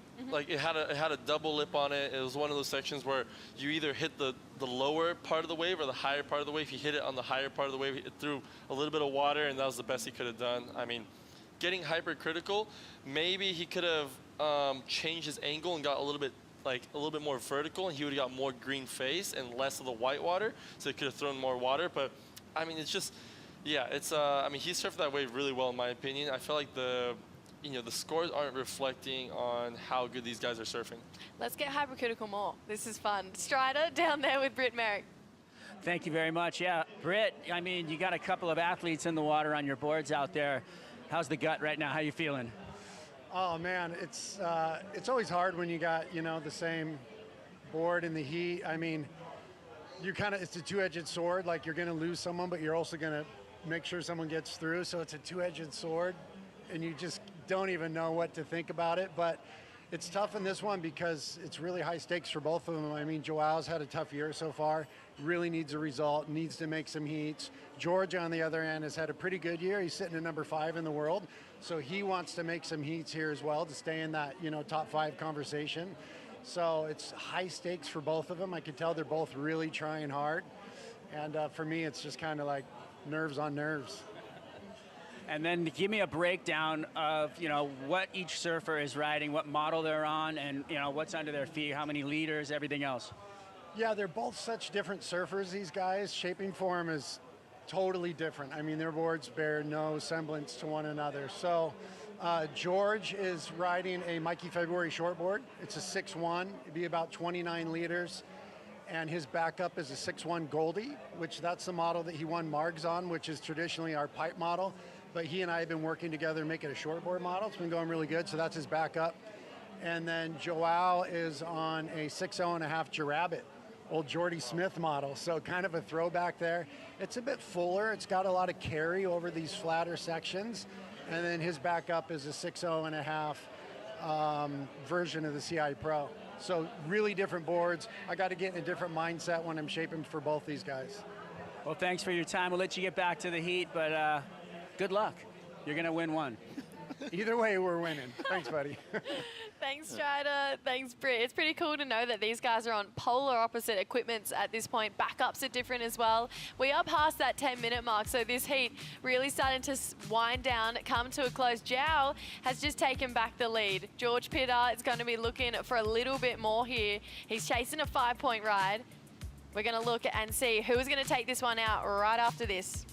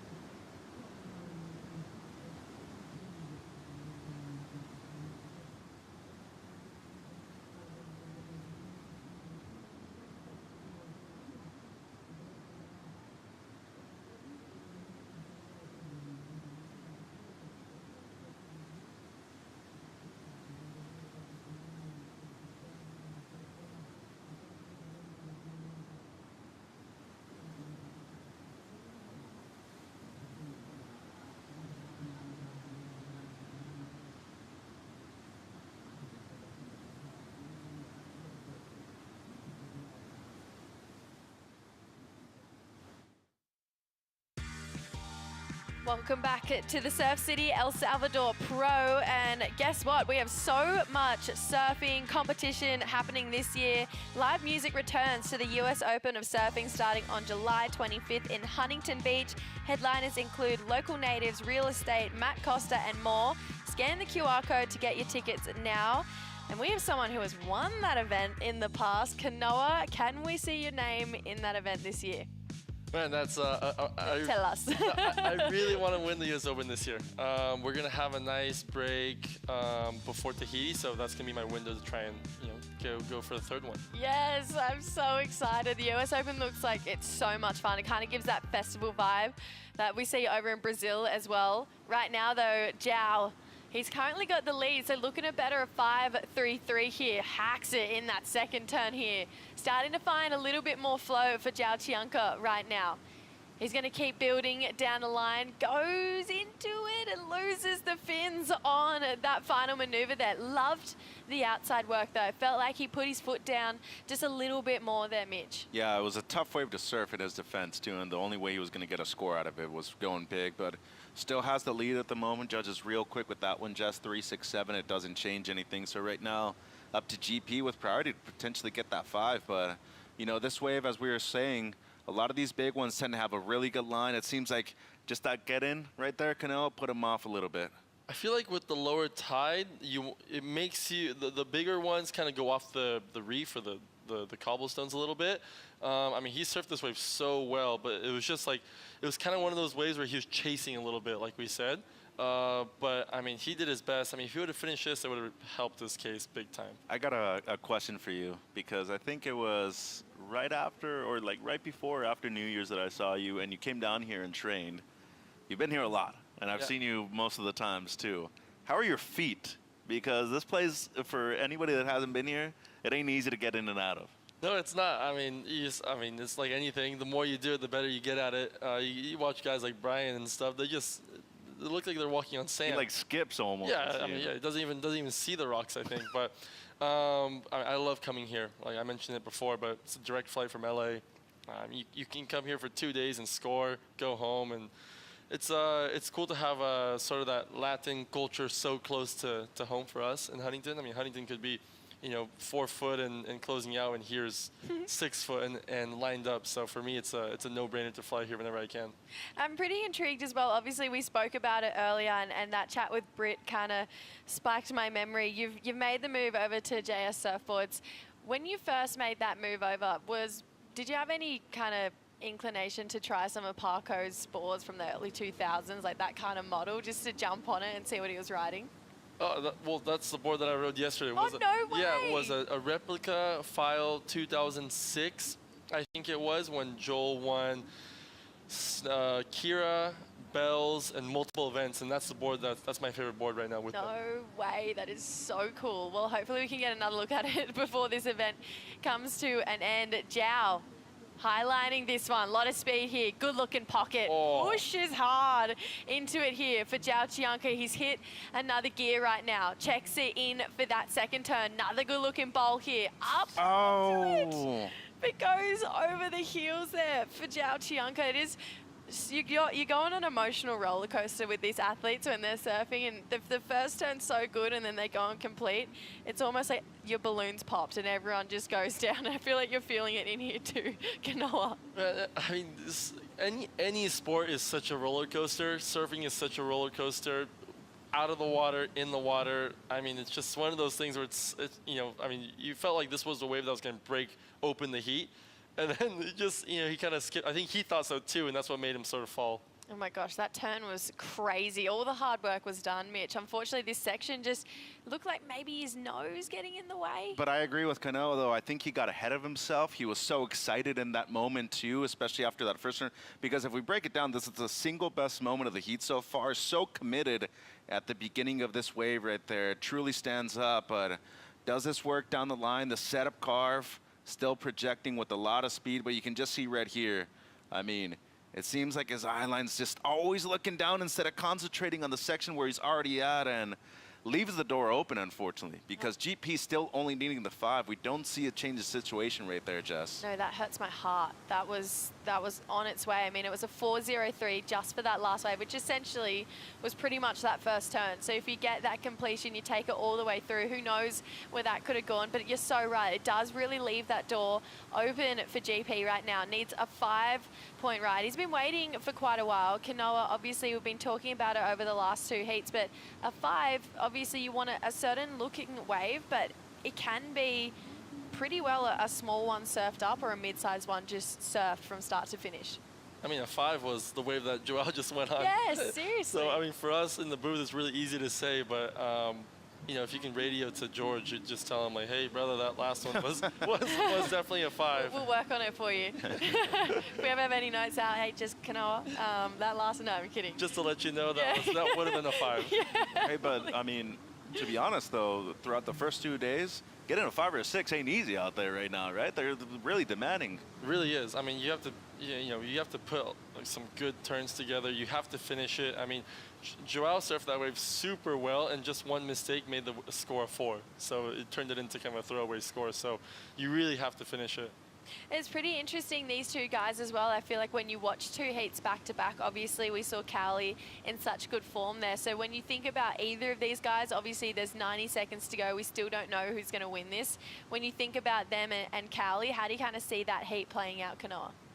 Yeah, I mean, it's really hard to pick who's going to win this heat. I mean, George with priority with a minute left, you kind of like those chances because it's been so consistent. I feel like I mean, no one's thinking about the next heat at the moment. No one's thinking about the next round. And if you are, you're probably not in the right mindset.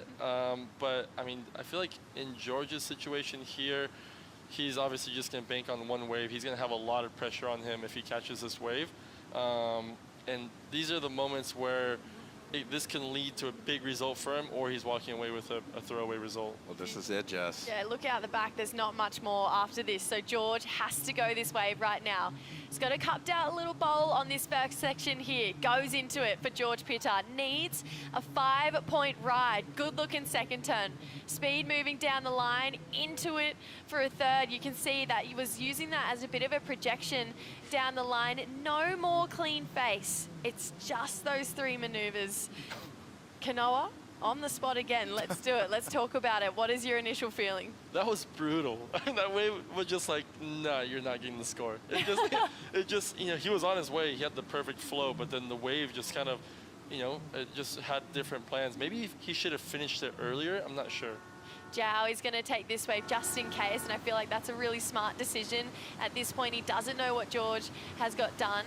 We're going to see these scores filter on through in just a moment, but Joao, this is a gear that we feel like I haven't really seen from him so far this season. I love the fact that it feels like he's finding a bit of confidence right now, Mitch. He is. You know, I think I really agree with Kanoa right there. I do think that if he closes it out earlier, the potential of him getting the score is much higher.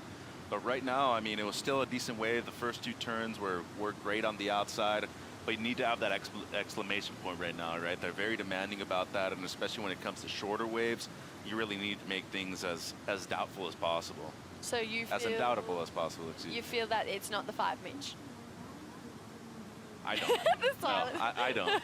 I'll say no. I'll say no, yeah. too. But it felt like he was on his way for a big turn, and it never happened, so it's kind of like, oh. But, I mean, he surfed that wave really nice. It just... You know, just maybe a different read would have changed the outcome of that wave. That's the thing about good waves and good surfers, Jess. You got to be leaving no doubt out there right now, and it seems like Joao just barely snuck past that one. Yeah, score locks in. It's a 4.33 for George Pittard, so it doesn't go into his top 2. Zhao Chianca needed a win at this point of the season, so I love the fact that he's got that. You can see how much it means to him to be going into that next round. Kanoa, just because I've absolutely loved having you in the booth, and we don't get to do this very often, I've really enjoyed putting you on the spot a couple of times so far. Let's talk about the women's side. It's incredibly stacked. I'd love a winner that you think. I'd love you to pick a winner for the women's side. Obviously the men's, you don't have to go near, and you should say yourself, but the women's side. I think for the women's, a goofy footer is going to win. I can't pick one, but I just have this feeling a goofy footer is going to win. I feel like for the girls, it's really nice when they go vertical and get tight in the pocket. So I can't say a name, but I'll say a goofy footer is going to win. Oh gosh, I love it. I love it. Well, we'll have to wait and see. We have a couple more massive heats coming up as well. One in particular with Gabe Medina coming up next. We're going to bring in Chris, Strider, and Tanner for the call.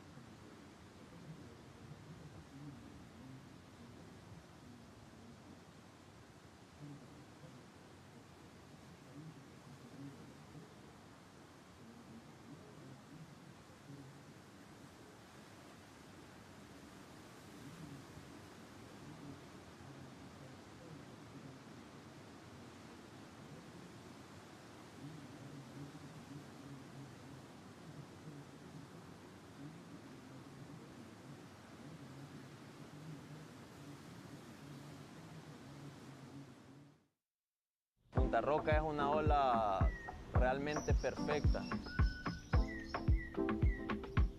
Yo creo que Punta Roca lo hace especial la naturaleza misma. Está ubicada en un lugar privilegiado, tiene una exposición para que el suelo entre y sea sensible y hayan olas casi todo el año. Y además es un orgullo nacional. No es solo el lugar donde crecí, el lugar donde aprendí a divertirme, sino que también es un lugar en el que me siento orgulloso, porque la gente habla de Punta Roca como un lugar perfecto. Estamos en Playa San Blas, al lado del Cocal. A mí me gusta el atardecer acá porque tenemos una mezcla perfecta, un escenario en el que tenemos arena, tenemos piedras y también tenemos el escenario donde están todas las cordilleras entrando una detrás del otro y el sol entra justo en el mar.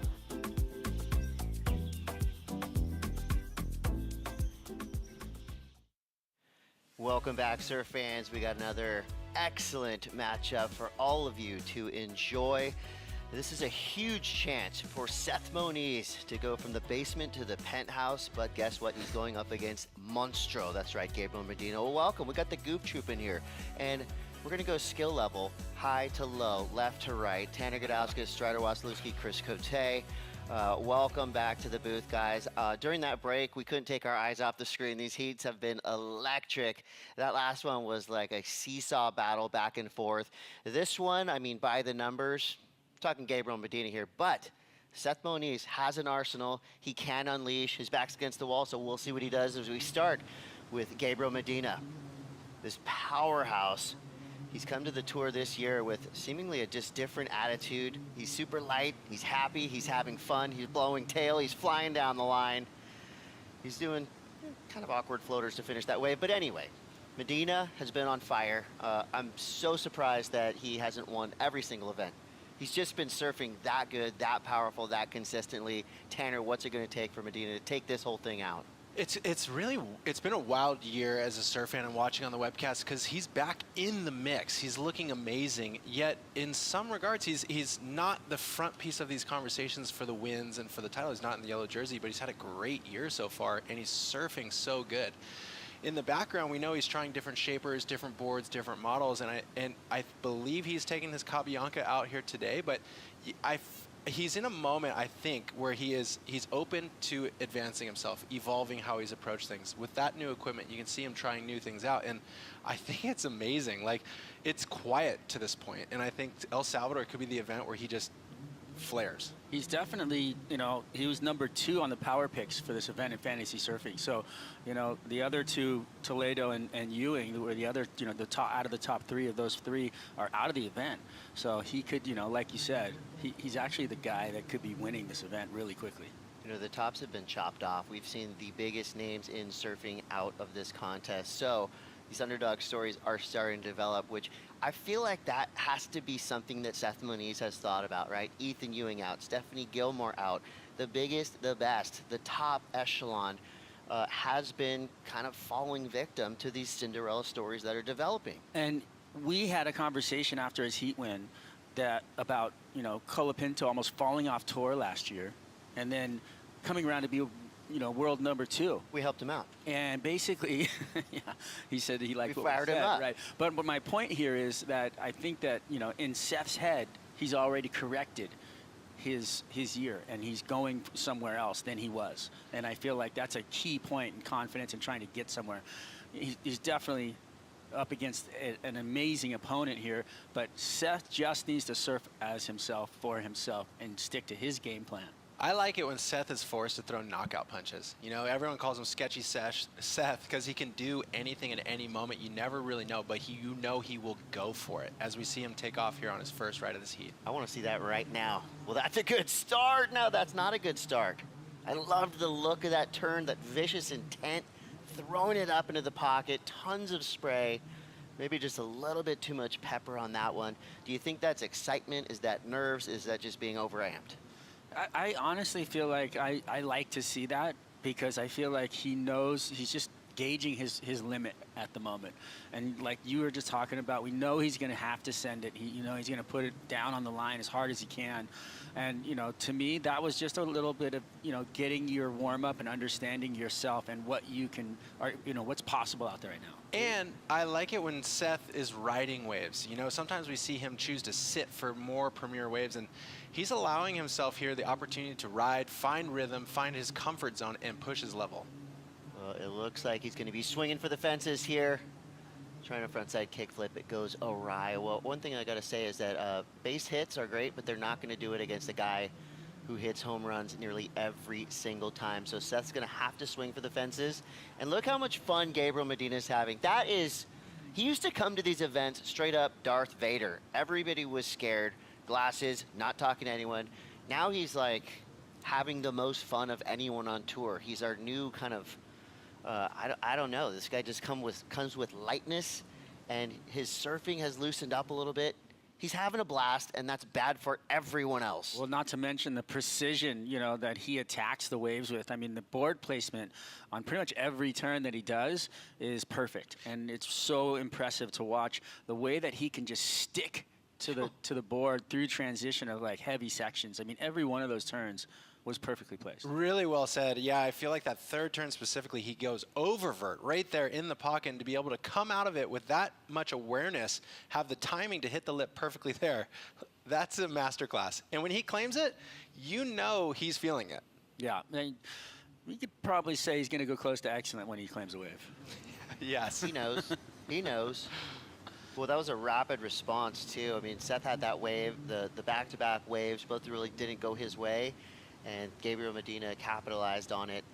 And you can just see, I mean, I feel like he is, it's very clear that he has a lot of power, but it looks like, it's almost like sneaky power. He's in that, like, Aki realm when it comes to how deep he goes into the bottom turn, and any time he unleashes in the lip, it's explosive. It's just radical surfing. How cool is our sport where we're just cruising around on jet skis, getting rides back to the lineup, and we're just going to paddle back. People pay to do that on vacation. Perfect wave, right? I mean, I was just like that visual from the back from the drone was just so insane to watch. And look at Gabriel's trying to catch Seth to beat him to the lineup to get priority. And to your point of the jet ski assist, I think from a competitive standpoint, it allows these guys to stay focused on continuing to ride waves. It's so bloody hot out here. You're being taxed by the sun and the conditions, and to not have to worry about paddling back up the point, it creates an ease of motion. Like Seth is a great example. His ride did not come together for him, and he doesn't have to be punished paddling back up to take his next peak. He just gets on the ski, gets out the back, and he's able to reset fairly easily. The first score comes through for Gabriel Medina. It's 7.67. We're going to get a cool shot here. course, the drone team always on fire. Look at this beautiful angle.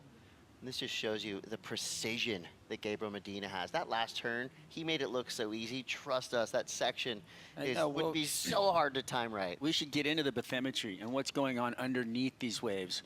You know, the reality of like how these waves are approaching. It's a line approaching, and then all of a sudden there's a sandbar and there's a bunch of rocks in there too. So it's so unpredictable. It's unbelievable, and each wave hits this way the bathymetry differently, so you don't know what you're exactly going to get. So this is a very reactive wave. You're going turn to turn. And I think when you pair the surfers with that kind of bathymetry, the upper echelon of backhand surfing, we've seen it a bunch, is like we saw Gabriel on that last wave. He's able to notice if he has to change his line mid-bottom turn, extend yourself, go to the pockets a little further down, or just pivot a little harder and make it happen in the bowl of the wave.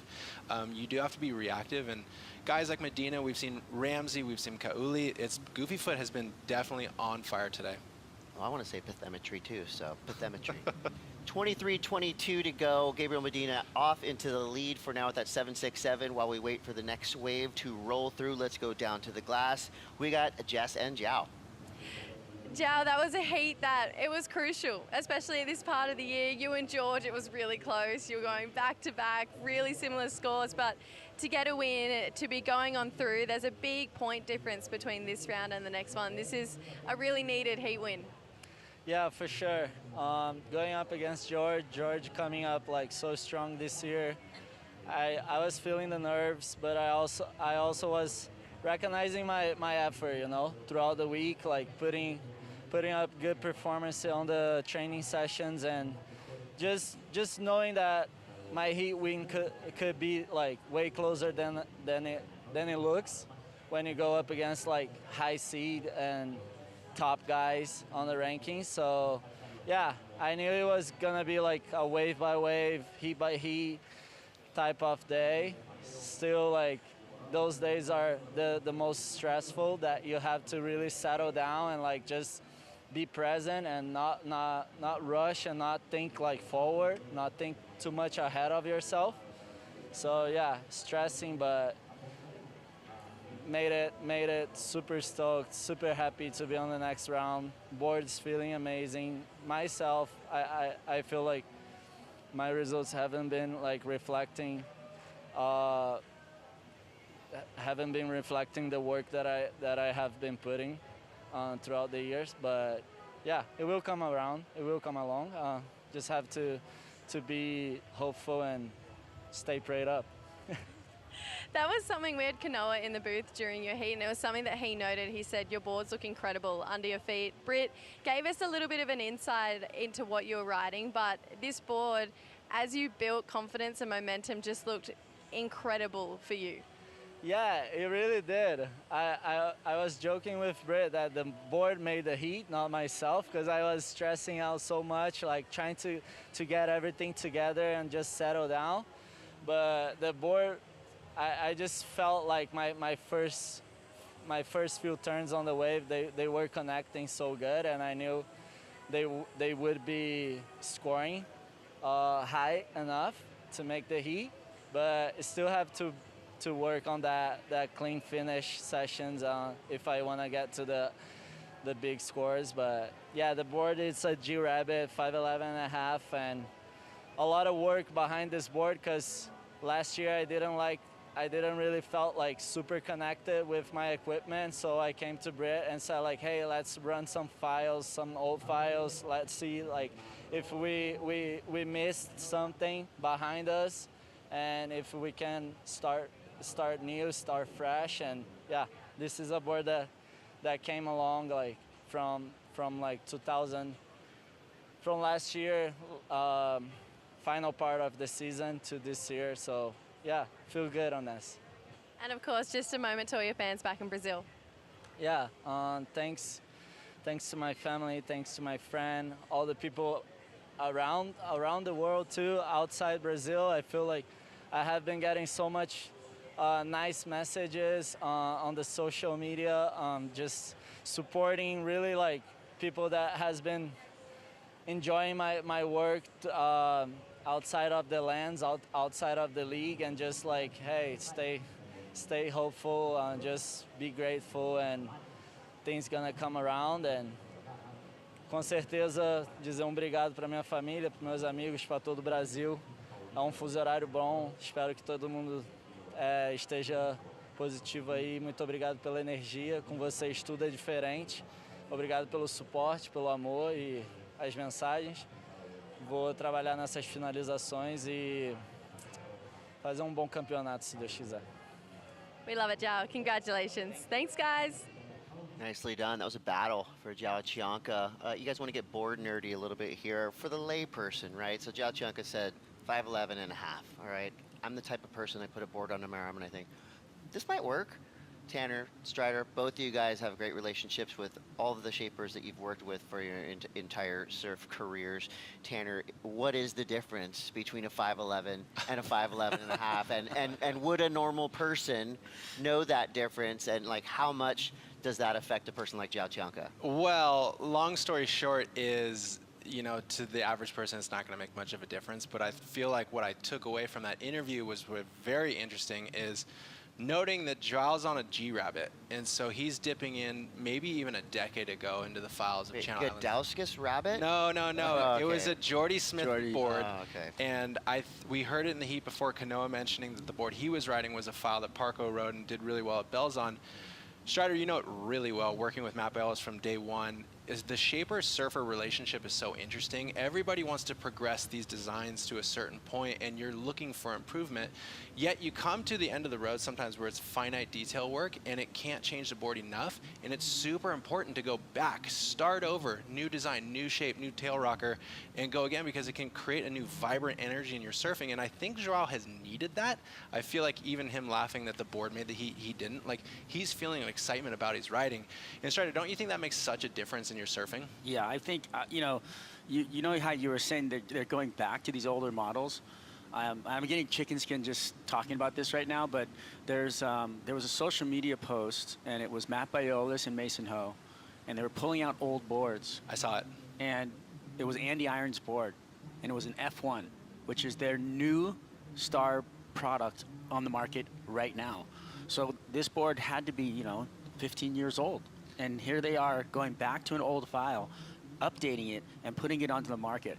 And that's because those files are still gold. 100%. And you're looking around and you see JS with the Golden Child. They've remarketed that board because it's still valid. Like, these guys, most of the JS team is riding that board. And it's an updated approach on a conventional piece of equipment. And I think it looks really good to see that happening here on tour. Surfboards are just the best, aren't they? I mean, we could go all day long talking about surfboards, so let's continue that conversation. 16 minutes, 25 seconds left. Medina on top, 4 now with a 7.67 and a 3.5. We got Seth Milanese trailing 4 now, needing an 8.84. Most likely, he's going to be looking for 2 waves to get that total. Of course, the Surfboard Empire CT Shaper Rankings presented by Vea tell the story now. Team Lost on top. Pretty sizable, near, 9,000-ish point lead. I'm terrible at math. That's just kind of what my heart told me. DHD second, Sharp Eye third, JS down to Channel Islands. Had Britt in here yesterday. This came on screen. His body posture changed a little bit. He stiffened up, and I was afraid to look over there because I fear the beard. But everything can change here. Tell you right now, event by event. The Empire, this whole thing changes the way that the shapers are interacting. I feel like, too, that it's made shapers even bigger stars, like they deserve to become. So we see now up and out quickly Medina. So I think it's a twofold thing, right? Those guys have always been competitive with each other behind the scenes, so it's really cool to bring them out of the shaping room and shed a lot of light. I think, Stab Magazine with the Stab in the Dark, with the various surfboard programs that they've been putting on have helped that as well. But I think that the WSL providing this kind of contest within the contest, it's added a lot of incentive to these shapers. Of course they want their team to win events. Of course they want them to shine on their equipment, but it also helps when there's something extra on the line for the shapers. And great conversation.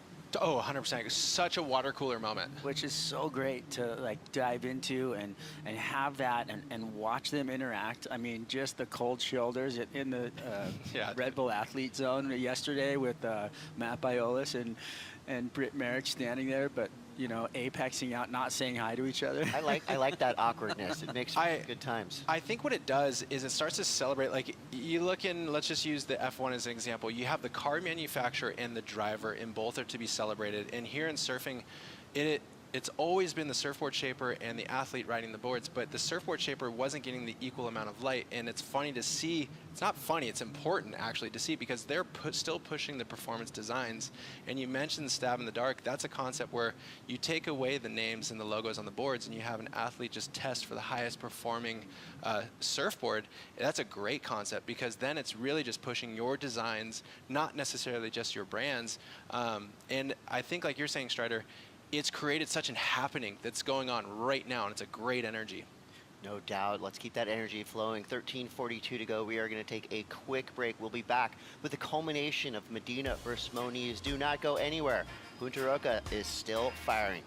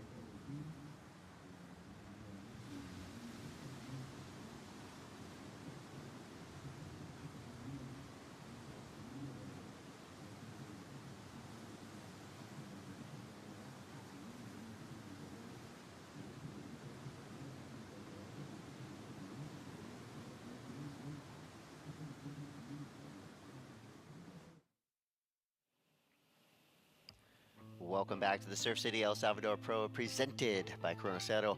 Let's talk the lineup with Dave Proden. Dave Proden is an encyclopedia of surfing past, present, and future.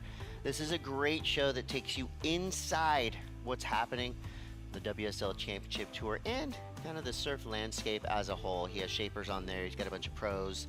Our guy Mitchell Salazar is a pundit on the lineup. So scan that to listen to that podcast and watch it. Of course, after, we want you to finish watching the event today, then you watch the lineup. It's like your dessert after a really fun day of surfing. A little bit quiet out here so far, but we know that Monstro is waiting to strike. Gabriel Medina's in the lead. He's got a 7.67. He's trying to get rid of a 3.5. Seth Moniz hasn't yet revved his engines. He's got a 2.33 and a 0.77. He is in priority right now, and it looks like we could see a set approaching. Strider, you just looked at the surf lane forecast. Tidal situation is? Yeah, we just went past the low tide, so we've got kind of a doldrum. You know, it goes for about 40 minutes of no movement right there. It kind of goes slack, and then it starts to push. And on the push, we'll start to see a lot more waves. But so we literally, you know, we are gonna have sets, but they're going to be a little bit more spaced out, which we're seeing right now. All right, here we go, having a deep paddle for this one. Seth Moniz out the back. He's gonna duck dive, leaving Gabriel to potentially make a decision. Gabriel flips it, gets that little chip in, and here we go. The Medina show is on.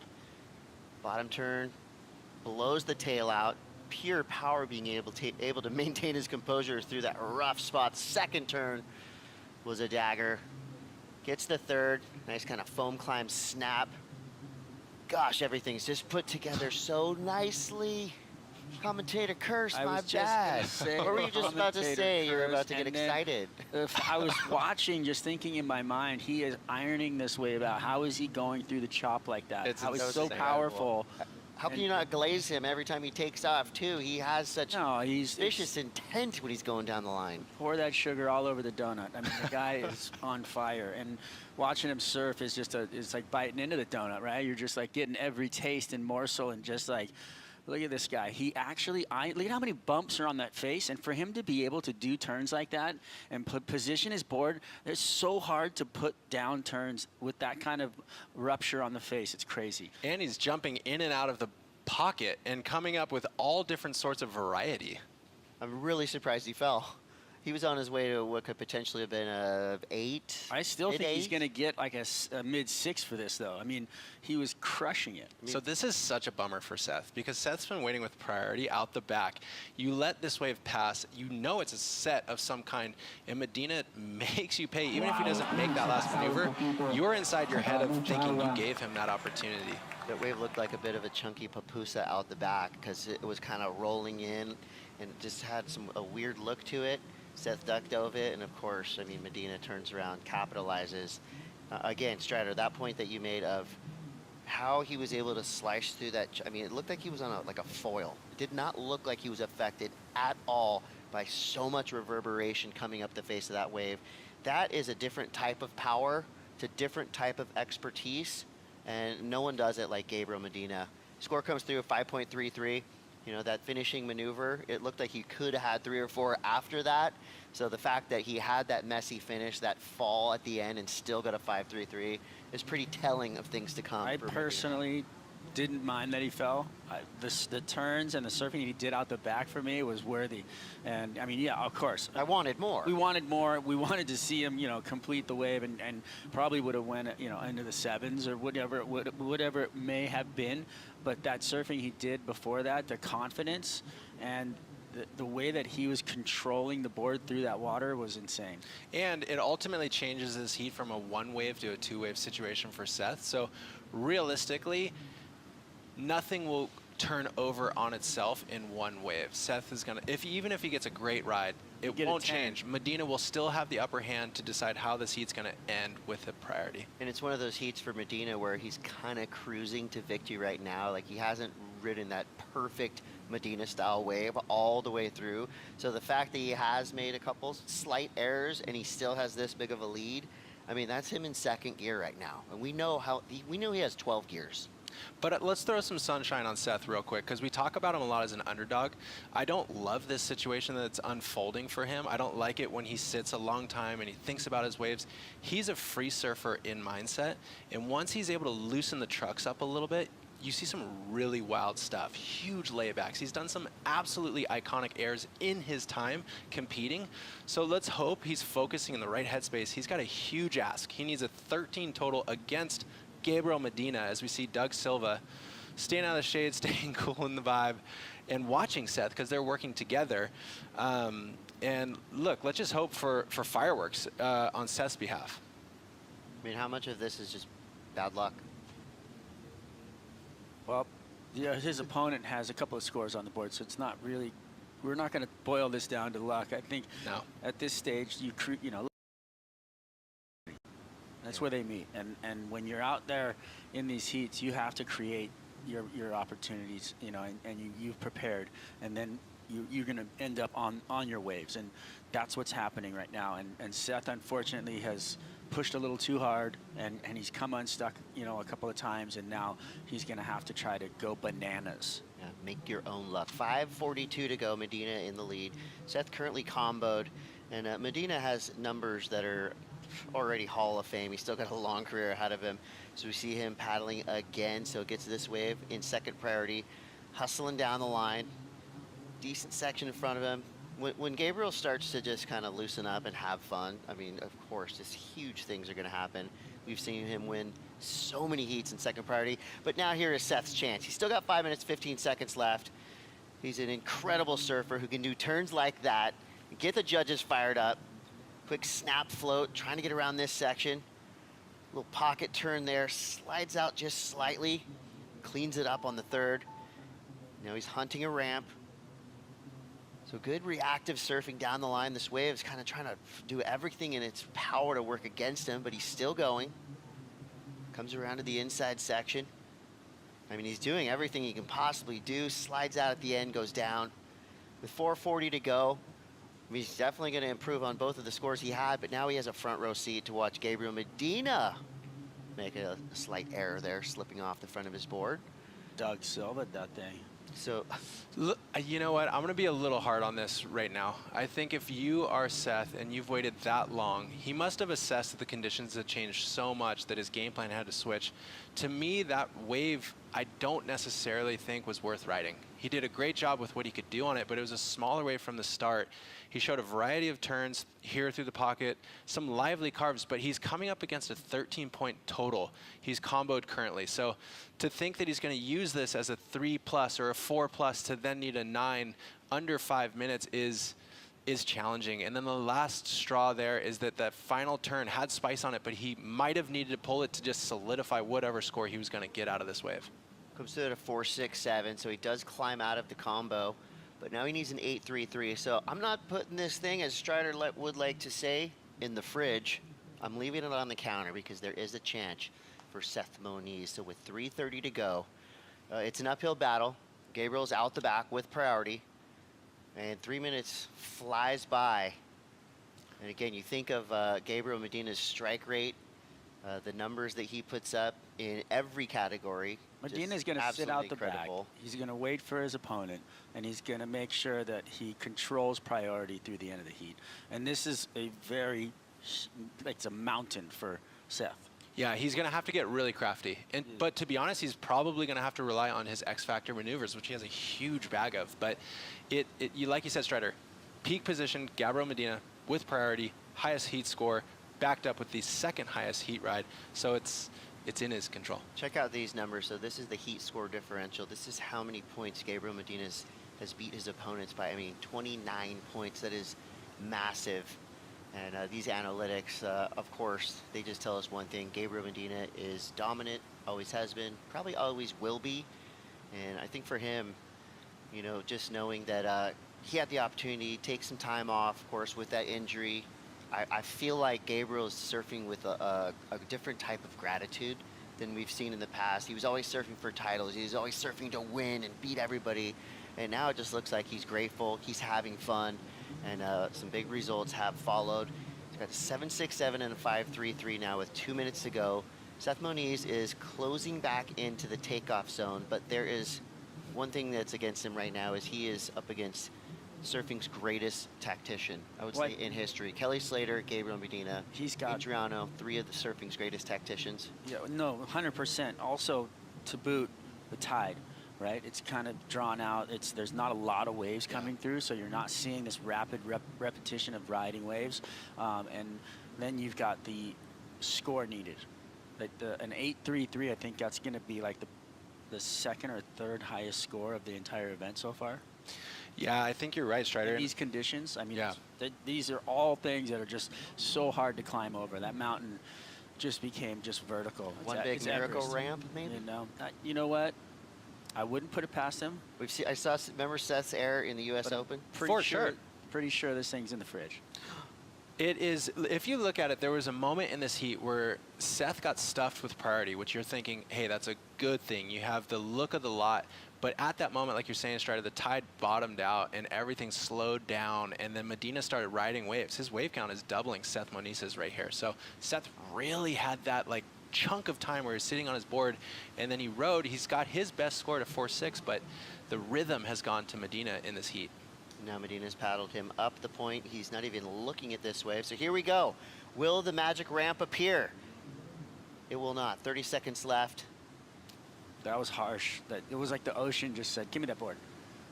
Yeah, I mean, that, and again, that's credit to Gabriel's tactics, right? You saw him paddling Seth up, kind of forcing him back into the corner like a boxer would do towards the end of the round. And, you know, Seth had to try. He had to turn and burn. The wave just did not open up for him. So with 10 seconds left, Medina on top with priority. Look how deep Seth is now. And this is a victory lap for Monstro Medina. And he could, I mean, he's going to put on a little show for us right now. Would not be surprised if he improves on that last score. Huge float, straight into the flats. No worries for Gabriel Medina. killer backside lip slide. Still going, plenty of speed. There's speed float there into this inside. Smashes the end section with malicious intent. That was epic. Wow. I mean, that's exactly what you do. So the judges right now, knowing they've got an audit in progress, and after that wave, I mean, come on, I need a doctor. We saw the little, you know, the hands come out, you know, his little clench, so you know he's going to go close to excellent again because he's just feeling it, you know what I mean? And if he's feeling it, everybody else is feeling it. He, as a surfer, this, you know, he talks about in interviews and a lot of the behind-the-scenes stuff that the WSL does. He loves those moments where, you know, he is competing and he has to rise to an occasion and he feels the energy and he surfs better and better with that. And this is the kind of life he loves. What trips me out when we watch his waves is that he's able to package both projectile backside turns with floaters and even turns out of the pocket that come lateral with very pivoty, stamped out vertical turns. His last turn on this wave was after a series of floaters, and it's really hard to stamp it that correctly. It looked amazing. San Diego Indie Rock, the heavyweights, Hot Snakes, have a song called LAX, and they say jet propulsion. And I just heard that song in my head when you saw Gabriel flying down the line on that last wave. He does improve for a 15.17 total, 7.67 paired with a 7.50. That is just pure dominance. Gabriel Medina is back, ladies and gentlemen, in a big way. We're gonna take a quick break. You're not gonna wanna go anywhere. This next heat is a burner. Stay tuned.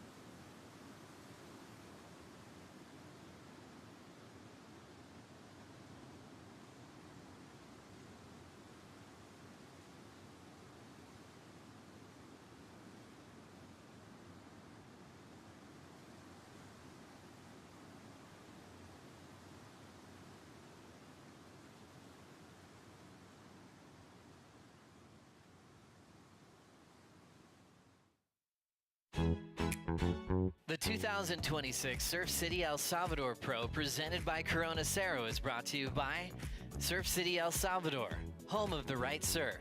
By Cero, made with 100% natural ingredients. And by IC Sunglasses, official eyewear of the World Surf League Championship Tour.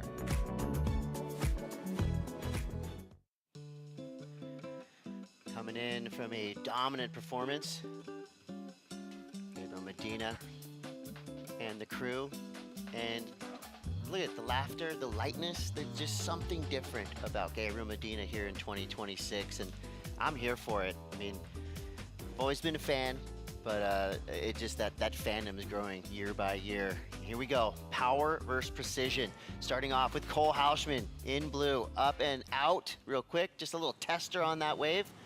Right behind it, big set. Here we go, Jack Robinson. So Jack now flying down the line. He's identifying a section to start to get to work. A little quick snap. Big ball of whitewater in front of him. He's really had to wait for this wave to form up. There's that quick stall. The patience, hoping that this wave is going to turn into a runner through the inside. Just kind of had that same look all the way from out the back. He's now just continues down the line. We're waiting for it. He's waiting for it. Here comes the speed. There's the ramp. Massive frontside air. Thank you, Jack Robinson. woke us up after a long wait on that wave. I mean, that was just pure Andy Irons right there for Jack Robinson. That was the surge air. Super cool. Wow, is that not? Yeah. Surge air yeah. Exactly. That was so crazy. We got to reset this one here for a second. 30 minutes, 44 seconds ago before we get to the replays. I mean, I got to go ahead and say it. Both of these surfers in 2026 underachieving expectations. I watched Cole Hausman's clips before tour started. I thought this guy is on his way to a title. Same with Jack Robinson. He's been right there in the battle. But look at these numbers, number 16 and number 23. And I feel fine with saying they've underachieved, because in that way, they might hear that and really start to fire things up. Both of these guys deserving of being in the title fight. Tanner, what do you think Cole Hausman needs to do to get back in the battle and put himself in the top 10?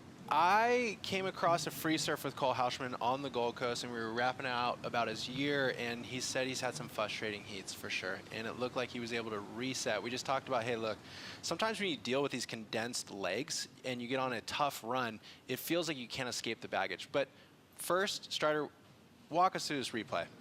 You know, the wave started out shaky, almost purled on the drop. And then, you know, the wave was bumpy. It was a bigger wave. So, you know, he was trying to iron it out. And the wave was so large that it ran down the reef so far down the line that there wasn't a lot of lip line for him to work with. And then he identified this lump way down here. And he actually really executed the air well. He throws it up and throws it, you know, he did grab, and he kind of let the tail drift a little bit and then readjusted for the landing. So for me, that was it was a fun maneuver to watch. I don't know how big the score is going to be, but I do think that, you know, he tried to milk everything out of that wave that he could. It's functional too, because he cleared the section and landed right back on the face. Boom.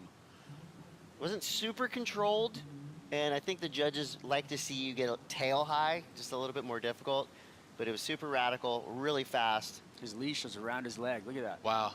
That's annoing. That is the worst feeling in the world. No, how about when it's between your big toe? But for him to do all of that with his leash around his leg, that was pretty impressive. It was funny when he first took off on the wave and Tanner was talking and threw it over to Strider. I'm like, well, we got time. He was riding for about 45 seconds before a maneuver actually happened.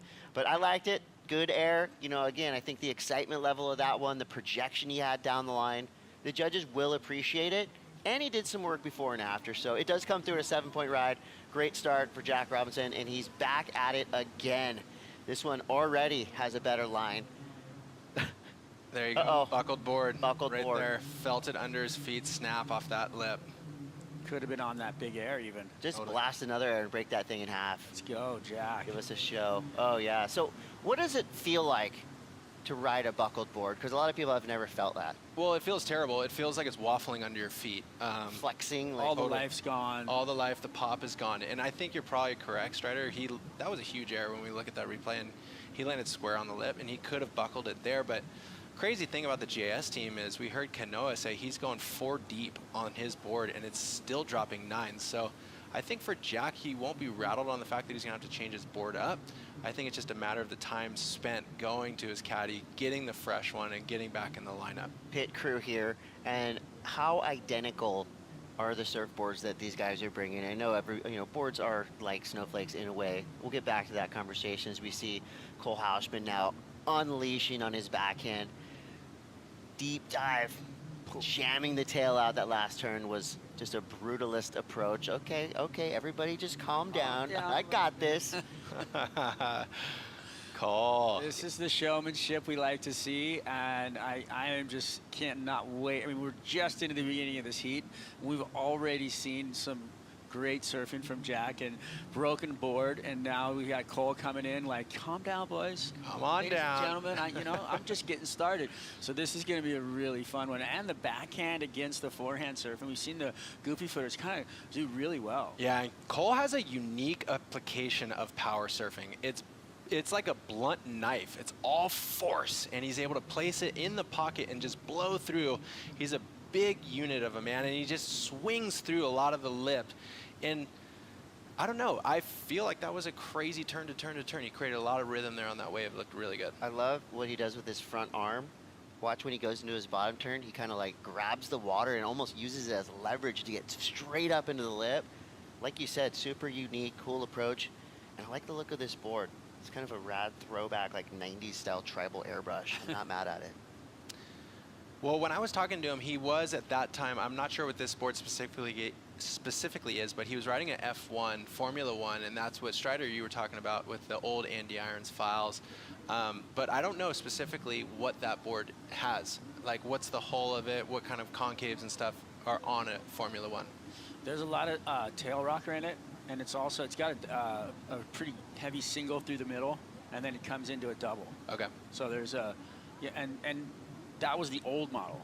So what they did with the new model, with the update on it, is probably just refining and making sure that that tail rocker is still enough to give you the pivot in the pocket, you know what I mean? Because it's, for me, I like less tail rocker. I'm old school. I just like power push through that, whole thing. And maybe for Cole's boards, they lowered it a little bit just because he's got that same gnarly power through it all. He doesn't need as much rocker because he can just push through it. So Chris, you were talking a little bit about the board snapping and the production of the boards.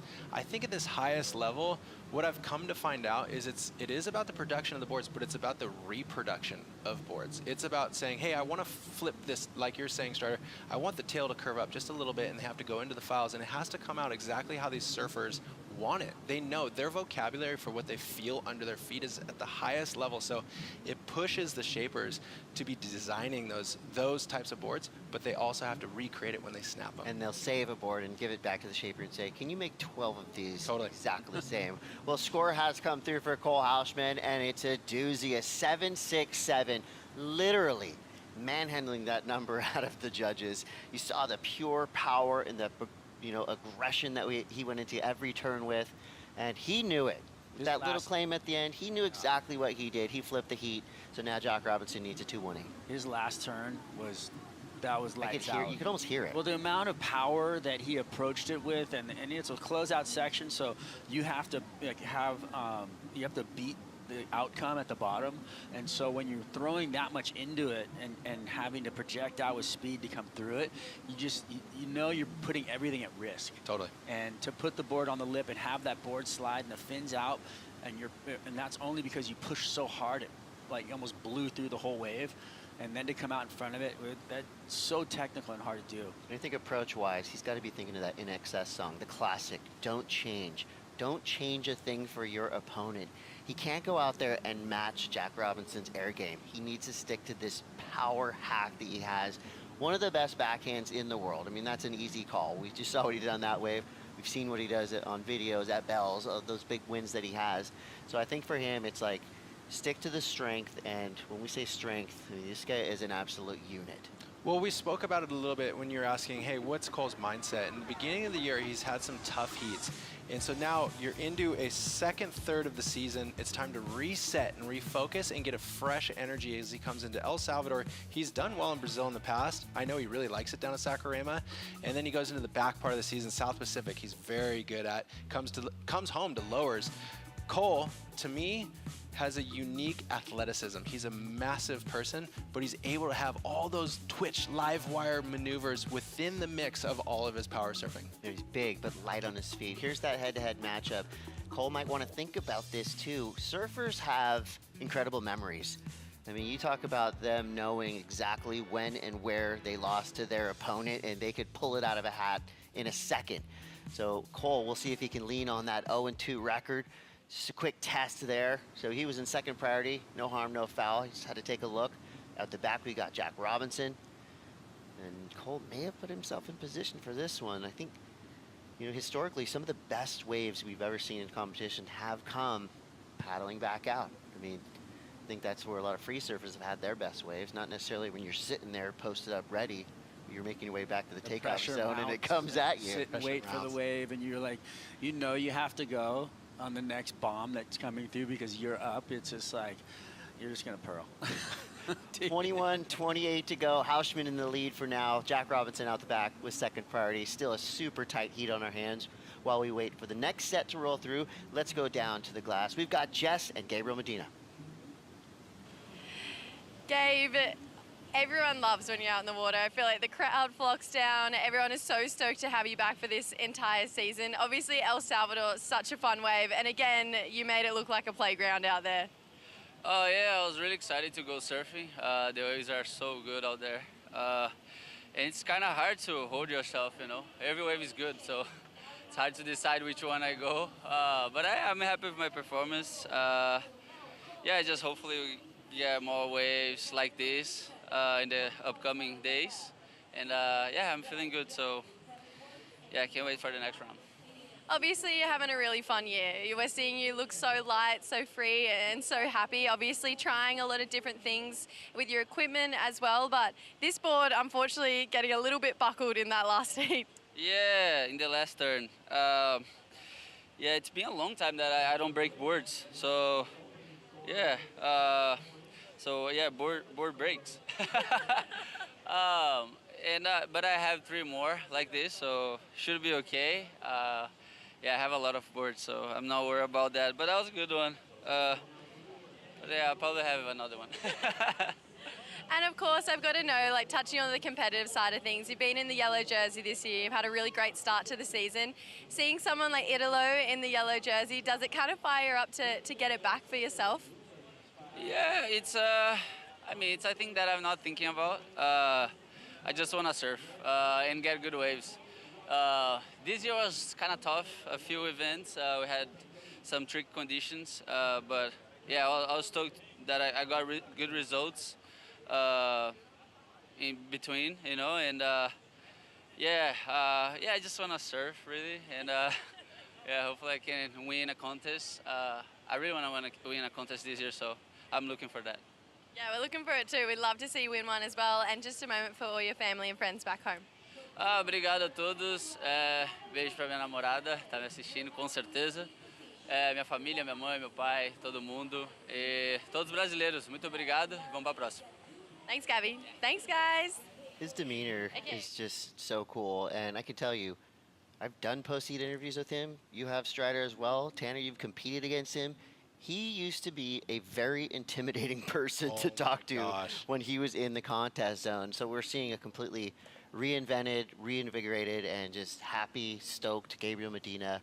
It's really fun to watch and be a part of. Yeah, I can't wait for the rest of the season with him. And, you know, he's got world title written all over him. Well, think about it. Honest, he's just, all of the stops we have coming, everything about his surfing, it's like he's deadly in every single one. He's like a lion in the grass right now. He's just waiting for that first win, and then it's just game over. He has that like free and easy energy in these interviews. He looks tapped in. All he's saying is he wants to just surf good, and it's like, wow, that's what he's focusing on. That's what he's doing. And I feel like you're saying, Strider, back part of the year has always been his like pet area, and he's ready to cash in. He's like the Lakers. It's on. It's on. 17:55 to go. Doesn't look like this set's going to activate the powers of the surfers in the water. So let's go ahead and take a quick break. But we will be right back with more action. Don't miss a minute. There's 17 minutes, 41 seconds left. It's Cole versus Rabo. Stay tuned.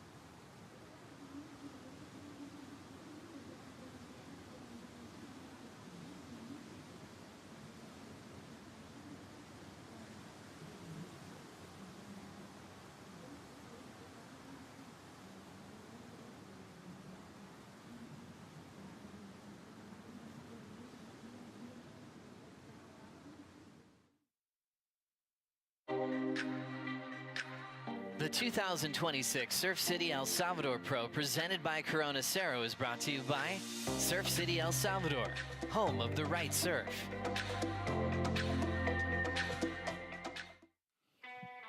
Welcome back, surf fans. We got Cole Houshman and Jack Robinson in the lineup as we speak. 15 minutes, 34 seconds left. Got the Goof Troop in the booth. Tanner Gadasius, Strato Wasilewski, and Chris Cote. We're watching these waves come through. The tide is starting to push, so that could be a good sign. But for now, it's just looking fun and playful.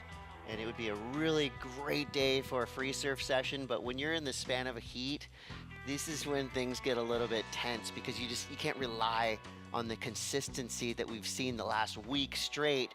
So it's going to become more of a cat and mouse kind of tactical game, I think, for the rest of the day. I feel like when things slow down, you're really challenged to sit with your decisions.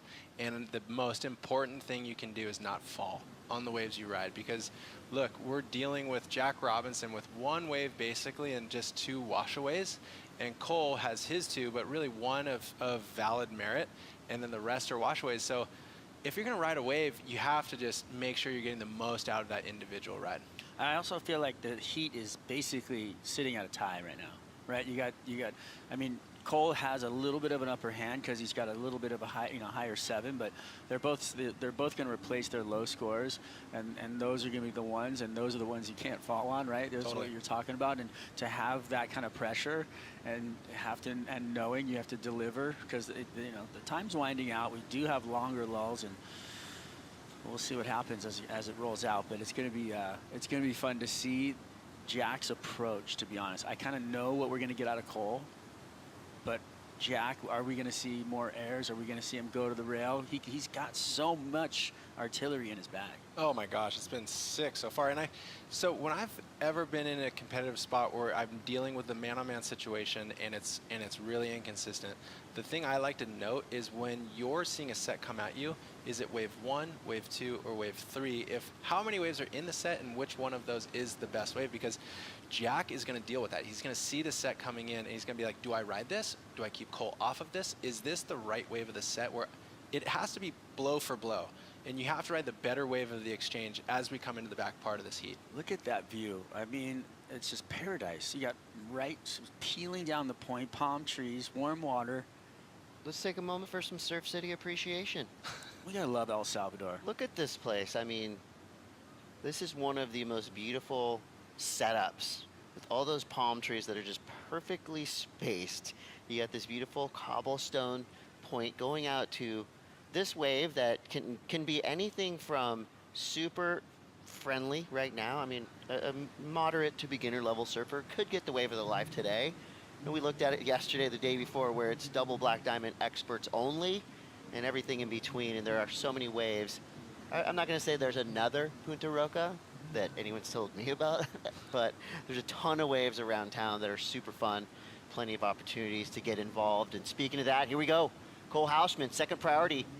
We'll see if he can make Robbo pay. So far, so good. First turn was a blaster. He gets that speed float down the line, maintains composure. The wave kind of collapses in front of him, so I think he got the most of it. He will be rewarded for that first turn. Thing was huge. And he's sitting on a backup of 383. I think he probably bettered that with that first turn. That was pretty much perfect. It was precision, yeah. Yeah, it was a sick one, and he really didn't have much to lose as he didn't have the priority, so he was free to give that a look. He gave it a look and a touch. Well, I feel like the sets are going to start to pulse in a little bit more. Like we are past that dead zone where the tide goes slack, and I feel like it's got to start turning around, start pushing, and we're going to start to see more waves come through in the second half of this heat, and then we'll get to see more action because I really enjoy the heats where you get to see the guys on multiple waves and they're just hammering away. You are a master manifester, so if you say it more often than not, it will come true. My fingers are crossed. Here's a replay right here of Cole, and this first turn is so clean. And it was just kind of a pendulum, though, like drop the tail in and just wipe the whole lip off of that wave. And I think, like you were saying, Chris, he will get a score that will be better. Looks like it comes through at a 4.1. So incrementally, that puts a little bit more pressure on Jack Robinson. I like when Jack is behind the ball, actually, and he's challenged to be competitively pushed. He has a really good headspace. He's always like kind of in a zen place when he's rocking around these events. So he's going to have to tap in here and get over the top of Cole. Strider, thank you for calling these sets in for us. 10.5 to go. Jack Robinson only looking for a 4.78. So feel good about that turn that Cole did. And it did improve slightly, a 4.10. So we're still even in this one. I mean, it's still anyone's heat. Plenty of time left as well. Both those guys had a look at that last wave, and then they do a little bit of R&D. You can tell it's still kind of wondering, like, what if? Those are the thoughts that experts in their field have a good way of kind of just pushing out of their mind. Men's round 3 is looking absolutely stacked. Look at these lineups. You got bros going up against bros. You've got rookies involved. You got it all. You got Liam O'Brien, Callum Robson, Hanneman, Igarashi, Mignot, Dora, Pupo, Fioravanti. Italo Ferrell versus Crosby Colapinto. Cowley Voss versus Zhao Chianca. Medina versus one of these surfers in the water. O'Leary, Colapinto, Al Cleland, Baron Mamiya, all coming up. And honestly, I failed a long time ago in my bracket battle. That was like, it's done. I might as well delete the app. Bye. But if I could kind of mark up some matchups that I'm excited to see, that's the list right there. We're looking at so many cool, totally polar opposite styles of surfing going against each other. Just makes it, and here's another one. Got Connor O'Leary going up against Baron Mamiya, right? 14 versus 24. Connor O'Leary arguably has the fastest backhand whip on the planet, one of the best goofy footers in the world. And Baron Mamiya, I mean, talk about unpredictable. We don't get the chance that often to watch Baron Mamiya exercise his ability to fly. So given a couple ramps, I mean, we could see some vintage Mamiya video park style surfing. I'm literally at the edge of my seat. I might fall off. I feel, too, when Baron has that big alley-oop in his game, we've seen a couple of those guys who possess that bring it out to the play here. Eli Hanneman, one of them. Mateus Hurdy, another one of them. And Baron's in that crew of guys. It's a great maneuver to use within a combo. You get your speed up, blast a fully rotated alley-oop straight into the flats, into your bottom turn. It's one of the easier airs to incorporate into just combination surfing. So I hope as a fan, Baron's going to go there. And if done proper, at the beginning of the wave, you're setting yourself up for greatness. Huge, huge, huge, huge. And the in-transition part of it, like you were saying, it's one of those maneuvers and aerial maneuvers that you can come out of and go into another one. And it's just that whole down-the-line production or projection where you're actually moving down. I mean, I think Mateus must have covered 20 feet. Totally. Laterally across the wave. Yeah. But, as he was doing his maneuver. So it has to be done in one motion, though, it's right? It's super functional. It has to be done in one motion to really get that effectiveness, because when people first started doing alley-oops, super cool. I mean, imagine some of Timmy Curran's first alley-oops, right? Alley-oop into the whitewater and kind of spin back around, and that was totally mind-blowing and revolutionary. Well, it's been a long time since that.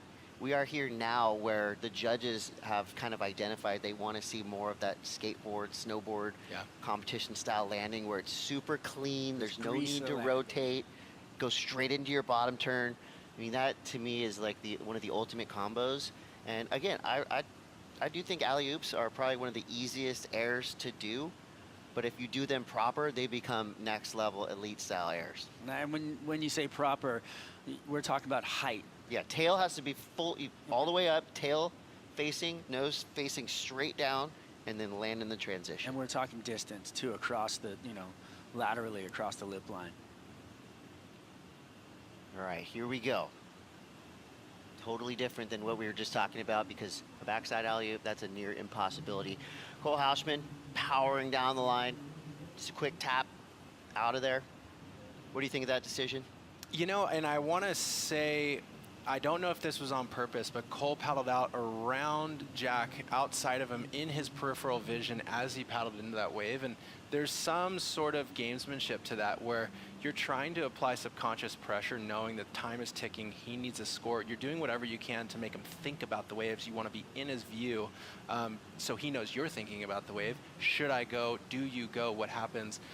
Jack is a bulletproof competitor, but I think Cole is doing what he can to see if he can ruffle feathers. A little jab, a little subtle He jab. paddled right like at Jack Over on that wave. You know what? You saw that too. Yes. It's all warfare.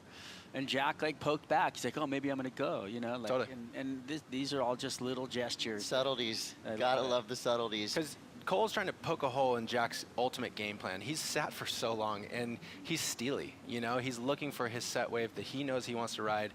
Because, like you've said, Strider, this is essentially it's a tie heat with a 7-6 versus a 7. So it comes down to that one final ride that's going to take it to the wind. You guys, we're going to hook some people up right now, okay? Get your phones out, What are we wherever doing? you're watching. What I know are we doing? Kids, you're out of school, so don't worry about it. Get your phones out. If you're at work, get your phone out. Low key, we're giving you 2 free weeks of Surfline Premium. That's right. Hit that scan code QR thing that you all know how to do. Hit that, and that will give you 2 free weeks of Surfline Premium. You can check over 1,000 cams. You can text Strider and say, when are you surfing this spot? I want to watch you on the live stream. I want to text Surfline and find out I'm still paying. You can be like me. That credit card charge every year. You can be like me and embarrassingly look for over an hour for a clip that you thought was good on the Surfline Rewind cam. And then you find out you just waste your time. But either way, I mean, we all There's use some Surfline. sneaky cams. I've pulled some shots off of some sneaky cams. Yeah, I've spent so long looking for Good clips. gas chambers cam. It's embarrassing, but it's also, you know, it's part of the job. These two guys, they're just out there just nuzzling up to each other. I love watching this. I mean, let's look back. Jack's first 7 was like right off the buzzer. Yeah. You know what I mean? And since then, he's kind of been sedentary as we come into 4 minutes left in this heat, and he's giving this an honest look as we see him take off. All right, Steely Dan, let's go back. Jack, do it again. Bam! Good start. Plenty of speed down the line. This one's growing for him. That was a nice looking second turn. Cranks around that section again. This is looking like the polished Jack Robinson that we know and love, and he recovered all right. Commentary curve. I was He just on gonna his say way it. to a huge I called that wave score. so good, you guys. What are you talking about? so well. Steely Dan, As well. the whole thing. That was So well. There was some incredible turns in that mixture. Jack did a really, Did he break his really board good again? job. Oh wow, is that a broken Stop board? it. It looks like another broken board. I didn't, when I said Steely Dan, do it again, I didn't mean break your board again. Man, I want to see the IC replay of this thing. Oh, not to mention, Cole and Jack are both IC sunglass team riders. Well, there we our go. official WSL Hey, sunglasses. this caddy has had to go into the beach, over the rocks, get a fresh board, come back out. He's had a workout. He's local, though. He knows. He knows. Yeah, he's the local homie for sure. Inside of 3 minutes now, this is where things are going to get interesting. So Jack's looking for a 4.78. Bang! You know what? He surfs this wave really well. This turn right here was so perfectly placed, and then he caught the lip on the way out. Yeah, Is he did that a it really right good there? job. No, it's this next turn right Wow. here, and it Oh, comes right there. down, which I'm still thinking he pulls cleanly. Hey, he came away with some good turns there. It was, like you said, all about timing, placement of the turn. It threw great spray. I personally think he made the most. If he had come out of that cleanly, I he would think have that's made where he the most buckled of his that wave. board. It was on that very last turn when he was in the lip and he kind of tried to kick out down and landed and it flexed under him. I feel good about that one. So do the judges. Just by a sliver, a 5.33. That puts Jack Robinson back on top. We knew this one was Wow. going to be a battle. And Wow. it's lived up to all of it. I mean, there have been slow moments, but when things flare up, man, they flare. We don't Inside have- of 2 minutes now. 2 minutes. Cole Houshman is just, what is he doing out there, Tanner? Is he just... Oh, he's loving it. This is the moment you've waited for. You have 2 minutes left. You have priority. You need a score. There's nothing else you can do. You got to embrace that little bit of discomfort, You're Strider. calling waves right now. You're going, Huey, bring him in. Let's have it. Only needs a 4.66. That's a hard score to get, though. Yeah, but look, I'm impressed with Jack. He waited for so long, and when you put yourself in that position, you have to, like we said, stay on your board. He buckled another board, and he actually rode out of that turn. Well, if you want to know at home what it feels like to wait that long for a wave, and maybe you know someone with the jacuzzi, go sit in the jacuzzi for about that 15, warm out 20 there. minutes and see how that feels, because that's exactly what it's like in this lineup. It's super hot. It's, you know, it's the difference. Like, you sit around, you get cold, it stiffens you up. You sit around in the water out here, I mean, you feel like you're at the spa, and it can kind of like puts you in a little bit of a trance. With a minute left, will a wave come through in time? We know what Cole Hausman is capable of. One big backside hammer could be a 4.66, but he needs opportunity to knock, and there's only 45 seconds left. Oh, paddle up the point, go find one. Oh my wow. God. Right? I mean, he's got no choice. This is intense. Man, I thought it was going to be a chill afternoon. And it's a 4.66. It's like that one score. It's like, it's two maneuvers. It's so crazy because now we're going back looking at his 4.1. Could he have done something a little different to get the 4.6 on that wave? Well, Jack Robinson straight up Shreddy Krueger, because he is going to give Cole nightmares for a long time after this one. Unless a wave can come through in time. No. Gosh, and this is, I'm just going to be quiet here for a second. This is it. This is his opportunity. He's got to catch this wave. See, okay, that's been Cole's season, right, so far. He's had these big heats, these big leads, and just another heartbreaker there. The good news is Cole Hausman is an extremely good surfer. He will bounce back. We're going to Brazil. He's had success there, but this is the moment that, I mean, this is the side of the sport that is kind of hurts you right here. These tight heats are so tough to digest, you know, and for that to flip on him at the very end, there's a little bit of salt added to it. But Cole, like you said, such a phenomenal surfer, and I know he's going to be looking forward with a positive attitude. I'm baffled. That was a tough heat. He has to end like that, you know. He's got the right to be mad. I mean, not at anyone, but not even at himself, but just mad. Jack did his work, and he came through strong and waited for that wave, like you said, Tanner. Yeah, it was always going to be an interesting matchup. I mean, like you said in the very beginning, Chris, power versus precision. We did not foresee that aerial coming into the game, and that was a delight. I think Jack stepped out of the box and ripped in, and he's deserved to win the heat. Good times, tense times, bad times, all the times. They're going to continue on. Special guests coming through. This is going to be awesome. Stay tuned. We'll be right back.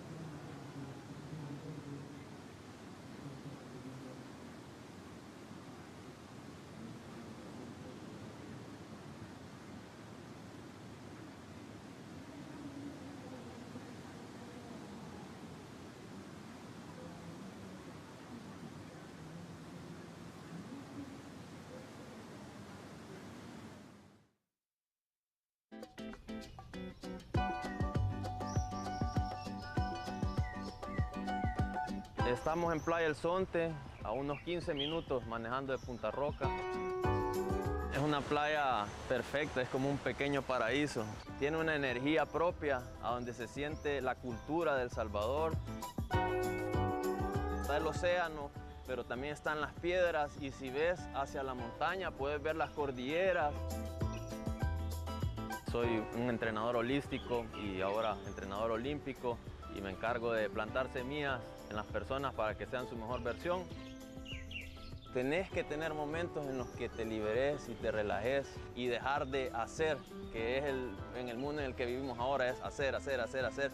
Brian lo tiene bien presente porque es disciplinado. Para ser un atleta de ese nivel también hay que aprender a parar.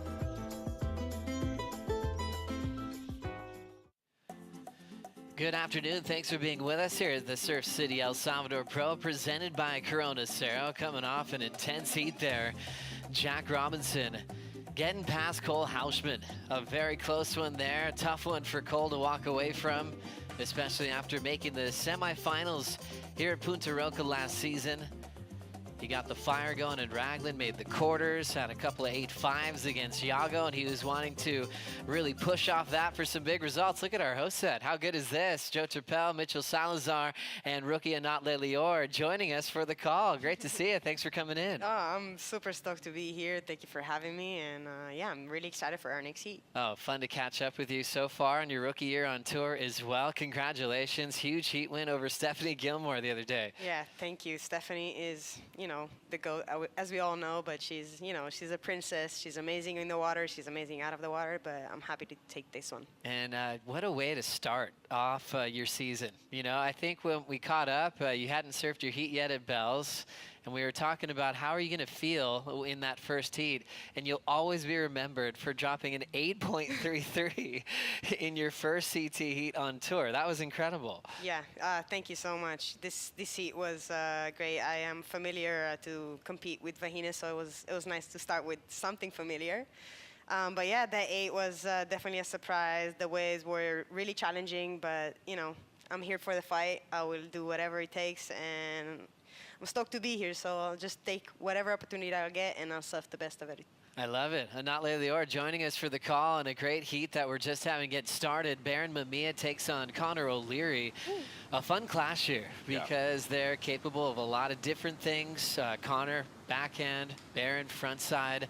Connor, one of the biggest guys on tour, has now kind of been celebrated for maybe having the most powerful backhand attack out of anybody on the top 34, Mitch. Yeah, definitely can be compared to the likes of Mark Occhilupo. I'd put him up there, one of the best goofy footers in recent years that have qualified for the CT. So catching up on some replays, Jill, it's just a couple of small scores for Connor right here at 2.33. So strong first turn, a fall in the second one right there from O'Leary. And then Barron was also able to get things going right there. This is a 5.5, so the kid that I still expect a lot more from him. We've seen him succeed over in Hawaii, of course. You know, winning at Sunset and 2 times over at Pipe. Great flow. I love the attack right there. And just, we talk about the element of speed being so necessary right here at this wave, Joe. Great use of it right there. And not looking at someone's success like Connor O'Leary, especially what he did on the Gold Coast. And the kind of person he is, too, he's pretty easy to catch up with. It's kind of special to see him hit the prime of his life right now. Yeah. I know you love studying the game. That's what I learned from you in that Meet the Rookies piece. What do you take away from Connor's surfing, especially being a goofy footer yourself? Yeah, I will embarrass myself a little bit. I'm definitely a fangirl of Connor. I remind him every day of he's such a good surfer. He reads the wave so well, and his heats, the last few heats he had were so smart. And yeah, El Salvador is the best performance wave, and we have Connor right now. Here we go. Connor O'Leary stepping into his 3rd wave so far in the matchup. Carving a slip up there. Yeah, those lumps and bumps are so hard to navigate sometimes, especially on the backside, because you don't necessarily see it coming. But I'm sure Connor will, you know, make it happen. And how you've been working out wave selection out here through the warm-up sessions and then in your heat as well with Steph, because it looks like there's some waves where you're going uphill and then you got speed bumps on them, and then maybe the next wave in the same set can be nice and groomed all the way through. Yeah, that's true. I mean, in El Salvador, in Punta Roca, we're usually going to get a set of 2 to 4 waves per set. Usually the first waves definitely have a lot of bumps, and once the second and the third one are coming, they're definitely cleaner. But again, actually in the lineup, we're talking about those goofy waves, you know, those waves that are coming a little bit from a different angle, kind of wider, and you see them breaking a little bit, and then once you get those on the backside, you can just go to town, you know, up and down, up and down, up and down, and I feel like that's what Connor is going to try to do. He's going to try to look for those. And, you know, Baron, he's a feisty one. He's on a very light board. He's looking feisty as well, just like Connor is. And I think we have a good heat you know, coming up. It's Baron definitely started with a better score, but there is more waves to come, and it's going to be better. It's interesting, you know, when you break down someone's success at the venues on tour, and a lot of times people get on tour from wherever they grew up, and then they've got to work on pipe. They've got to work on waves like in Tahiti and cloud break, and Baron's starting off kind of with the flip of that. You know, any slab that's going inside out, you're like, well, he's a favorite to win, and now he's picking up all the other skill sets he needs. Correct. I mean, 5th place here a couple of years ago, back in 2023. We've seen him dominate at the box too, and even at main break at Margaret River, those are his types of waves. I still think he has a lot more to give at Bells, but it's a development and it's a process, and we talk about that even 5-6 years on tour. You think to yourself, okay, I think this is going to be my year. You still have a lot of hiccups and setbacks, and I think Connor's a prime example of that, Joe. Your success doesn't come immediate. Last year he was able to win his first CT event over at Jeffreys Bay, and this year he already has a final too, but guess what? He's in his early 30s, so it took him a while to get to this point. And the 10 he got at J Bay. Yeah. That was made Goofy Foots cry around the world. I think us two did that. Yeah, we definitely had a tear or two. It's like one of those things where you're like, I remember where I was when Connor got that 10-point ride, and it helped to get that momentum over Toledo and then go all the way to the final with Iago. One of those guys now that is expected to do even more, you know, after such a successful season. And there's always going to be pressure in this tour. And that sometimes turns into great things. As far as catching up with you, not after we're already flying through the season. For sure 4 we events are. done into your 5th. What's the update on how you're feeling on this Dream Tour? I'll be honest, it's been difficult and dreamy. This Dream Tour is definitely the best it can get, and it started off in Bells, again, pretty good for me with a good score in one heat, but then the next heat was not that great, and then back-to-back losses until here. But yeah, I think I'm focusing right now on trying to feel like I belong. And there's so many good people around. If it's Carissa, if it's Connor, actually, Connor on one of my free surf, I had a small cry out, and he just came up and hugged me and let me know that I belong, and there's always a place for new people, and you know, I have nothing to lose. I just had to show my surfing and enjoy it. Yeah, and I think when you have those intense emotions, you know you're doing what you love, right? Because you care, and you've prepared your whole life for this. And it wouldn't be easy if it wasn't the best surfers in the world, right? And you kept into this stage, and coming from the rookie class that you're a part of too, with all those reps in the European series, I mean, you're a big part of a huge movement on the top 24. Thank you. Yeah, I feel proud. We were just talking about the fact that, you know, all the goofies around the world saw Connor's final in J-Bay. I remember I was in La Canute doing the QS. It was, I think, below ankle waves, and I was just scrapping for the win because my favorite goofy just got his, you know? That's really cool. Yep, you remember where you were at that time. Baron 5.5 start, has a 1.0 as a backup. Connor just kind of getting things started as he's sitting under priority at the moment. One significant change as well, Mitch, for Connor was sometimes he just kind of surfed into rhythm in the last few years where he actually would fall a lot, trying to just blow the lip to pieces. That's really shifted, and that was really evident in his run to that semifinal or over final finish over on the Gold Coast. Yeah, and try not to overdo things, and it seems like B here going to use priority on this one, Joe. Bermamia's got some room to really rush this section. He is flying right now, front side grab, great landing to beat a section above the lip.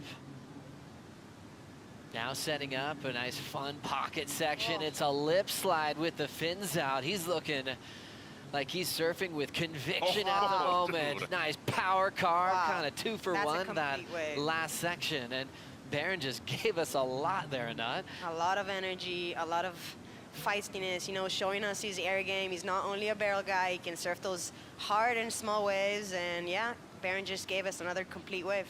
There's these days on the North Shore where he is just lights out, landing crazy rotations, going above the lip, and a lot when he was really young, he was doing that, you know, as a young teenager, not just riding barrels, but doing some highly progressive surfing. And you know, judges love variety and big combos, Mitch. We'll see where they go with this one. They do, and as you said, we've seen him growing up since he was a kid over here in this part of the world. And not anybody who's been a fan of Chucky Dooley and Snap series, you see this in these videos. Straight air right there with the grab, comes out of it. And as you said, just super good energy right here in that. He makes sure to keep that speed up right here, regain it. This turn is insane right there in the pocket with so much froth to be able to control it. And I'm a huge fan of this carve right here. Brings it down all the way with a ton of intensity. Fits in the 2-for-1. Should be the BOH right here, Joe. Look at this. That's that classy little stylish frontside grab. Let's go early. And then fills in the soft spot well. The wave changes shape so much down the stretch of the wave, and he did well to read it with variety. Yeah, he's definitely fitting all of his power into the right places of the wave. You can see he has a lot of speed in every turn he had. It gave us a lot of variety of his turns, and you know, all you need to do is just tack to finish, and that's exactly what he did. Looks like he's on a great board, too, from Channel Island Surfboards, which is just such a giant part of your career is equipment. Update for you, Anat, how your boards are feeling and what you were riding in the heat with Steph. Yeah, I've been riding Silver surfboard. He's a guy that works with Italo. He's a Brazilian guy, Tico and Teco. They're based in Brazil. I got to know them through my coach. They've been helping me a lot through this rookie year, very, very fast. Everything is happening really quickly, so they delivered a lot of boards. I've been riding I've been liking one model, the Driver Pro 3.0, I think. I might be wrong. It's all pretty new, but yeah, I like those epoxies. I haven't tried those carbons like Baron likes them.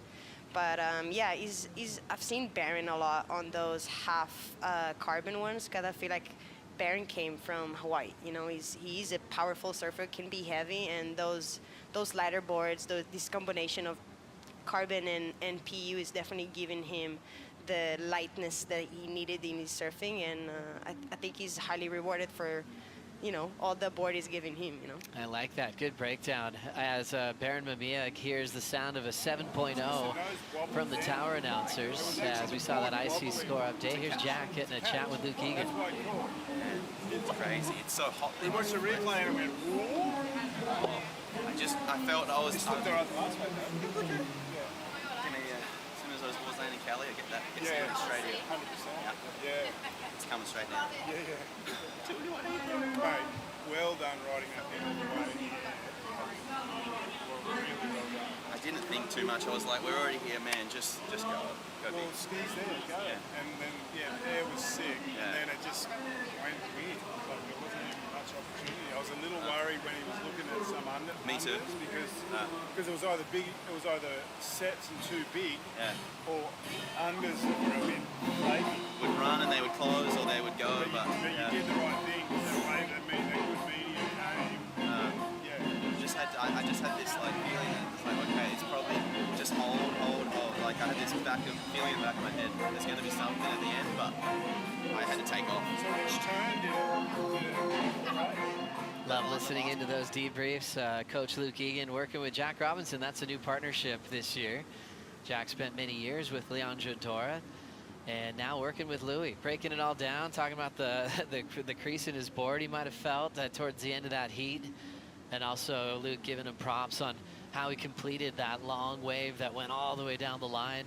Jack in a position where he wants to make some heats, and that was always going to be tough against Cole Hauschman, Mitch. Definitely was, and actually Cole had the better wave out of the two surfers out there. He had a mid-7, whereas Jack had the straight 7-point ride, so it just came back to the backup for both of them. And could be the same situation right here, because Connor, we all know that he can post a couple of 6s in a blink of an eye, but Baron Mamiya already has a 7 and a backup of a 5.5, so into the double digits, looking good with pretty much, you know, half the heat still remaining, Joe. Yeah, just thinking about those moments to debrief. A heat win or loss, not Lelior. What's your program after each heat on tour? Are you watching a lot of tape? Depending on whether you win or lose, is it different? I feel like I'm the odd one. I see everybody win or lose, like watching their heats. It's kind of like a small heartbreak for me when I lose. If it's a mistake that I do, or if it's not there enough waves, it really depends on the loss or the win. Even some wins, I don't really feel like, you know, it's a victory. But I always, why not? I don't know, like, you know, you always expect to have 8s and 9s in your victories, but sometimes it's 3s and 4s and 5s and 6s. It's not always amazing, but I feel like it's managing my expectations and always being prepared for the next one. And yeah, I try to be present and enjoy either the loss or the victory. Yeah, it's a good thing. It's like finding the right mental space where you perform at your best, right? And sometimes I think when you get through a heat and you're not celebrating too early, that can be a good thing. Where I remember seeing Yago after his 10 in Raglan, and he was eating dinner, and he was like, I'm trying to come down. I'm trying to come back to earth, because that was what a feeling. That's what you surf for, but he hasn't won the event yet. So his process was actually going, I haven't done anything yet. He was trying to bring it down, but still enjoy what was one of the raddest moments of the season. That can be hard to do. That's true. I really agree with Yago. It's like every heat you win or every round you pass, you're like, you want to celebrate it, but you want to do the best you can, and the best you can is to win an event. So I agree with how Yago deals with it, and I feel like it's the same with losing. You know, you can invest. You have to bring yourself up as much as you bring yourself down. So, you know, this season is, you know, we're already past 4 events. So we need to come back to our center and to move forward, or to maintain our emotions and energy for the next one. What about this location? Have you been here a lot, like with the ISAs and stuff? And I is have. it pretty familiar for you? Yeah, I've been here a couple of times. I actually didn't surf Punta Roca as much. It's just, you know, the locals are kind of hard here. Kind of hard. And the waves were never really big when I was doing the ISA, so it was never really good. But this year's I got to know some of the locals as well, and some of them are really, really nice and welcoming. I know it's such a perfect wave, and it's hard to let go of a good one every now and then, but they do. And yeah, I'm stoked to be here, stoked to surf this break, and you know, I'm taking everything in.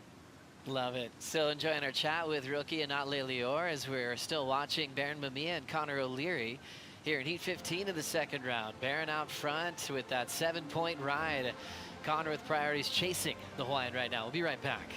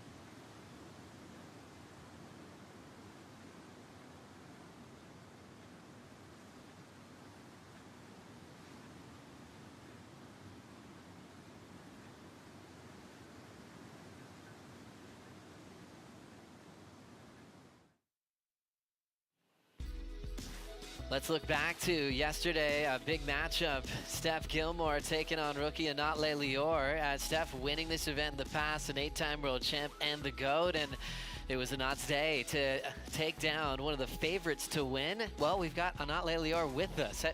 Let's walk through this wave and how you were feeling at this stage of the matchup with Steph. My legs were shaking the whole time.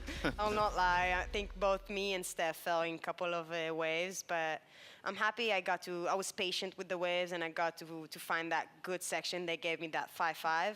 And yeah, after that, it was just kind of like building the heat and finding those backups between those lumps and bumps. And there you can see the Israeli crowd, my Israeli family, they're strangers, but you know, they make me feel at home everywhere I go. What a warm reception on the beach. That's what it's all about. Fans are the best. That's a moment you'll never forget. I'll never forget. Every event, I have such a big crowd. It's crazy. In Margaret, I had like 30 people waiting for me.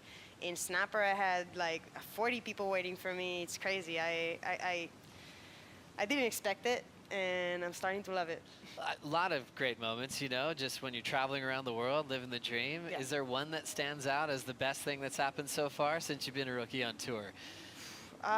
Definitely best moment so far is beating Steph. But I'll give it to the fans. You know, they're the best. I cannot thank them enough. And yeah, back to the sea. Baron is looking for more, while Connor is gonna wait for a good one. That's right. Connor O'Leary holding down priority, representing Japan. Raised in Cronulla, just like Mark Akalupo and Richard Dog Marsh, his coach. Luke actually spent a lot of time in Cronulla as well, and did some coaching with Connor, which I always find interesting, Mitch, because people trade coaches over the years. Right. Sometimes I think that'd be really helpful. The guy's like, you know what, I know what this guy's weaknesses are because they spent time together, and maybe you could coach them into exposing that if you can. Right, but they also know your strength and weaknesses too, so it can work That's against very you, true. and it can work in your favor. But it's a great point, and you know, we were having Kanoa in here for a few heats ago, and he was just going back and forth about pretty much the Excel spreadsheet that he has in his head over his competitors, certain waves, and just ways to really strategize against certain people too. But you know, you still have to adjust, and you know, to your point, Anat, that you were making earlier, this is a learning process, and you know, you got to take the good with the bad. But how have you been able to find somewhat of that medium balance right there, where it's like, okay, make sure you're learning about this, but even that loss, take it more as a lesson rather than just a loss itself? Yeah, this medium is, I think, is hard to find. You know, only last year I was just doing QSs, so I think coming into this challenger year and then, you know, hopping to the CT, I felt like I found this good medium, and I found it in people that I love. Traveling alone is definitely not easy, and sometimes you cannot do it by yourself. So even if I have a tough loss, I just go, you know, do something with my girlfriend. Or if I have a tough loss and I'm alone, I just call my coach or call my parents. And if it's a victory, you know, all you want to do is just be with the people you love. So I feel like people is a very important thing in our career, because it's solo. We're out there by ourselves. It doesn't matter who's outside, but we're out there by myself. We're gonna be doing those mistakes. We're gonna be doing those victories, and it's all up to us. And every heat is, you know, in every heat we put our heart out, and but yeah, it's all goes down to people. That's cool. Do you have other outlets, other hobbies that take you away from like over obsessing about the game? I wish I had more. Like I draw sometimes, but I don't anymore. But yeah, these days I'm pretty obsessed with surf. I like that. That's a good place to be. Connor O'Leary driving off the bottom. Wow. There's that big vertical he's famous for. Whitewater section's just going to reroute the second turn. It'll be just a little fade. He's hoping this wall starts to show some more promise down the line. Just another swing back into the pocket. Not giving him a big wall to coil up on just yet, but he's found it. Bang, right off the lip line. Those legs are burning. Yeah, some of the strongest legs on tour. Oh. Hits that section well, finds his feet through the finishing move, and steps off. So a hard-working wave. Started off well with a giant vertical, and then when it kind of went flat and a little out to sea, he did well to stay light on his feet and transition, Mitch. Yeah, definitely did. Especially, I think the meat of the score are going to come off of that first turn, of course, all the way on the outside. But these two guys, after that opening exchange, especially after the 7, it's kind of been a little bit wave-starved out there. And I think Connor was expecting to find some better quality waves, Joe, and unfortunately they haven't come through. And this decision had to come at a point of the heat where you're under 10 minutes right now. You need to get a score on the board and break that mini combo that you're in at the moment. Anat, tell us about this first turn. Oof. Connor has this verticality that nobody has on tour. I feel like he was reading the wave, he was milking it all the way through. I feel like after that first section, he didn't have much to do with. So every section he got, he just pushed against it and just made sure he has at least, I don't know, an average score to work with. You know, he has 7 minutes remaining. He's gonna have to start working with any wave he gets. And again, like you said, there weren't a lot of waves coming, so he did everything he could and finished it off well. Great job for Connor O'Leary. Great surfing family that backs him. Actually got to see his parents both out at Snapper Rocks after the event finished, and they're both getting really good rides. Mom's a sweetheart too. She's amazing. Probably one of the biggest smiles you'll ever see in a lineup, and still absolutely rips. Had a great competitive career. A lot of surfers from Japan would stay with the O'Learys in Australia. as they're looking for points on the QS. Let's take a moment to catch up with Jack Robinson with Jesse Starling. Jack, what a stressful heat, I'm not gonna lie. I mean, that heat was kind of a little bit good wave starved, I felt, and then breaking 2 boards. I don't know if I've ever seen that before in one heat. You went and had a bit of a debrief and you regained yourself, but how was that heat for you? Because it looks stressful from land. 2 boards, 2 waves, that's it. Yeah, I just went and took that first wave. I was like, all right, this is the longest wave ever at Ponteroca, and I just was like, okay, didn't think too much, and I got that one. I was like, okay, got a good score, but it came down to the end, really, like to hold my nerve and just trust it, you know, to the last moment. And then, yeah, fortunate enough that it slowed down, but yeah, I had to take off on that moment and get the score. So yeah, it was pretty wild. You take those ones. I feel like when you have heats like that, I feel like it almost makes you narrow yourself in on your decision making even more. You're already a guy who taps into that meditation and narrowing your mindset already, but did you find yourself kind of having to reset halfway through that heat to be like, okay, I just need one more wave or one more score? Yeah, well, I was actually happy that I broke the first ball, because I was like, I wanted to kind of ride the green one, the one that I was on. I was like, oh, this is going to be good. I can't wait to ride this. And then, boom, I broke it. So, yeah, I just didn't think too much. I was like, all right, surf it like it's been the last few days. I've been having really fun sessions and just put it together. You know, it's those ones test you for sure. Yeah. Kept your caddy busy in that heat for sure. And of course, Jack, I mean, this event, it's a right-hand point break. We know you do some of your best surfing when we see you on right-hand point breaks as well. Coming into this, is this one of those events where you can feel nice and loose and free in the jersey? For sure, yeah. I feel like surfing snapper a lot, and the points on the East Coast definitely, you know, it's helped a lot in the last years. And yeah, I love a good point break. You can go out and make it look beautiful. It's a joy to surf. So yeah, just recompose and just wait for the next one. You take heats like that, it goes your way. Congratulations, Jack, and we'll see you in the next round. Thanks. Thanks, guys. Thank you very much, Jesse Starling. Big win for Jack Robinson as he's trying to put himself into the top 10 before he leaves El Salvador. And he's created a very exciting matchup for us to look forward to. Jack Robinson versus Gabriel Medina in round 3. We've seen that at different venues around the world, including pretty heavyweight finals. Think Teahupo and Tahiti with a spot in the final 5 on the line. Comeback win, too, winner for takes Jack, all. right? Yeah. You know, they have so much great history, and as surf fans, we're lucky that we're seeing that as early as the 3rd round. Big windup for Connor O'Leary, setting up another big off the top, moving quickly down the line, and he looks so connected to his surfboard. And that was a nice read for a kind of a running right that fast. That was one of those waves that only Connor can make a score out of, you know. It was a very fast wave. I'm sure it was not the wave that he was looking for, but I think it was more of a confident boot. He has 3 minutes. Everything can change in those 3 minutes. You never know. Maybe a set with 50 waves will come. You know, everything can happen with the ocean. This sport is exciting, and that's what we're here for.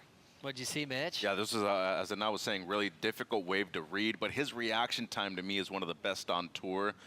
We talk about great backhands and, of course, you know, having that elasticity, but getting up to the lip when it's coming down on you, I feel like he's one of the best, at least personally on tour right now to do it. So 3 minutes to go. I think this should improve on the 417 just based off of degree of difficulty of those maneuvers right there.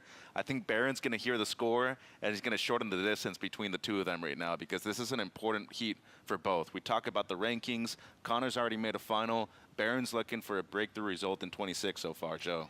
Well, we always break down who has the advantage. Goofy versus regular. And when we get to see it in a heat, it makes it really interesting. This is going to make both of you very proud. I'm happy. Whoa, and we're winning. Going to make me cry. Can we get a high five?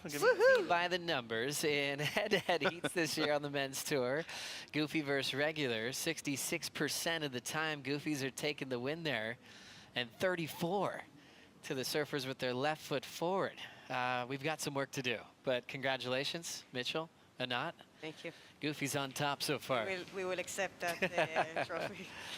Look at that. Barron might help that statistic for the natural footers if he keeps this lead, as Connor's last is already in, held to a 4.10, even though he surfed it well. Yeah, Not size what of the he was wave. looking for. Size of the wave. this is maybe the only one where I'm just like, I know it's the size of the wave, but the steepness of those sections, that was so hard to do right there, especially 3 consecutive maneuvers. But at the moment, regardless of the situation changing or not, Barron did shorten the distance. This is still the smart thing to do right here at this Yeah, point. it's true. I mean, I don't blame the judges by not going higher. The wave of Barron, like the 7.0 and even the 5.5, was a bigger wave, you know. Unfortunately, those waves didn't really come that often anymore. But yeah, I mean, Connor squeezed every bit of score he could from those waves, and let's see, 1 minute and 15 remaining. I'm hoping for another set to come. The horizon is a little bit disappointing, but you know, we never know. Down to 1:10 on the clock. Connor having all the success in the world when he finaled with Ethan Ewing. And, you know, he's won J-Bay. He said the feeling he got might have even been bigger than the way he felt because he won, or he was in the final in front of all of his friends and family with a crowd that wanted him to succeed. And he said that just kept lifting him. He'd run through the crowd. He'd give like 1,000 high fives. And he's like, I'm just going to take this energy with me.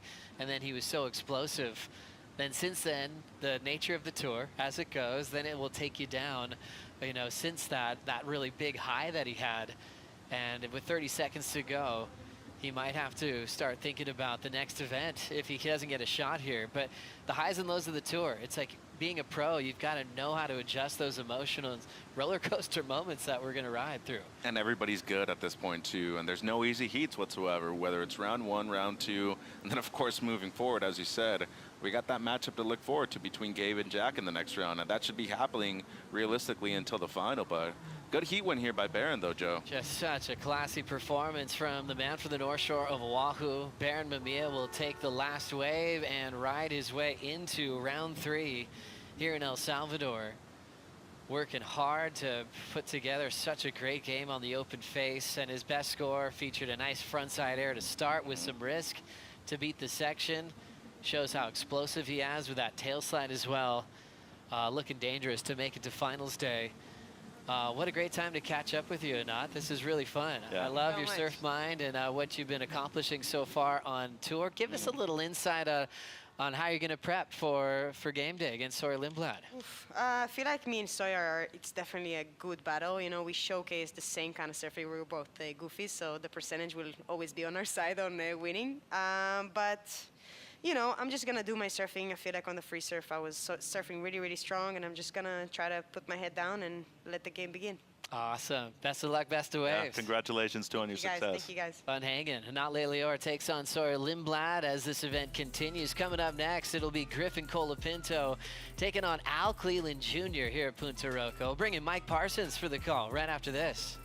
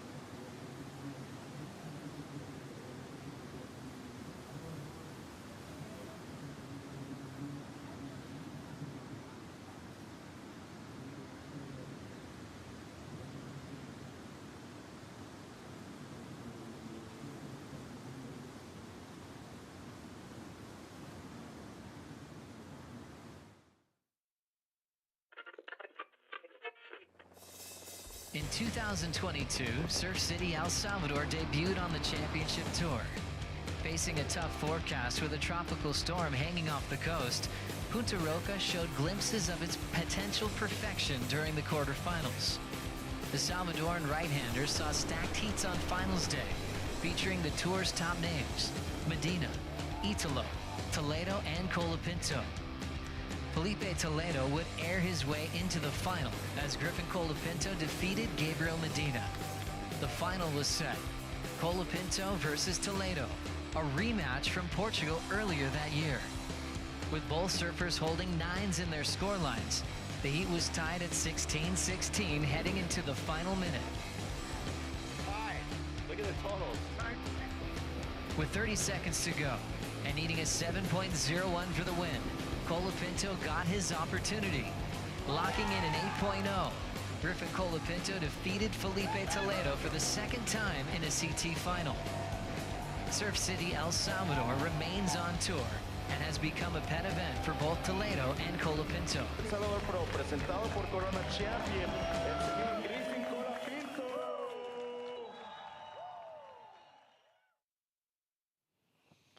Love those flashbacks of celebrating 50 years of the World Tour. Griffin Colapinto already all over it with his clashes with Felipe Toledo in back-to-back finals in El Salvador in the past. And he's up now, starting things off against Al Cleland Jr., loading up and just getting disconnected on that psycho little end section. We've had some unbelievable wipeouts throughout the event. He just popping up now, seeing the power of Punta Roca. He had that kind of stance, like he wanted to ramp up, but ended up not finding that kind of space. Hey, look what's going on in here. Joe Turpel, Mitchell Salazar, a guy who enjoyed the tour, chased giant waves, coach, manager. I think you check every box, including a 2-time Emmy winner. Mike Parsons. Mike, so good to see you. Yeah, stoked to be here, you guys. It's been an amazing event so far. Lots of good swell in the lead-up days. Incredible surfing going down. So excited as we get things rolling here and further into the event. Got a huge forecast and lots of waves coming, and everyone seems like they're really stepping it up now in this round.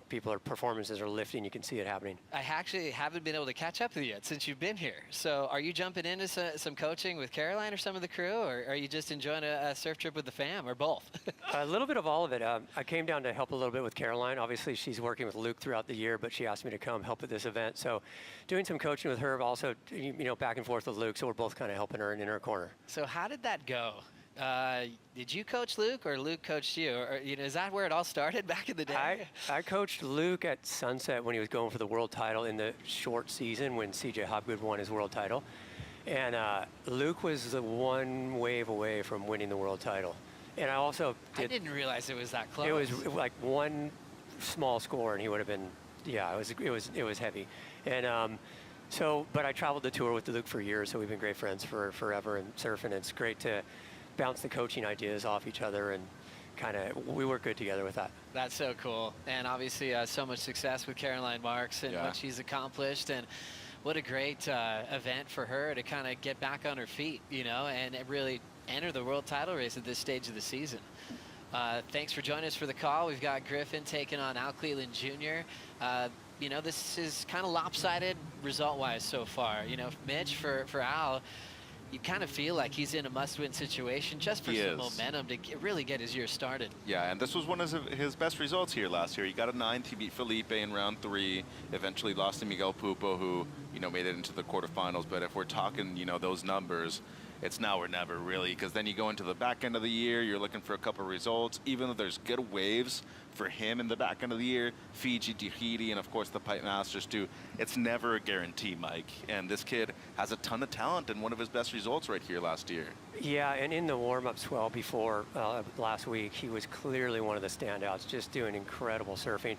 Super strong and compact on his board, low center of gravity. He does those really clean lines, and he threw down a couple easy 9-point waves in the warm-up session. So he's got his hands full with Griffin. Obviously, coming into this event, you would think Griffin's the favorite to win the event, along with Felipe Toledo. They have the best records here. And Griffin just has so many weapons in his arsenal. He can throw out the big airs when he needs to. He's got crazy rail game, and he has a really good connection with this wave. So you definitely would say Griffin would be the favorite in this heat, but I wouldn't look too far past Al the way he's been surfing. This is going to be a really good heat. Yeah, just great personalities, with how they carry themselves on tour. For Al Cleland, he's like the mascot. Everyone loves him. No matter what country we're in, he's hanging out with locals. He's having the best time ever. And that kind of fun, just spontaneous personality has helped him win big heats in the past. Lately, I've been hearing how he's just kind of putting more pressure on himself, Mitch, and kind of really focusing on getting a heat win. Is that a good thing, or should he kind of let his personality fly? I think at this point it is a good thing, because if the one thing isn't working already, maybe you do need a change. At least that's me personally thinking. He's still in his early 20s, but as we all know, these careers are short-lived, especially nowadays. Our industry is is going through a change at the moment. As you can see right there, he's popular among everybody, though, and I think that's what's so cool about Al Cleland, even Al Cleland Sr. too. They're people's champs. Everybody loves them. They have that great personality. They're just a regular dude, Joe, and you love hanging out with those types of people. Mike, would you run into Al's dad a lot over the years, like hunting waves in Mexico, or do you kind of see him more nowadays? I did a few times, but honestly maybe see him more nowadays, but I have surfed Pasquale's a fair bit, and just watching Al grow up and surf and become the surfer he's become now, it's been incredible. To your point, Mitch, he's so well liked, and every kid that bumps into him, he's got time for him. He's super vibrant personality, just the easiest guy in the world to root for. And yeah, his family's awesome. Obviously honed on the waves at Pasquale's. I mean, geez, those are some of the best beach break in the world. And yeah, he's just an exciting young surfer. I think he's got a huge future on the tour. Yeah, I mean, you have to face fear early, don't you? Growing up on a wave like that. And Al's a pretty humble guy. Like, I was listening to a podcast he was on recently, and he breaks down the fear that he had, and then he's like, what am I doing? I got to go for it. And just being able to transition your mentality to realize you can push yourself in heavier water. And we see how brave he is, when he approaches waves like Chopes and Pipeline, and he's already had some key heat wins in what has been a really short period of time. I mean, this guy got on tour last year. Yep. Talk about a big impact that he's already made on the top level of the sport. And you guys actually did his heat at the Olympics too against Joan Duru, which to me is one of the best heats of all time when it comes to competitive surfing as well. So you add that into the mix as well. His victory that we both called at the US Open. He's had a lot, as you said, in a short period of time. I'd even say World Juniors results have been key for him as well, Joe. Here comes Griffin Colapinto, setting up a nice little running wall, just a little S back to the pocket there, just trying to create some space. Coming from behind the whitewater section, and now loading up. Another speed check. He's just kind of filling it in, and he'll have to kick out after going a long way. Mike, it's such an interesting playing field. When you go surf's pumping, everything's there, but being on the right wave, I mean, wave selection couldn't be a bigger topic, I think, than any other event like this at Punta Roca. Some have speed bumps on it. Let's see how Al does here. So finding the right wave, how do you do it here at Punta Roca? It's such a great question, and it's such a key factor, obviously. A lot of times listening to the locals and watching over a lot of the events here, first wave of the set usually is a little bumpy and pushes wide. A lot of the competitors are looking for the second wave when the energy sucks off the cobblestones more. It has that cup everyone talks about. They're looking for that steep cup and that wall. But you saw in that last heat, it was really slow and inconsistent, and Barron jumped on a good early start. I think these guys, in Griffin's case right now, he's thinking, I want to get going here. I want to feel out a few waves. It looks like Al has dropped anchor a little more, wants to be on that really good wave. So a little difference in contrast and style of how they are approaching this heat right now. Nothing's really happened yet. No major scores at all. Let's catch up with Barron Mamiya with Jesse Starling. Thanks, Joe. Barron, the first thing I did when I came down here was I was chatting to your coach, Luke, and he said, just surf such a good heat. I mean, you got your scores at the start. You had Connor in combo for a little while, and then you just rounded it out perfectly. Did it feel like a heat where you just found your form, both surfing and competitively? Yeah, I feel like the last few events, my form has been really good. Like, I think I've been surfing the best I've ever surfed, and I've gotten some really good, in free surfs and stuff. But I think, I'm just a free surfer at heart. I love to just surf, and in the competitive arena, you have to play the game. And I think in the last few events, I didn't really play that game, and I got hung up in a few weird situations and just not using priority correctly and making mistakes. And I really, really, just tried to focus on that and be present in the moment and, just surf what's in front of me and not get too ahead of myself. And, it ended up working out. And, Connor's such a great surfer. obviously we know how good his backhand is. He's won J-Bay, made the final at Snapper, and you know, I'm just, you know, I knew it was a tough match, so I just was like, okay, I'm just gonna surf and see where I'm at halfway through the heat and then go from there. I feel like when you touch on those last few events as well, there'd be a lot of people back home, obviously friends, families, or just Barron fans across the world that would almost have a bit of a sigh of relief moment with you making this heat right now. Do you feel like this reopens the floodgates for you to just keep finding more rhythm as you go through the draw?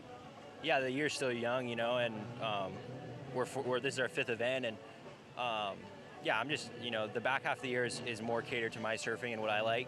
So getting some early results here and, you know, just seeing where I'm at the end of the year. And, you know, it was nice to get to go home after Australia and New Zealand. I got to, you know, see my family, see my fiance, and we got to have a good time. And it was just a nice reset. And, yeah, I'm excited for the back half of the year and to see what happens. Now, before I let you go, all of us commentators have been like geeking out on surfboards all day. Yours would be the most interesting I've seen though. Is this a carbon and PU that I'm seeing? Yeah, so what happened was me and Britt were working on boards in the off season, and the back is it's like a carbon fiber like powder thing. It's called the ECT, that's what they call it. And then the front is just normal, so it's just white. So where your foot is, you feel just, you know, like it's a normal surfboard, but you get this same flex as the carbon, and it gives me a little more spark. And like, you know, I've been riding it the last few events, and it works really good. They're expensive to make, but Britt's been super, you know, great and pumping them out.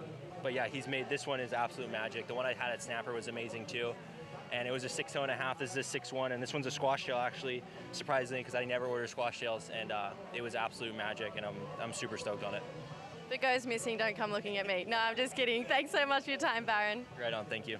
Thanks, guys. Thanks, Jesse. Wow, that was a great question. So interesting where surfboard construction is going, and that you can actually split those two materials in half and get that normal feel that you're used to with a carbon bottom.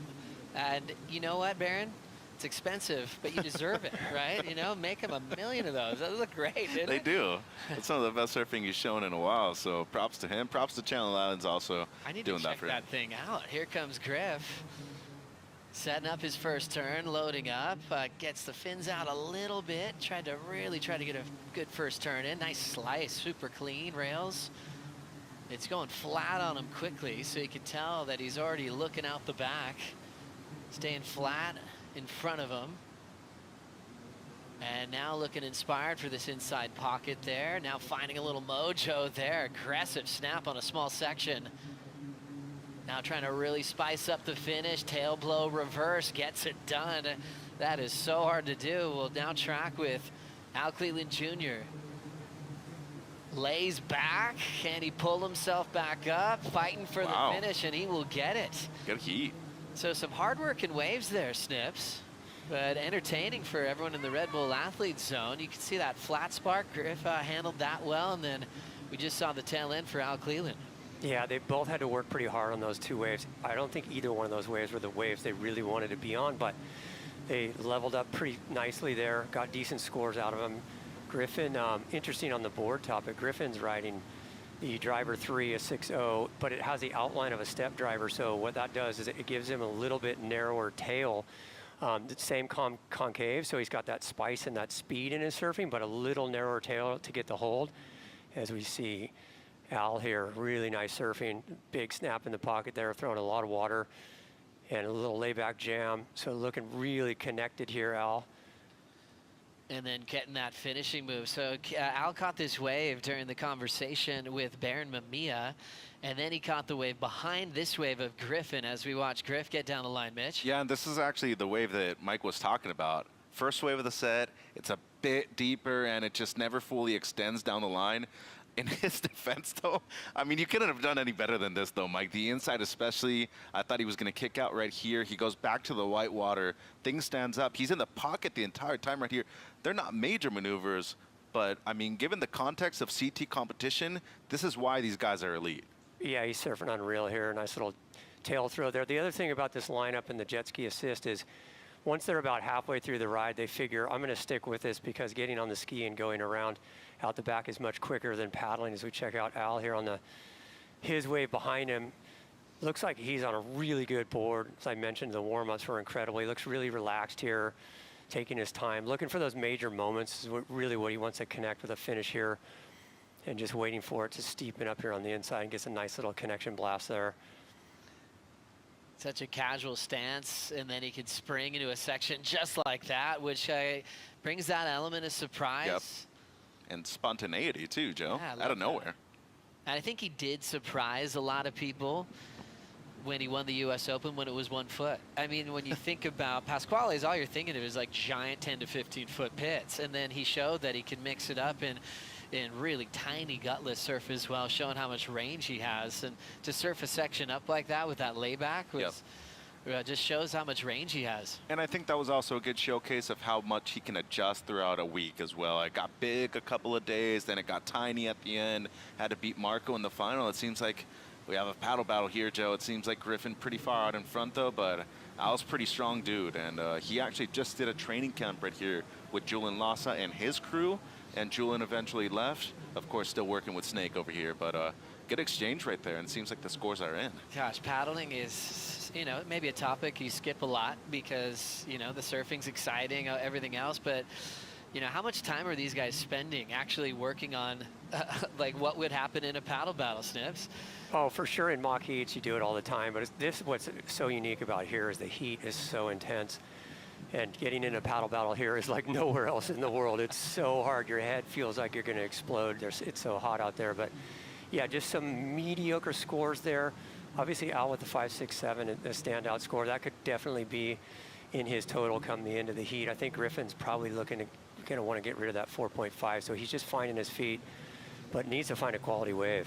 It's an interesting process, Mike, you know, when a surfer's going through, you know, heat loss after heat loss. You know, you being on tour forever, you're on the top stage. And then also as a coach, when you're trying to bring the best out of your athlete and reset, you know, what's that process like when you're trying to all of a sudden things haven't been working and we got to find a spark and a way to win?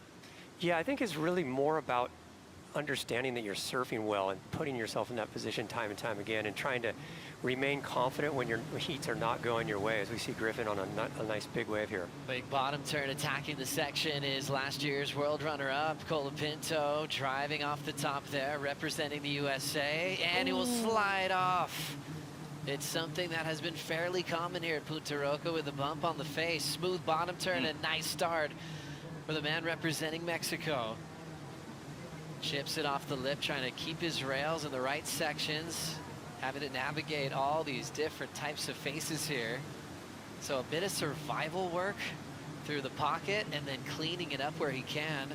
Al doing a good job just to stay over that board, and will find a nice way to stay on his feet. He's looking confident on that finish, Mitch. Yeah, he is, and that's a steep section, as we all know, right there at the end. So well done. Chance that not only he improves on the 4.77, maybe even improves on the 5.67 too. Much more size on that wave right there. Judges have really enjoyed that. There's Al Senior, Charger himself. Got the cover Surfer Mag a couple of times back in his day. And now rolling in and falling on the first turn is Griffin Colapinto. Yeah, everyone loves the Cleveland family. Down in New Zealand, Vaughn Blakey and his crew did one of those Ain't That Swell live shows. They had this big brand new JS to give away to the crowd. And all the energy was just towards Al Cleland Sr. in the crowd. He won the surfboard. I've never seen this guy more stoked than ever. And he's always really happy, but everyone was getting behind him, wanted to cheer him around the room. It was just such a rad moment for a surf dad, you know, just being a part of the crowd, watching his son on stage. As we'll see Al Cleland riding on the Red Bull ski. But a really important part of the heat. We saw Griffin go down. He slid on his way before, too. So Al getting the best part of that exchange, Mike. Yeah, really important exchange there. And unfortunately for Griffin, hitting that bump and going down, and then Al really capitalizing. Here's Griffin's wave here. His first turn was really nice, tight in the pocket, through a lot of water. Right here, he's setting up here, looking for the section to wall up. Nice little check carve there. Nice and low to his board. He looks relaxed and just hits that bump and spins out. That was super unfortunate for Griff. And Al capitalized on the way behind here. A little bit smoother, big deep bottom turn, blast right in the pocket. I love how relaxed he looks here on his board. Picking his way through these bumps, like you said, Joe, is so bumpy and tricky right now. He's connecting everywhere where it's an important part of the wave. all these turns right here, obviously setting up for a big finish. Times this little carve, just keeping the flow going, all parts of the criteria here, and then looks for this steep finish, and this was a nice little lip line float, a really important wave to make, and that's going to put him in a nice position in this heat. Griffin's got his work cut out for him. Nice to see that adjustment from Al Cleland, Yeah. and obviously could be aware of the falls from Griff too, and it's the falls that have been happening to some of the best in the world out here, and adjusting, going, maybe I'm not surfing for an 8, maybe I just need to surf for the best score of the heat. Right there, I see the 6.67 lock in. Now Griff needs a 7.84. Really well done from Al. But that's such a crucial point, and he might hate me for saying this, but at Snapper, he waited a long time to even get a wave. And there's times where you're just expecting. Don't surf for those 8s the entire time. So if you're needing 12, 13 points to make it out of the heat, make sure you're making those adjustments in the back end of the heat too. And as you said, he probably heard that Griffin fell on that one. The situation hadn't changed. Now what can you do to improve your own situation yourself? Smart move, especially when some giants have been falling. I don't think anyone saw Ethan Ewing being out of this event. Nobody saw Felipe Toledo being out of this event either, Mike. I mean, there's some giants already out of the draw. Even Connor O'Leary in that last heat, I think he's had some of the best form this year. So yeah, some major upsets, like you mentioned, the one with Ethan, he was surfing unbelievable out here, and to have a tough heat yesterday, you wouldn't expect that. And then Felipe, the surfing he's done over the years. So a lot of upsets going down. Griffin on the ropes right here. The conditions are pretty tricky. Obviously, he can get the 7.84 in one go, but he might still be looking for 2 waves here. Let's see what he can do here. Rolling in, he's going to start off with the wrap, seeing if this thing's really going to pick up with some steepness here. It does. Nice tag there. Gets out in front, just a little setup turn. Still making him earn it down the line. A big snap there on the end section. Had to get creative just to fit his board in the right space. So Putaroka's making him earn it today. Yeah. Chasing a 7.84. He's still going to have some work to do, Mitch. And look at Al right here, asking for time. He's probably just making sure he gets the situation once again to, you know, be aware of where he's at in the heat right here. But this is easily Griffin's best wave. Much sizier right here. The impact of those first couple of maneuvers on the outside, Mike, super well done, and also really good adjustment on the fly, paddling back out. He saw that wave stand up, under priority, why not go? Yeah, I think that wave's going to put him in a good competitive position here. I think it'll be at least a point better than the 4.5. He did well on that finishing turn, such a tricky end section. We'll take a look at it right here. He drops in, really bumpy wave, but like you said, Mitch, it has the size. This was a beautiful carve out of the lip, just a setup carve though, nothing major there. Right here, he's waiting for this to steepen up. Connects nicely with the lip there. Judges will appreciate that. And then I like how he went around this section to wait for the steep part this time. And then this was a tricky blast. Does the little layback right there. He's so good how low he stays on his board and rides out clean. Definitely his best wave, like you mentioned. Yeah, he had to create that space for himself, and you can see him just in that hunting position at every single part of that wave. Seeing it bend away, trying to keep it electric on that finishing move, and judges will give him a number to see where he's going to be at in this heat. Enjoying the Red Bull ski from out the back. Definitely one of the most successful surfers to come out of the USA and also California, and specifically San Clemente, finishing runner-up in the world last year. Was a huge statement for a million reasons, especially how slow his season started. I think everyone's kind of looking at the roadmap of Griffin's season last year. If they've gone through a few losses, going, hang on, it's not over till it's over. Right, and I think at one point, really, the discussion was, are you even going to make the cut? And now without that, you know, he's been able to be world runner-up, win multiple events, and easily one of the most successful surfers, as you said, from the US of A. Yeah, I think Griff is poised for a world title. You look at his surfing from top to bottom, I mean, there's no weakness. He can, great tube rider, great on his backhand, great in big barrels, awesome in small waves, incredible air game. I mean, no one, I think, in the last few years, maybe except for Philippe, or maybe Gabriel too, but has that heroics where they need a score and can do like a huge full row into the flats when they need a score. He has everything there. and becoming second in the world. I think now he's ready. I think over the next 3 or 4 years, he's going to get a title. And he's just such a character, you know? Remember when he mooned Jack Robinson in the heat cloud break? I mean, no one's expecting that. Jack certainly wasn't, and it worked, you know? I mean, he still brings you that crazy element of surprise. He just got a 5.6. He's still in second, but he's used to hearing a lot bigger numbers next to his name when it comes to Punta Roca. Excellent range, that's 8 to 10 point range. He's got 10 of those. Excellent heat, 16 plus. He's got 3 of those. Winning percentage, 71% in pro surfing. That's crazy. Yeah. Average heat score, 14 plus totals. Back-to-back finals, winning, and then runner-up to Felipe Toledo, Mitch. Yeah, and as you know, huge baseball fans, yourself and I, Joe, and you know, you're succeeding, what, 33% at that time, so 1 out of 3 at-bats. 71%, that's more than double right there. You're doing super well in surfing if you're winning at least half of your heats, and to be able to do it at one single event, that is outstanding. Is there some comparisons, Mike, you know, from the Trestles region, or, you know, a reason for the success? Why the, you know, I'd say both the Colapinto brothers look so comfortable here at Punta Roca. I think so. I mean, I think Lowers is the best training ground in the world. It's got the left and the right, and it's consistently good 300 days out of the year. You have all those great surfers from the past that they grew up around. I know in Griffin's case, he hung around Kaloe when Kaloe was having his major success on the tour and would go surf with him every day, and he learned the roadmap, learned tons about boards. And so I would say Kaloe's had the most influence on Griffin, and then Crosby right behind him, and Cole Houshman. You see what's happened in the town. It's pretty incredible. What an exciting time, yeah. And just not that far away. Their dad always comes with them. Mitch Colapinto loves a trip to Punta Roca. And just a reminder, Corona Cero Post Show is coming up next. This is the last heat of the day. The goal was to complete the men's round, and we've got some unbelievable matchups to break down in round 3 for the men. Really loving that Eli Hanneman's finding his groove. Yeah. He was one of the standout performers yesterday, and he's got Kanoa Igarashi. I'm looking forward to that one. That's going to be a doozy. Sammy Pupo would be a favorite as we get back into live action. Big swing in the pocket from Griff. Throwing some water, looks real connected now.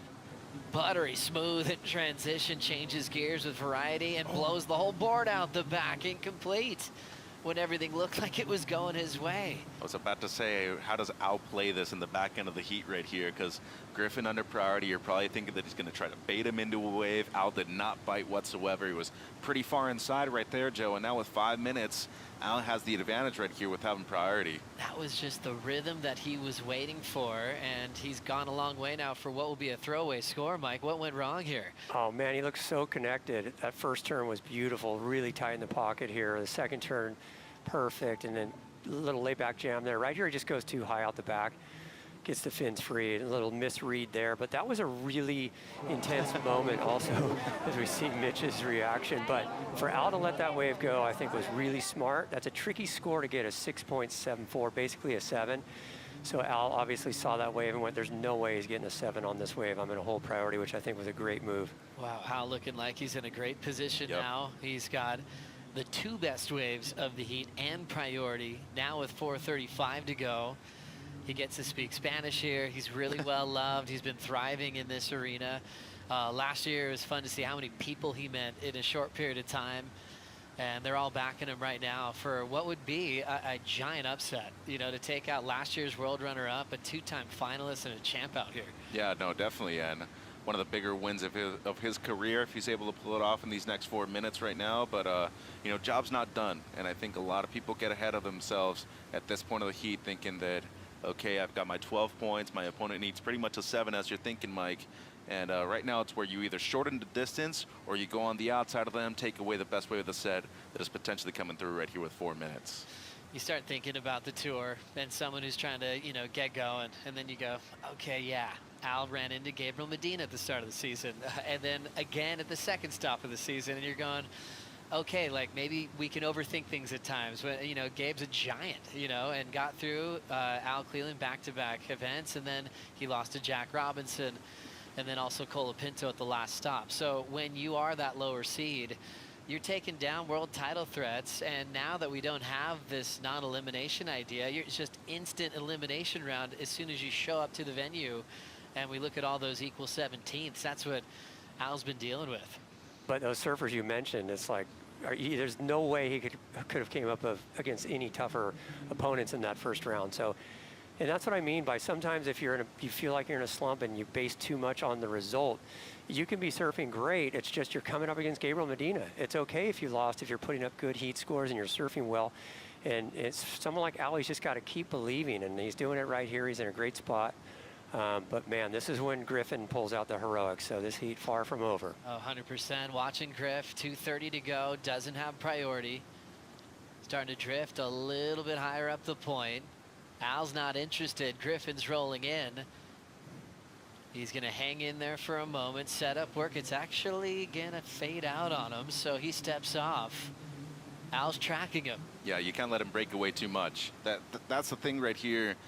I mean, even these small ones, if you get going and you get enough speed and height and altitude on those airs, always potential for a big score, Joe. Griffin's just running away from Al Cleland Jr. He's got a wall, he's building speed, and he's got a kick out.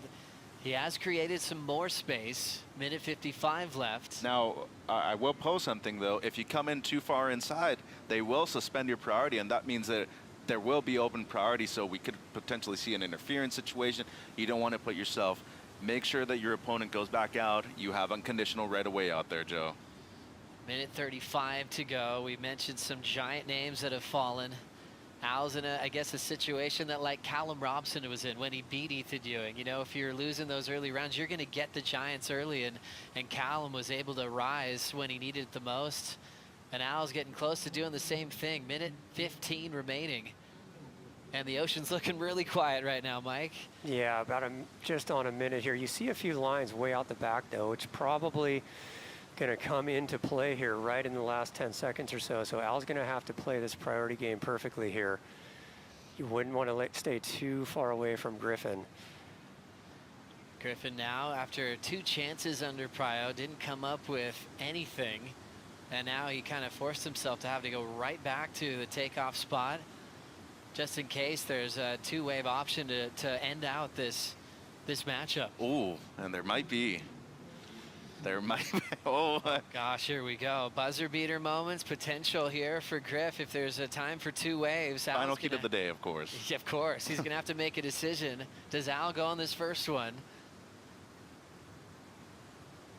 Cleland's examining it. Is this a wave that Griffin can turn it? He will use priority. Now he's trying to turn it into a keeper. Nice, clean, calm arc to start. Picking up the pace. The man from Mexico ends up getting on his heels a bit. But he's been just glued to that board. Ooh. Now Griffin with 3 seconds. This counts. He rolls in. At the moment needs a 6.74. Starting to drive. This thing is going to give him a section, delaying his first turn. Now drives to that first one, passing out there. Still hunting and hoping for something big, a giant ramp. He throws the tail into reverse and rides away. He had to work really hard for that opportunity.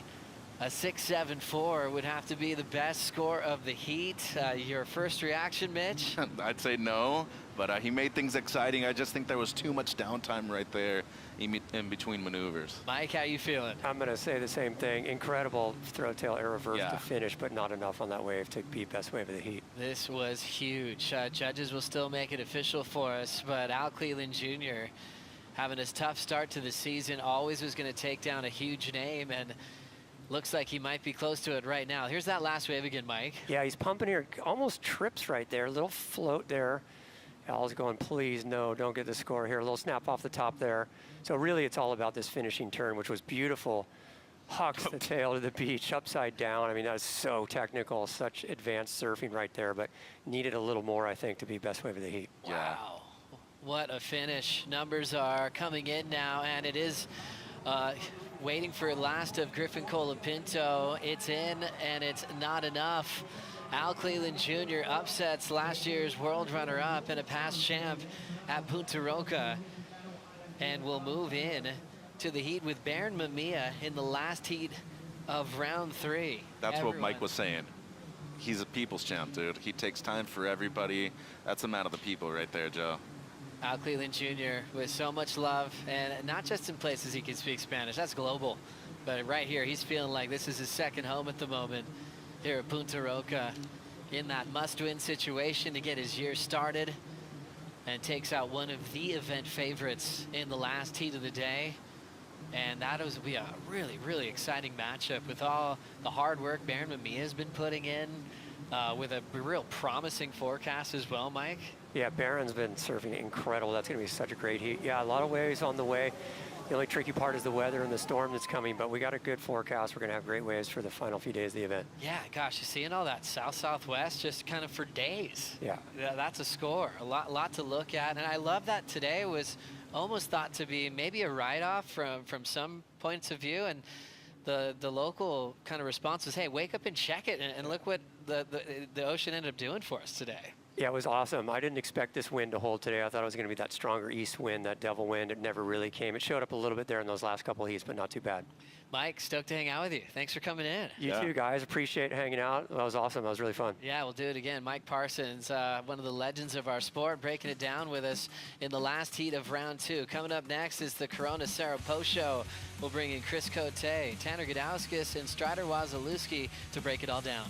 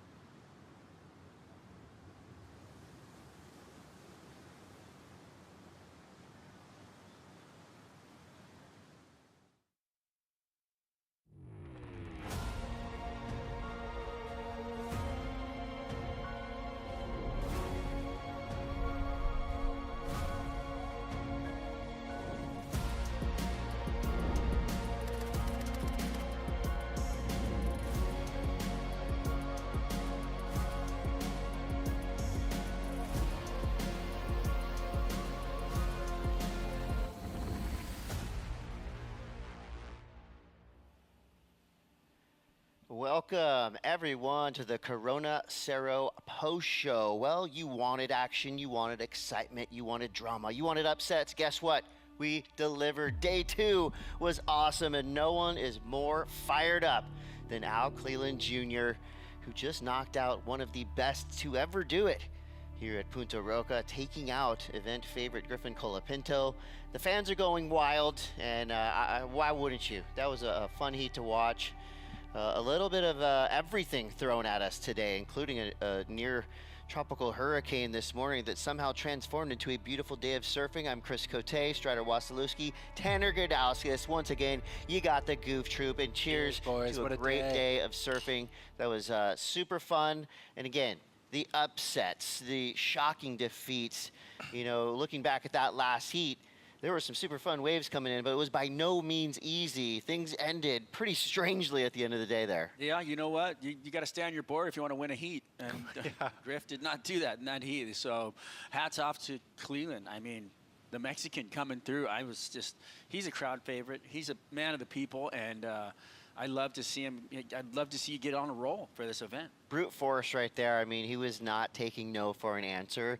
Really cool looking style, and he's just one of those surfers that the people's favorite, the people's champion. I mean, it's hard not to cheer for Al Cleland Jr., but, you know, Griffin Colapinto, he's in the same boat, very well liked, and at any second, Griffin could have unleashed and flipped this heat. Well, we always knew it was Griffin's pet event here. He loves El Salvador, so Al really had to stay on bolts and make it happen today, which he did. He surfed phenomenal. It was tricky, Strider, like he said. Really challenging conditions to stay on your board, and he just timed it so perfectly for what was on offer, and at the end of the day, he came up with the higher scores in the heats. Yeah, the board under his feet looked amazing, and I believe it's a DHD. And the way that he, you know, like you said, pushed through the bump, and I think he was on the second wave of the set because the face of his waves looked smoother than the ones that Griffin was on. So I feel like that was to his benefit. But, you know, stomping, just fundamentally staying over the board was what won the heat for him. You know, Griffin looked spicy when he was on the face and doing some work. This was his best wave. And on the inside here, he got some travel time and finished really, really well. You know, he did the drop wallet and everything, stayed over his board through the conversion of the whitewater right there. But after that, you know, he was falling, and you can't make mistakes like that. You cannot have waves where you need like a 5 or a 6 and you know, you get 2 or 3 turns in and then you fall. It just does not look good. I was pretty surprised by some of those falls from Griff. I mean, he's such an incredible surfer, still an absolute title threat. And he's got a long run all the way to go till Pipeline, so don't you worry about Griffin Colapinto just yet, but give it up to Al Cleland Jr. I feel like Al just needed that one breakthrough win. I mean, even if it's just that heat that he makes it through, that's going to be super meaningful for his campaign going into the rest of the season. So we're stoked for Al Cleland Jr., and anytime we get to talk to him, it's even better. So let's go down the glass. We got Jesse standing by with Al Cleland Jr. Alan, first heat win of the year. It was needed, and it feels really fitting to be here in El Salvador. Yeah, no, for sure. I mean, I've been having a pretty stressful start of the year. I haven't been able to not even get, you know, a higher score than a 6. So it just felt good to get a couple waves and surf, and, you know, being down here with all my friends and all the local people, I just feel at home. So it's no better place to make a heat, and, you know, having the crowd here supporting me, yeah, I'm super stoked. I know it sounds silly, like just to make a heat, but obviously with the start of the year, like it's almost like you're running at a wall and you can't break it down. Is this kind of like finally, like, okay, it's happening again?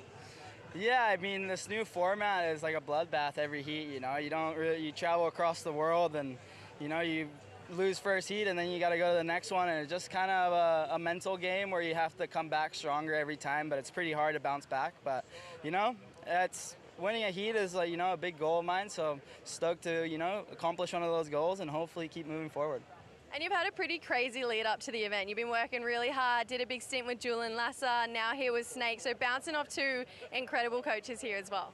Yeah, you know, I did a camp down here for the past 2 weeks before the event with Julian Lasser, his son, Keone, and, you know, it worked out. We did a bunch of mock heats, or training every day, and, you know, doing all the good stuff in the heat. And, yeah, now being with Snake here, yeah, I'm just super happy to have a good crew behind me and good friends, and, you know, having my dad and all my friends here is, you know, pretty sick, so I'm stoked, and I think there's going to be plenty of waves all this event, so I'm psyched. Now some words in Spanish for everyone here and back home. Hace tiempo que no hacía esto, pero un saludo a todos. Pasamos un hit por primera vez en el año y sí, súper feliz. Saludos allá a Boca de Pascuales, a todos mis amigos en México, todos los que me apoyan, todos mis patrocinadores y vamos por una más. ¡Ánimo! ¡Iu! Let's go, Al. Thanks, guys.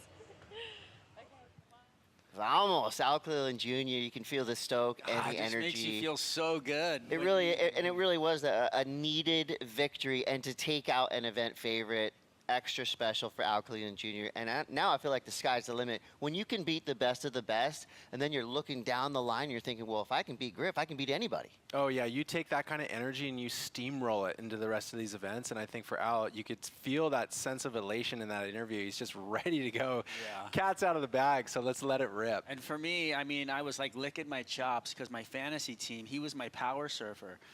You know, Griffin was. Jeez, you just reminded me who was mine And too. the Mammoth Surf Nerds, the league I'm in back home, all of their guys looked like they were falling off. I thought, oh, I'm going to take the lead. And then, boom, my guy loses, and then it puts me just in the back seat again. And I'm just going, but now, hey, I'm cheering for Big Al. Let's go. Well, the fantasy chads are laughing at me too. My league is a mess. Destruction It's of a disaster. everybody's league. But it's all good because you know what? You love the underdog story, and it feels like this event in particular has become just that.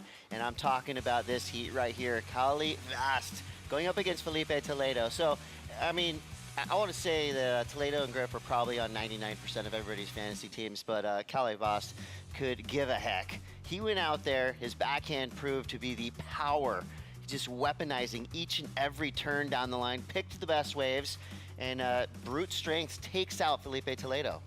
This is unbelievable backhand serving. It's electrifying. His extension in every turn, and then to be able to pivot in some of those heavy pockets. He knew he was going to be having to come off the fence because Felipe has been on fire, and he had great waves in that heat. So There is an argument here. I mean, Toledo was surfing really well, I thought, and he was ripping into it. So this heat, to me, was a lot closer than it was even on paper. I mean, but in the end, this young man was destroying the lip. it was this turn right here, Strider, where he got the 5.7. He kept that as his backup score, and that ultimately came into the play to get him over the top of Felipe. And I think he was in the same boat as Al Cleland Jr., just needing that one breakthrough victory. So for both of those guys to take out event favorites, just a little added juice, added gas in the tank to go out there and potentially set fire to the rest of the field. Don't take your eyes off Kali Vast and Al Cleland Jr. for the rest of this event. And the waves, they hung out with us throughout the day. It was one of those things where it was almost like every heat had a different storyline throughout the entirety of the day. No goofy versus regular kind of, I would say, storylines, though, because the advantage, I think, was taken away. It became about wave selection, and it became about making your waves all the way through. We saw a lot of falls at the end of the waves that could have been that difference, 1 or 2 point difference to get that surf for the edge. I think completion and really having all of it put together, the whole pie, you know what I mean? You really got to make the whole wave look good. You got to go through your motions. You got to be up into that critical part of the wave and destroying each section and come away with a finish. For sure. To look at the beach, to look at the judges for the reassurance for the score. In this event, I do feel like we've had some expectations versus reality. You're here at Punta Roca. It's one of the highest performing right-hand point breaks in the world, yet these rides are challenging. Like you're saying, they're bumpy. They get a little disjointed mid-ride, and guys have had to adjust, and I think it can throw people off their line a little bit. So we've seen it come down to falling versus making rides is the difference that can make these heats. And we've seen some of the big dogs taken out, but don't worry, surf fans. Plenty of superstars left and plenty of storylines to develop. Here is the remainder of men's round 3. Liam O'Brien versus Callum Robson. Eli Hanneman, he's on a tear. He's going up against Kanoa Igarashi. Marco Mignot will be going up against Iago Dora. Samuel Pupo versus Leonardo Fioravanti. Italo Ferreira versus Crosby Colapinto. Kali Vast versus Jachianka. Gabriel Medina versus Jack Robinson. Look at Heat 7. That is radical. Heat 8, Baron Mamiya versus Al Cleland. What I'm liking here, of course you've got a lot of Brazilian flags, but you do have a mix-up here. We've got France in the mix, Team USA, Hawaii represented, Australia with some friendly fire there in Heat 1. Of all these heats coming up in round 3, Strider, which one are you most looking forward to seeing? You know, it's I would have to say it's that Heat well, maybe Heat 3. I was going to go all 7. of them? I was going to go 5, but now I'm going to go back to 3. I mean, Marco McNutt and you know, Yago, like that's some fiery competitors right there, and on the backhand and the forehand mix up, watching those guys go back and forth, I feel like there's going to be some, you know, Marco is one of those never give up surfers, and we know what Yago's capable of, so it's really going to be fun to see the scrappy kind of fight between the two. Tanner, what do you got? So I think at this point in the game, the level is so high in all of these heats. The surfers are really bringing it at this event. I think it's more about the pairing. And I think Samuel Pupo versus Leo Fioravanti is insane. Leo is guttural with his power surfing today, and Sam has an interesting whip. So the dynamic of that going against each other, I think, should be really fun to watch. I'm on the Medina train. I mean, the fact that he got through that first heat in second gear, he is just going to be revving all the way through. So many rad matchups, a really unique, eclectic group of round 3 surfers as well. So what do we expect looking forward? One thing we know about El Salvador, it's always holding. There's always waves somewhere. And this is what we're looking at for the Surfline forecast. Love those purple blobs. Love to see everything moving right towards where we are. Punta Roca, El Salvador. Strider, you know a lot about the energy of the ocean. You said pathymetry earlier on. That was an impressive word. What are you saying here? Well, we are going to get flexed on by a lot of surf. We've got massive surf on the way. We're just going to be kind of facing off with the winds. So basically, it's all about conditions, right? And you never know here in Central America, you can have a forecast of wind being onshore and wake up. And like the wind today was forecasted to be pretty strong this afternoon out of the east. And it was actually awesome pretty much all day. So I feel like my fingers are crossed that this system's going to move in with it, the storm, as well with the swell. And then hopefully the wind backs off and we get some epic conditions out of it with size. I've heard from a lot of the locals, this is a really tough place to forecast and very unpredictable. Well, that's what I was going to say. How crazy is it thinking about what's behind us right now, what we watched all day versus what we rolled up on this morning in the dark. It felt like hurricane-esque wind in your face. There was like, there's no way it's running today. Give it 30 minutes. It felt a little better than a lot of rain, and then it got glassy. So it shows that unpredictability that you do deal with down here in these areas. I stopped drinking coffee because I thought I was going back to bed. That's how bad it was. Well, the women's rounds were not seen today, but that just means we're pulling back the bow, and we're going to shoot them straight out of the water for women's round 2. Another incredible matchup right here, all the way through from Heat 1 to Heat 8. Gabriella Bryan versus Yo-Yo Hopkins. Sable Lindblad's going to be going up a Not Lelior, a great goofy foot matchup there. Luana Silva, I would say the most improved surfer on the Women's Championship Tour, going up against Nadia Aristarbe. Carissa Moore, Brisa Hennessy, that is going to be a power matchup. Picklum versus Fitzgibbons right there in Heat 5. Betty Lou Sakura Johnson, Caroline Marks, Lakey Peterson v. Tyler Wright. Caitlin Simmers versus Bella Kenworthy. So a similar story here. You know, you've got matchups that we've seen many times in the past, but also some brand new matchups that we're really excited to see. So I'm going to throw it over to you, Tanner, first. Which one are you looking at here as your highlight heat of the day? Well, even if it's just not brand new matchups, we have some brand new energy. It looked like Caroline Marks came to life. I know at this point in the year, she's looking to flip the switch, and she did in her last heat. So her against Betty Lou is going to be phenomenal. And then, of course, seeing Sawyer Lindblad versus Anat will be really great. It'll be matching up a similar style, which is big, powerful backhand moves. So great heats. I want to see if Luana Silva can handle Nadia.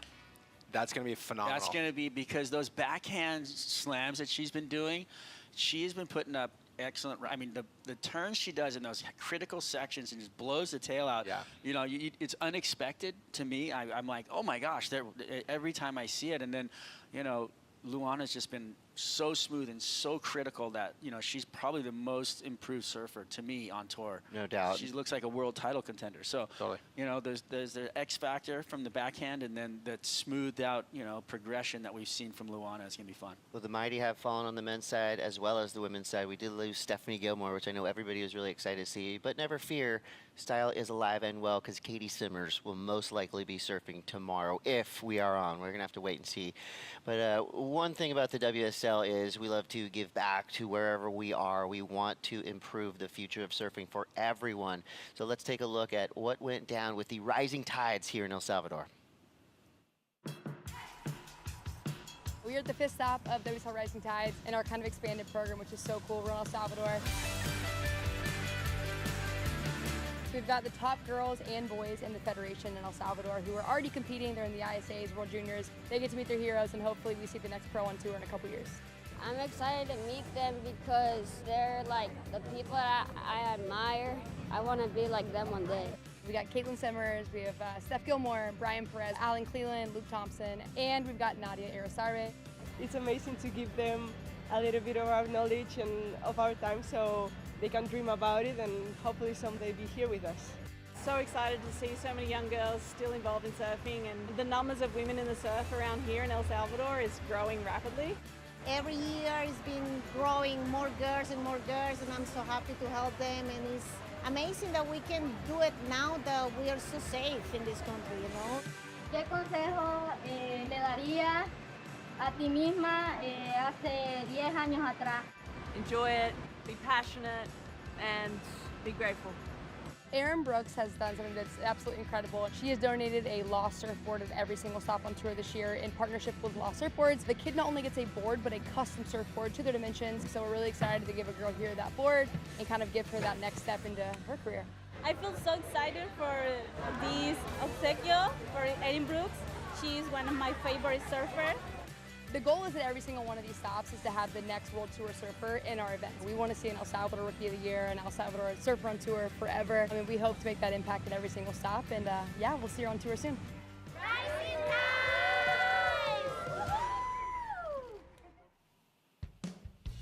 That gets me every time. How cool is that for these up-and-coming young locals to literally be within the presence of such an incredible ambassadors to surfing, giving back, and just making the future of surfing in here in El Salvador just that much better. So with that, it's time for everybody's favorite part, the Corona Cero post show. That's right, our top 5 moments. We're gonna go back to in a heat that had us fired up. Mateus and Leo going blow for blow. This was straight up power v progression. And this put both of these surfers a little bit higher on my list of favorites.